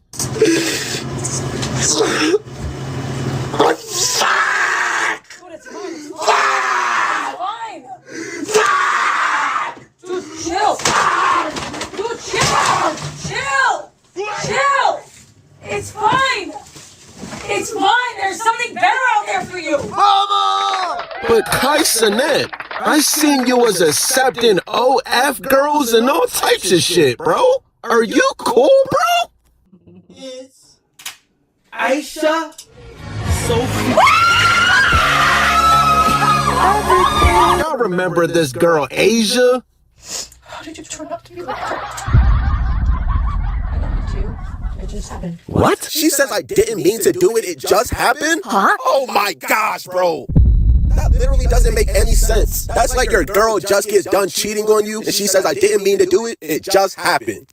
You just slipped and fell on somebody's meat, huh? John Stockton! This is what we're doing, Kai Cenat? There's niggas out here really grinding, getting it out the mud, but you're accepting OF demons. Bro, this Vivette shit completely changed Kai Cenat, bro. I remember when you said this, Kai. There are OnlyFans bitches applying, talking about how they stream. We're not talking about streaming on OnlyFans, nigga. You can't get in. Yeah, my third eye is open. Kai Cenat is trying to crack. Give it to me. Is this Streamer University or Gooner University? Then I see that Kai was announcing Streamer University, the students, professors, and even the janitors, which was like crazy. I see that one of the Bobs got in, and I thought Kai was against Bobs joining Streamer University. So I'm asking the question as to why I was not picked for Streamer University, even though I'm a Bob. And I'm a Bob in Paris. You a stream? What the fuck? I had to search that. Wait. Why the fuck are you proud of being a fucking Bob? You fucking Bob. What the fuck? I'm a Bob, huh? Why you so proud of that shit? I had to search up, and you live stream. Why do you think you live stream the only you come into Streamer University? Nah, y'all can say I'm hating. I don't really give a fuck, bro. I'ma keep it 1,000 every time. Y'all can't sit here and tell me that Kai hasn't changed. Kai has not been the same since he broke up with Gigi. Brought to you by the man D Green. Why am I subbing my dog D Green? Shout out to D Green, eh? Thank you. Playing on iPhone? Now you can play Unlocked on PC with Google Play Games. In December, you literally seen my relationship literally explode in front of everybody on the internet. Kai Cenat, what are you talking about, bro? You're the one that made it public. Bro, here he goes again with this performative ass shit. He's back like he's never left, bro. He's talking about his relationship exploded. Nigga, you're the one that tweeted this. The fuck are you talking about, KC3? And I hated it. You wanna know why I hated it? Because it was the way I reacted to the way I like to the way we had broken up was immature. I'm honest. I'm gonna be honest. It was. But I want to send a direct and straightforward apology to Gigi. Nigga, this was the most indirect apology of all time. Nigga, you apologize 1 year later. The damage has already been done. Buddy said it's a direct apology. No, a direct apology is if you call her, nigga, off stream. Nigga really thought he was about to get cool points for this. There's no way out of this one, Kai. She did not do anything outside of our relationship. She did not do anything like that. And I did not come forward to address that. She was a best friend to me. And I still got love for her, even though we are not together. But I'm not going to sit here and act like, she wasn't something close to me, because she was. Okay? And I'm on maturity and I'm on positivity. You done accepted OF demons to your university? And now you're trying to get positive PR with this fake ass apology. You had niggas out here thinking she was getting cracked by YoungBoy for an entire year. Oh yeah. Because you wanted to read books and do all types of weird shit, bro. Now you want to apologize 1 year later, bro. Even though we're not together. And I don't, she probably gonna see this as like. This nigga said, oh, she's probably gonna see this. Of course she's gonna see this, my nigga. You know what you're doing. You're trying to build positive PR. But my third eye is open. I can see through all the bullshit. Apology to Gigi. Because she was in the innocent space and bubble. This is some weak shit. I get it, you were scribbling in a notepad and doing your thing with Vivette. But you allowed the internet, and the reason why I'm calling it weak shit, you allowed the internet to attack this woman and attack other people who they thought you were the innocent person, and everybody was fucking up your life. There's a lot of people who got drama from it. It's the reason why YoungBoy has a problem with you, because you allowed YoungBoy to be seen as the villain. When you know the current narratives that was being pushed. You saw there was some screenshots that people are saying that YoungBoy tried to fuck a girl or did. It was then also reported that I supposedly corroborated, which was also false. Neither of those times you felt the need to just say, hey, listen, that's not true. I'm just going through a breakup. You allow this young woman to get attacked from all angles, including members of your group. That's weak. I'm sorry to say I like Kai, but that's weak. Only to go to Paris. That nigga was on his break. If it was during the time he was on his break, I understand. The nigga, he was on his break, nigga. You wanted him not to come back after 2 months of not streaming. Nigga, let him take his 8 months. Paris, come back about 9 months later, and then admit that everybody who took the arrows for you were innocent. Come on, bro. You could have handled that with one tweet. You could have handled that when you put up your burner page. You could have just said, man, y'all leave that girl alone, bro.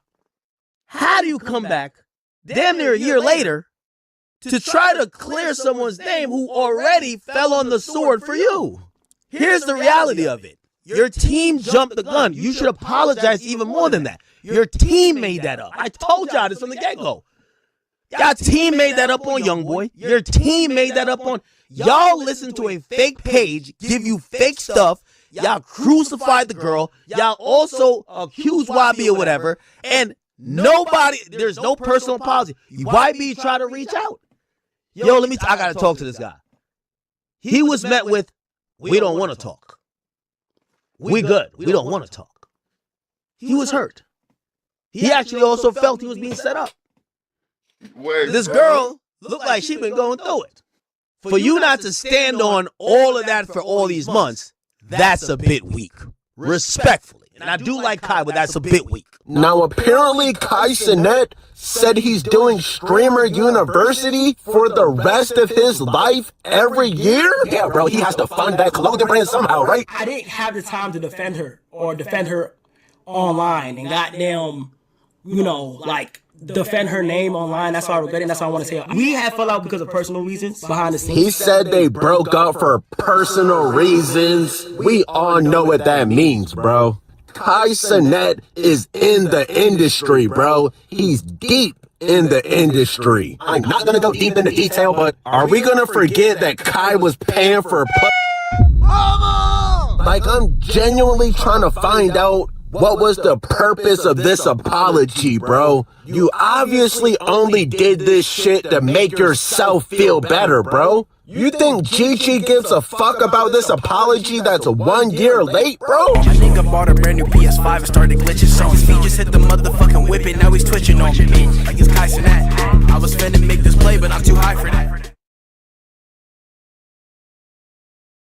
If you don't get accepted, it doesn't mean anything. Brothers and sisters. Bobby! Get off of me! Come on. The next person.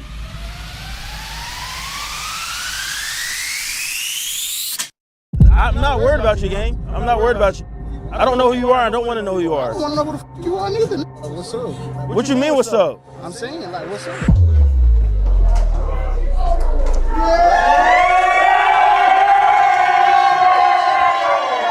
Hold up. Y'all know what time it is? Wait. Y'all know what time it is? Yo, chat, welcome. Today is draft day. Y'all know what the vibe is going to be. We got all our friends and family here today to see if we're going to get accepted into Streamer University. Okay? No. When we get into Streamer University. We got Klein here with us. How you feeling, bro? I'm ready, bro. How many people do you think he's choosing? Like 150, I would say. 150? How are you feeling? I'm feeling good. I'm gonna be honest. I'm feeling good. You should have told me there was a little bit of a dress code going on. No, I'm not gonna lie. I rented all this. It's getting returned. You got sauce on it. I was about to say, actually, that we're excited. We got everybody here. Introduce yourself. What's good? I was about to say, actually, that it's getting returned. You got sauce on it. I was about to say, actually, that we're excited. We got everybody here. Introduce yourself. What's good? Douglas. This is my dad. You didn't tell him? I don't have a kid, bro. Don't even do that. That ass. I ain't gonna lie, you look good, gang. Like, thank you. If I like guys, like. What? If you like guys, see that's something my son would not say. Oh no, you're right. Yeah. Are you judging? Huh? Are you judging? No, it's just y'all had a whole month last month. Like, give us our month back. What you mean, y'all? We swing both ways. We're not part of the. We. Okay, what the? Who ordered this? Bro, we got watermelon and chicken. Yeah, so it's in our nature. What's wrong with that? How you doing? It's good. It's good. It's good to see you again. How are you? I've been good. You look. Body tea, green tea, sweet tea. For the people that don't remember you, can you introduce yourself? Kayla, I was on here maybe like a month ago. It was the Drake stream. How y'all doing? What's your name? Bree. What's your name? Michelle and Bree. I'm feeling good. Hopefully we make it. Yeah. Finish that review on the. You said what? We're waiting for Tyson to finish his I don't know. Are you nervous? He's live. I'm not gonna lie, chat. Everything is on the line right now. If I don't get in, I gotta live with somebody. Class of 2025. Give me a hug. Everybody, look. Class of 2025. Give me a hug. Class of 2025. Give me a hug right now. And I'm gonna say give me a hug for a reason, okay? You guys believed in an idea that at first everybody shit on. Right now I'm about to confirm something that I'm pretty sure nobody didn't know about. Streaming University is happening every goddamn year. For as long as I am alive, as you will be happening. 2027. 2028, 2029. Okay, nah, if we're streaming University at 30 years old, bro, That's like getting bigger and better every single time. Bad. I say let's just get into it. I think it's time. It's time. Y'all waited long enough. It's time. It's happening. Okay? If you don't get accepted, it doesn't mean anything. Brothers and sisters, if you do not get accepted, it is okay. We are introducing a new category today. A police department. Now guess what? You want to throw parties? You want to sneak out late at night? Okay, your ass is going to jail. Just like that. Hey, listen, this is why you gotta, expand the school a little bit. Because now we will have a whole police department on campus for the bad kids that want to be bad. Y'all ready? And the first reveal is... Phantom! Love you, Phantom. You, just you, building your app on Base 44. Lead police of Streaming University 2026. Phantom has his own police department. Okay, next up. Professors. Professors. Big Bobby the Boss. As you guys can see, there's quite a few professors on this list. Just watch. Best of luck to everybody. It'll be big Bobby the Boss. Yellow one right there. Show love to He said the yellow one. Last name ever. Agent 000. You second, Bobby. You second. I'm second, baby. You second. All right, here we go. Come on, Bobby. You have to put Agent first, man. Like, you have to put, he on AMP. That's true. Let's see, Bobby. Come on. Duke Dennis. Bobby, you third. That's what I'm talking about, baby. Yeah! 120 more people? Oh, okay. That's right.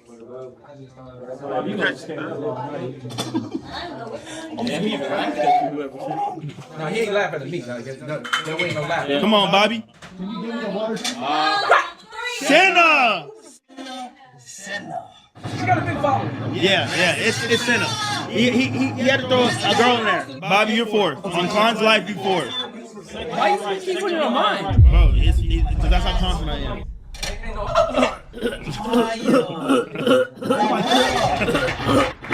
There we go, baby. Let's go. Big Bobby the Boss. Ludwig. Pootie. That's actually fire. That's actually pretty good.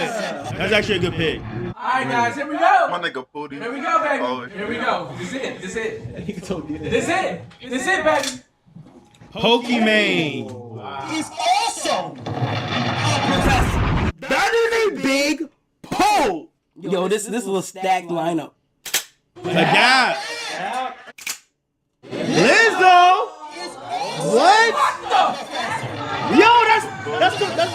version of you. You know what? He got me put the two heavyweights at the bottom. Yeah. The female heavyweight. You guys are heavy. Big Bobby the boss heavyweight. So this ain't. Last professor. Come on, Bobby. Come on, Bobby.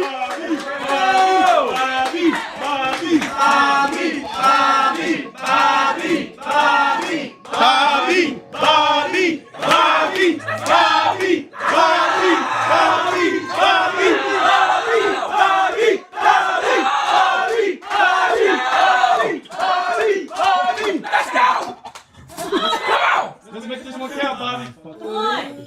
We're ready. You know what's crazy? I don't even know who's in the spot.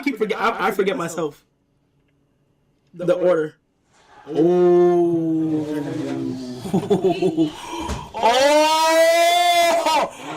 know it's you. That's why. Because he knows who he is. Go ahead and say it. Go ahead and say it. Oh, we did put this person last. Yeah. It's okay, Bobby. Bobby, it's okay.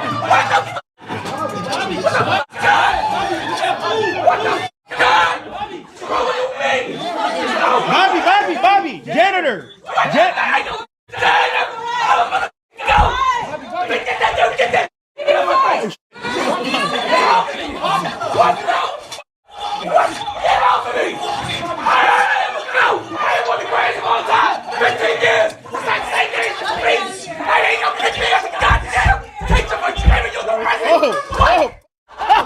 Stop stopping. No, I don't want to get in. Why are you giving that?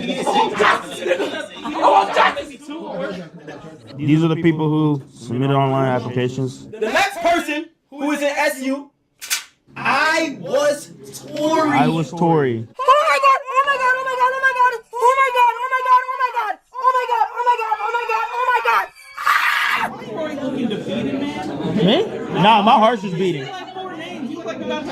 No, my heart's just beating. I'm just quiet. Uh-oh, this is an in-person. In person. Meaning, this person is in SU because I seen them in person perform. Oh, and I was like, that's the one. Juicy.Jacob. Juicy Jacob.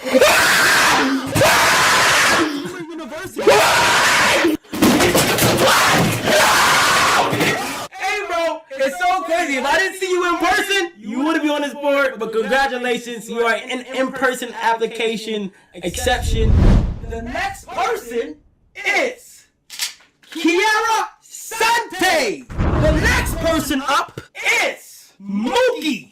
Oh my God! Suki Mello. Oh my god! Oh my god! What the? She just put milk in herself? That's crazy. The next person. Sketch. That's pretty good. Sketch. Love Roblox? Earn Roblox digital gift cards with Microsoft Rewards. Sign up for High school. Okay, that was good. What the? What is he doing? Cool, I don't even give. What is he doing? Cool, cool. He's just playing Roblox. Oh, it's a good one. All right. Cool, I don't even give. Good, that was good. What the? What is he doing? Cool, I don't even give.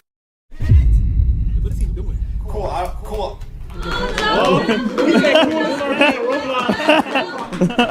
He's just playing Roblox. Oh, it's a good one. All right, here we go. You're a good one. You're one of the good ones, bro. This could be you. I knew it. Silky. Heal it, damn. Wow. You know who that is? Yes. Who's that? Wait, who is that? Best friend. Bro, she's too tapped in. Bro, you're too tapped in. How the f you know that? Oh, her? I know her. Yeah, she look good. Oh, I gotta get in now. Marlon!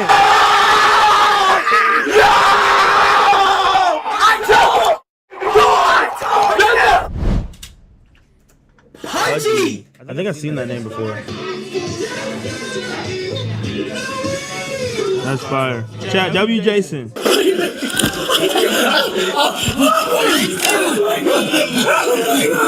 That means Lacey got to get in. Here we go. Well, y'all capping. Shut up. Y'all capping. I pray for some of y'all. I pray for the guys that's on this lineup. Oh, Ultimate defense on this one, okay? I swear. Ultimate defense, okay? 68. Bro, Chad, that was like the biggest blue ball. For the next person, we have Lacey. Lacey. Oh yeah, that's gonna bring hella views. Chad, we gotta get in. W. Lacey. Seatbelts in. Oh, Sierra I sent you her Sprague. Canelo, what do you think the odds are you're the very last person? Bro, I'm not gonna lie. I'm pressing him. What you doing if you don't get in? You still pulling up? Oh yeah, for sure. I'm still pulling up. 17 left. Come on, chat. 17 left. The next person is, we get to the end now, Elissa. Next, we have international building down. Yeah, UK is in the building. We are down list. Hands going right. All over. Get your black ass out of my face. Don't ever come in my fucking shit. I feel like it is all over. No. Oh. Yep. Yep. Good. I'm just done. Oh. Come. Wait.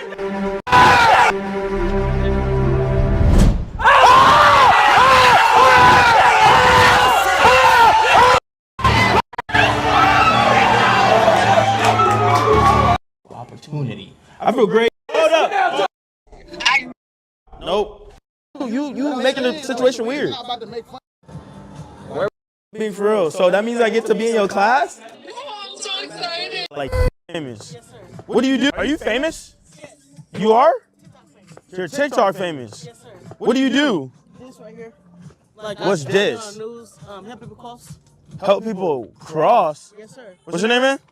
Metro. What's your name, bro? Marcus? Oh. He helps people cross the road. People need help crossing the road? Oh, shoot. Where did you see that I was making fun of him? What's wrong? You talking about he help people cross the road, the people need help crossing the road. Yeah, he do that, bro. Where were we making fun of him? Where were we making fun of him? You gotta get told and shit like that. Because he was telling me to park in the wrong parking lot. We weren't making fun of him. I'm just saying what it was. But I'm saying, bro, it's a lot. We're showing love right now. To be honest. No, it's understood, bro. Like, I just think you making the vibe weird, bro. I'm introducing myself. I wouldn't get too how you feel about it, bro. I'm just Okay, but I'm talking to him. I'm not talking to you, though. Okay. What's up? Like, What you mean, what's up? I'm saying, like, what's up? Like, I'm not worried about you, gang. I'm not worried about you. I don't know who you are. I don't want to know who you are. I don't want to know who the fuck you are neither. Okay, cool. Y'all came up to us. We outside. I'm not worried about you. We didn't say no word to you. We talked to him. No. No, not you. Don't you. I'm talking to him, but you making the situation weird. Where did I make fun of him? Like I said, bro. How did we make fun of him? We weren't bothered. I asked a question because my chat. How's that bothering him? Do you feel bothered? Bro, if you're not bothered, Bro, why are you trying to convince him? I'm gonna let it go. You good? See? Like what the? I just wanted to meet you. Your name's Metro, and I think you got good vibes. But yeah, let me follow you on Instagram. To make sure people cross the street safely over here. Oh, Houston man volunteers his time to help people cross the street. How old are you, bro? I'm 20. I've been doing this since I was 19. I've been hit by 5 cars.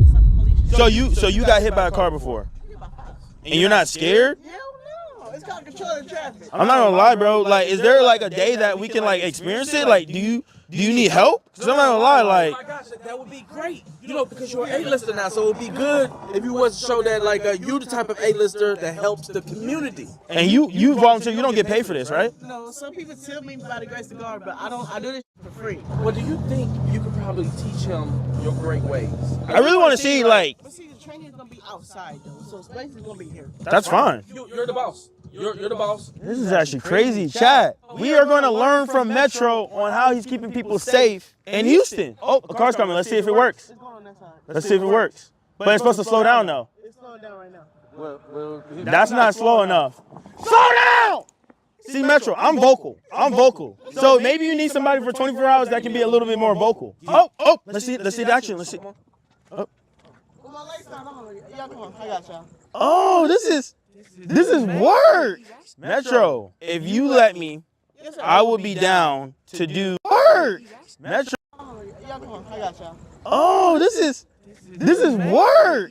Metro, if you let me, I would be down to do a night shift with you. I give you at 1, y'all. So You get- that's the time my bus get here. That's what time you get here? Yes. Okay, chat. If you want to see me and Metro, 13.5K likes. Okay? That should be easy. We do a night shift, keeping people safe. Oh, look, that shit W though. I do want to see a All night people shift. going to work. What do you do? Motherfuckers working like that. What's your name, man? D'Angelo. Look at the cops over there. There's no cops. There's cops over there, but they eating though. Oh, they're eating? I'm drinking. Oh, what you drinking? Oh, how you Look got all at money that? on that bitch.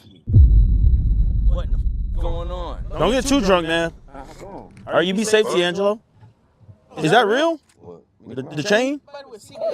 How much for it, if it's real? That's real. $100. Curly square the cube. You still get an afro. So if I give you $100 bill, I can take that? I'll be butt naked. Oh. No. Yeah, I don't want to see you butt naked, but I can give you $100 like for the chain, bro. Let's trade. Oh, trade? For nothing. Oh. Okay, what do you want? Nothing. You look like that. Thank you, bro. You be safe, D'Angelo. You look good. You look great. What you do for a living? Make sure my hugs count. But you know what? This hug right here is gonna count. Please, man. Thank you, bro. Hey, W vibes. Hey, look, I'm getting there too. Thank you, man. We're praying, y'all. Thank you, Jesus. Hey, look with everything like this. Oh my! Why are they going so fast? Slow down. Yeah. Man, we talking about something. These are going fast. You get. These are going fast. You get. She just stuck the middle finger. Come here. Turn around. Metro, I'm telling you, me and you, for the weekend, we're going to control the traffic, okay? And I promise you, we are going to change this together.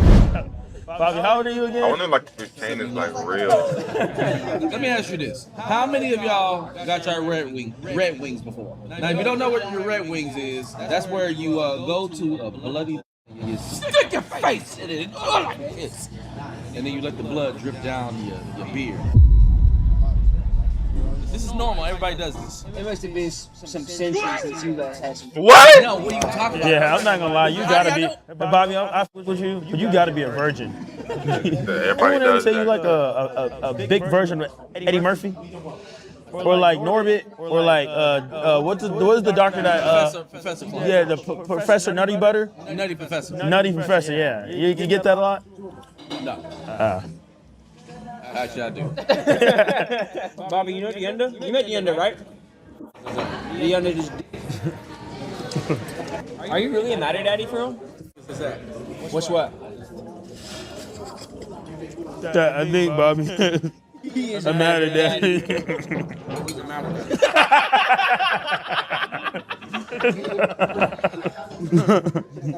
Why is this fat girl dressed like Tomb Raider? Your friendly fire?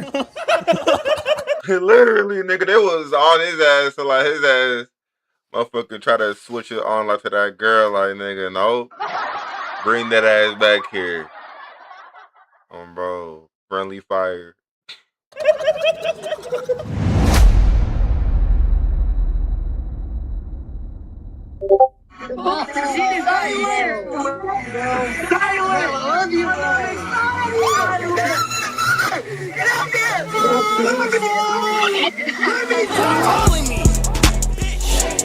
I'm a trapper, no capper.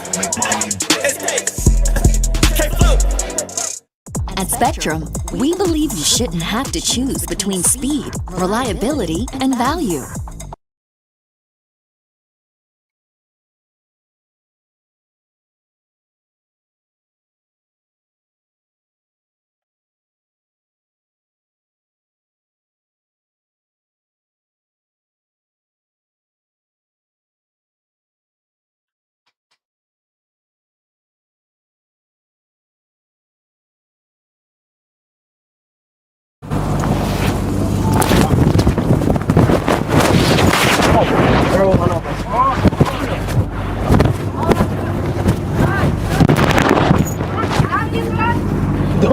want some napkins? do I want some napkins? Do I want some napkins? Do you want me to grab the napkins? Do I want some napkins? Do you want me to grab Does it look like I want some napkins? Yes! Do you want me some napkins? I got you. Please! Thank you!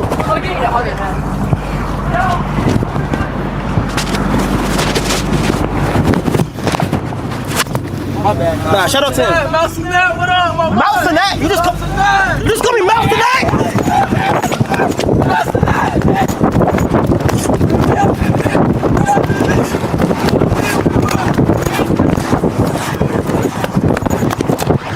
Bro, what the fuck? Bro, we won't be too goddamn disrespectful, bro.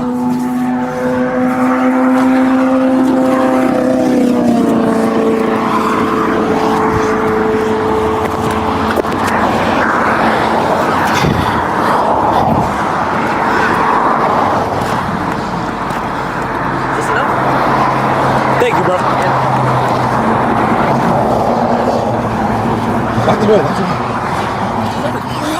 Thank you, bro. I appreciate you, bro.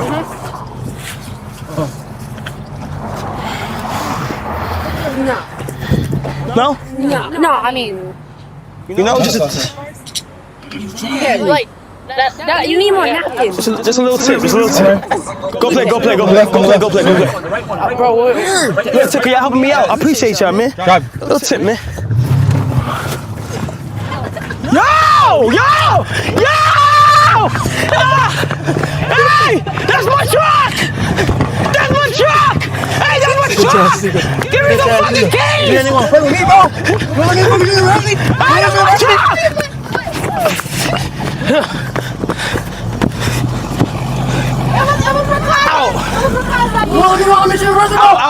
Ow! Put it park! P, click the P. Click the P. No! Like that. Sorry. Ow. Give my phone.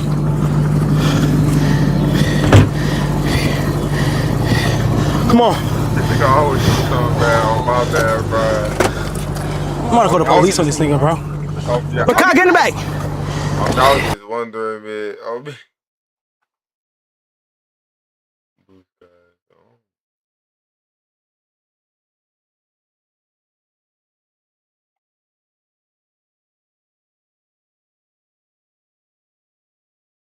Damn. Niggas be skimming Walmart. Niggas hard like to steal from that bitch.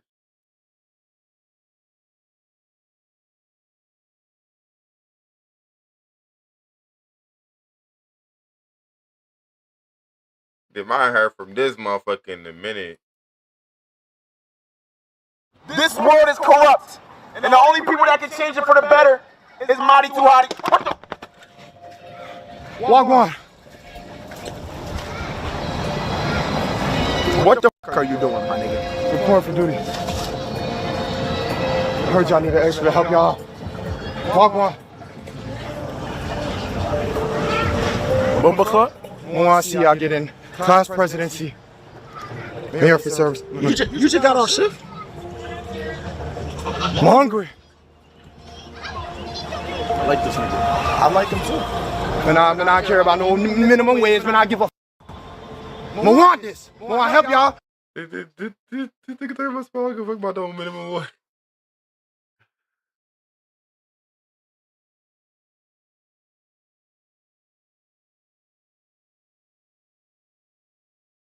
This nigga Rakai. Good.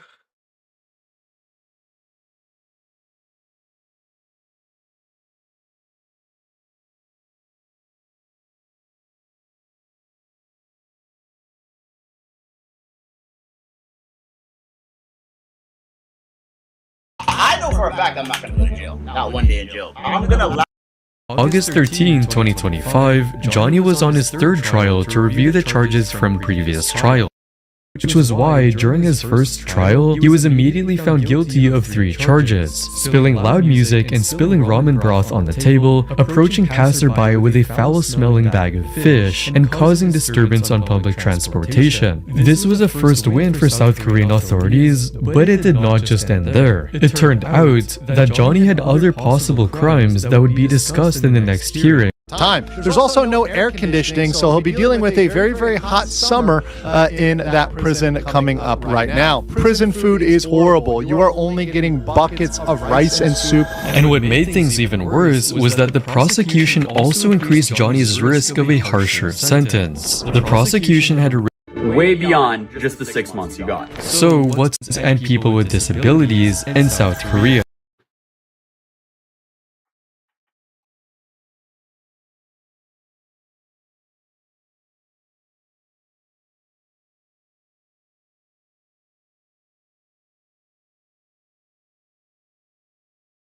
This may be the last ad you ever see.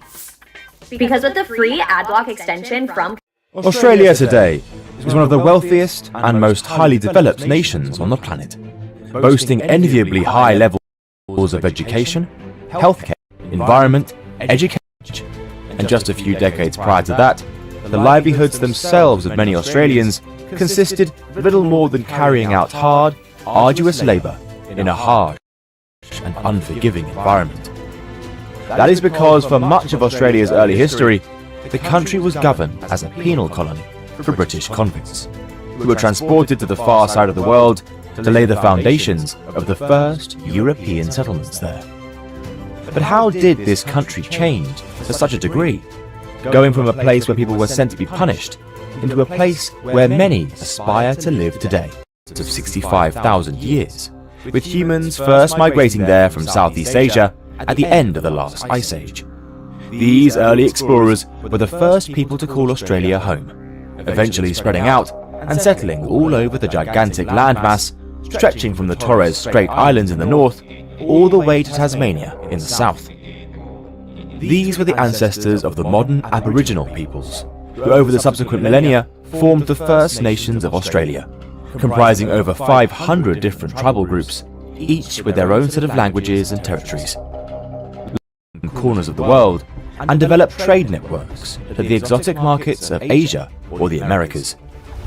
As the blank spaces on maps of the globe began to be filled in, a hypothetical theory that dated back to the times of antiquity began to resurface amongst the more enlightened members of European society. It proposed that in relation to the composition of the world's continents in the northern and southern hemispheres, the land masses in each would need to be balanced in order to maintain equilibrium in the world. Thus, there should theoretically be a great continent situated somewhere in the southern hemisphere which had yet to be discovered. This southern land, or Terra Australis, as it was called in Latin, was eventually sighted by European eyes in the early 1600s, when a Dutch vessel under the command of William Janzoen made the first documented landfall on the Australian coast in the year 1606. During this time, the Dutch were one of the preeminent pioneering nations that were mapping and exploring the world during the Age of Discovery, and by the first decades of the 17th century, they had established an extensive maritime trading network that stretched from Europe to South America, Africa, India, and the Far East. It was Asia in particular that caught the attention of Dutch merchant explorers who were looking to cash in on the lucrative spice trade that was centered on the islands that now form part of Indonesia. They subsequently established a private trading company to finance the exploratory expeditions to these lands, with the Dutch East India Company, as it became known, employing navigators such as William Janzoen to captain and lead the voyages en route to the East Indies. In the following decades, further sightings of the Australian coastline were made and charted on maps by more Dutch explorers like Dirk Hartog, who landed at Shark Bay in 1616, and Jan Frans, who charted parts of the southwestern corner of Australia in 1622. Other separate voyages saw the northern and southern coastlines mapped in the late 1620s. But the most notable of these early expeditions was that led by Abel Tasman in 1642, who reached Van Diemen's Land, later to be renamed Tasmania in honor of his discovery, as well as sighting New Zealand and Fiji. The Dutch discoveries of this new land promptly led them to name it New Holland on maps at the time. However, the idea of sending Dutch colonists out such a remote and seemingly inhospitable territory was never deemed cost-effective by the Dutch East India Company, whose primary focus remained on the invaluable spice trade. Consequently, further explorations of Australia by Europeans halted almost entirely for the next 100 years. It was only during the voyages of Captain James Cook to the South Pacific in the 18th century that interest in Terra Australis was once again renewed. In the course of 3 separate expeditions between 1768 and 1779, Captain Cook carried out the most pioneering exploration of the Pacific Ocean ever yet conducted by a European navigator. This included exploration of not just Australia and New Zealand, but also other Pacific islands, such as Hawaii, as well as Fiji. It was in April 1770 that he first sighted the eastern shore of Australia, and subsequently went ashore with some of his crew from the HMS Endeavour, naming the area Botany Bay, on account of the numerous natural specimens collected by the ship's botanist, Joseph Banks. After spending 1 week exploring the surrounding area and attempting to interact with the local Aboriginals, Captain Cook raised anchor and sailed further north, exploring other areas up the coast and claiming the entire area, which they named New South Wales, for Britain. After arriving back home in 1771, Captain Cook relayed the tales of his discoveries to the government, as well as his judgment on the suitability of the area around Botany Bay for a potential British colonial settlement.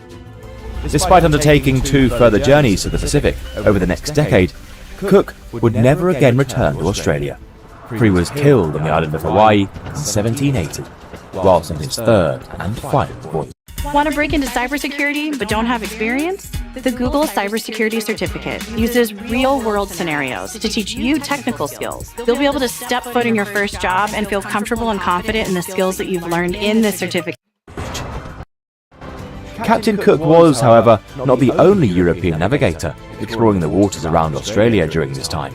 For in 1772, the French captain and privateer, Marc Joseph Marion Dufresne, landed on Tasmania, capturing over the next his judgment hills for Britain up the coast and claiming the entire area, which they named New South Wales, for Britain.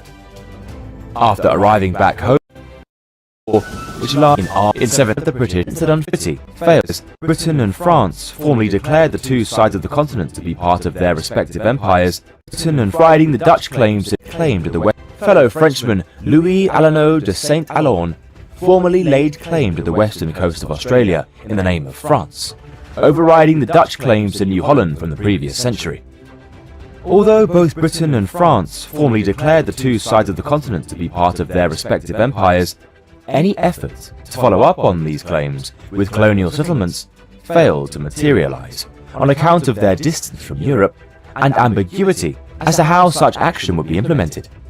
In the end, it would be events that unfolded across the Atlantic Ocean in North America that would ultimately force the hand of the British into sending colonists to the land of New South Wales.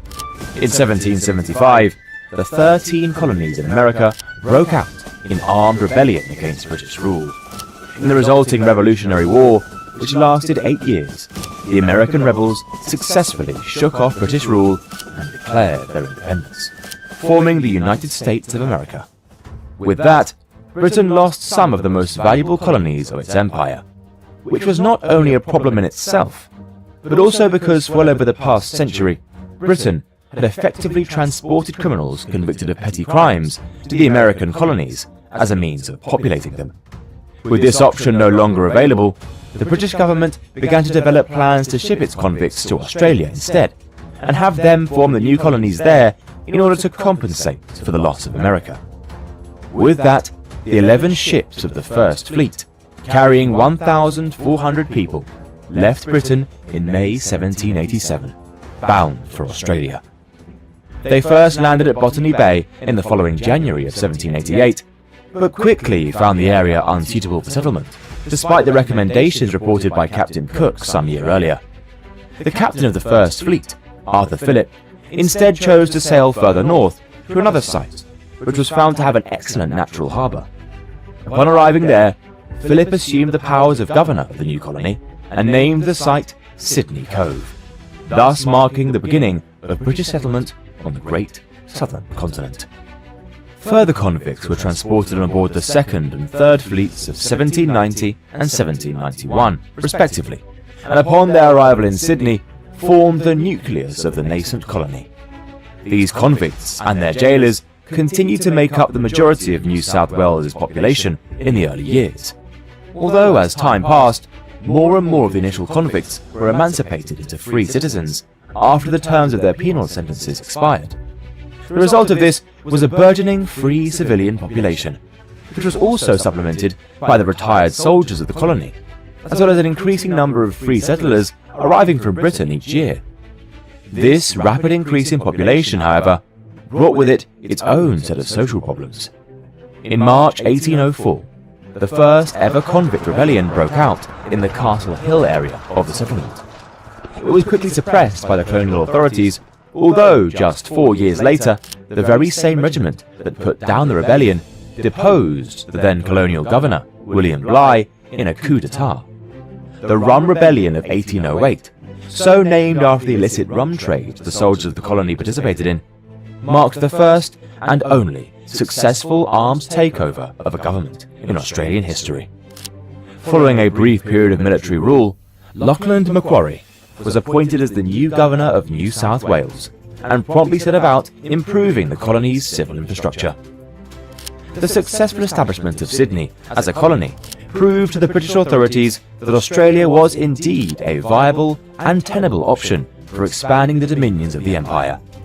However, the success of Sydney had also reached the ears of the French, who were also exploring the continent for themselves around the same time that the British were establishing their colony.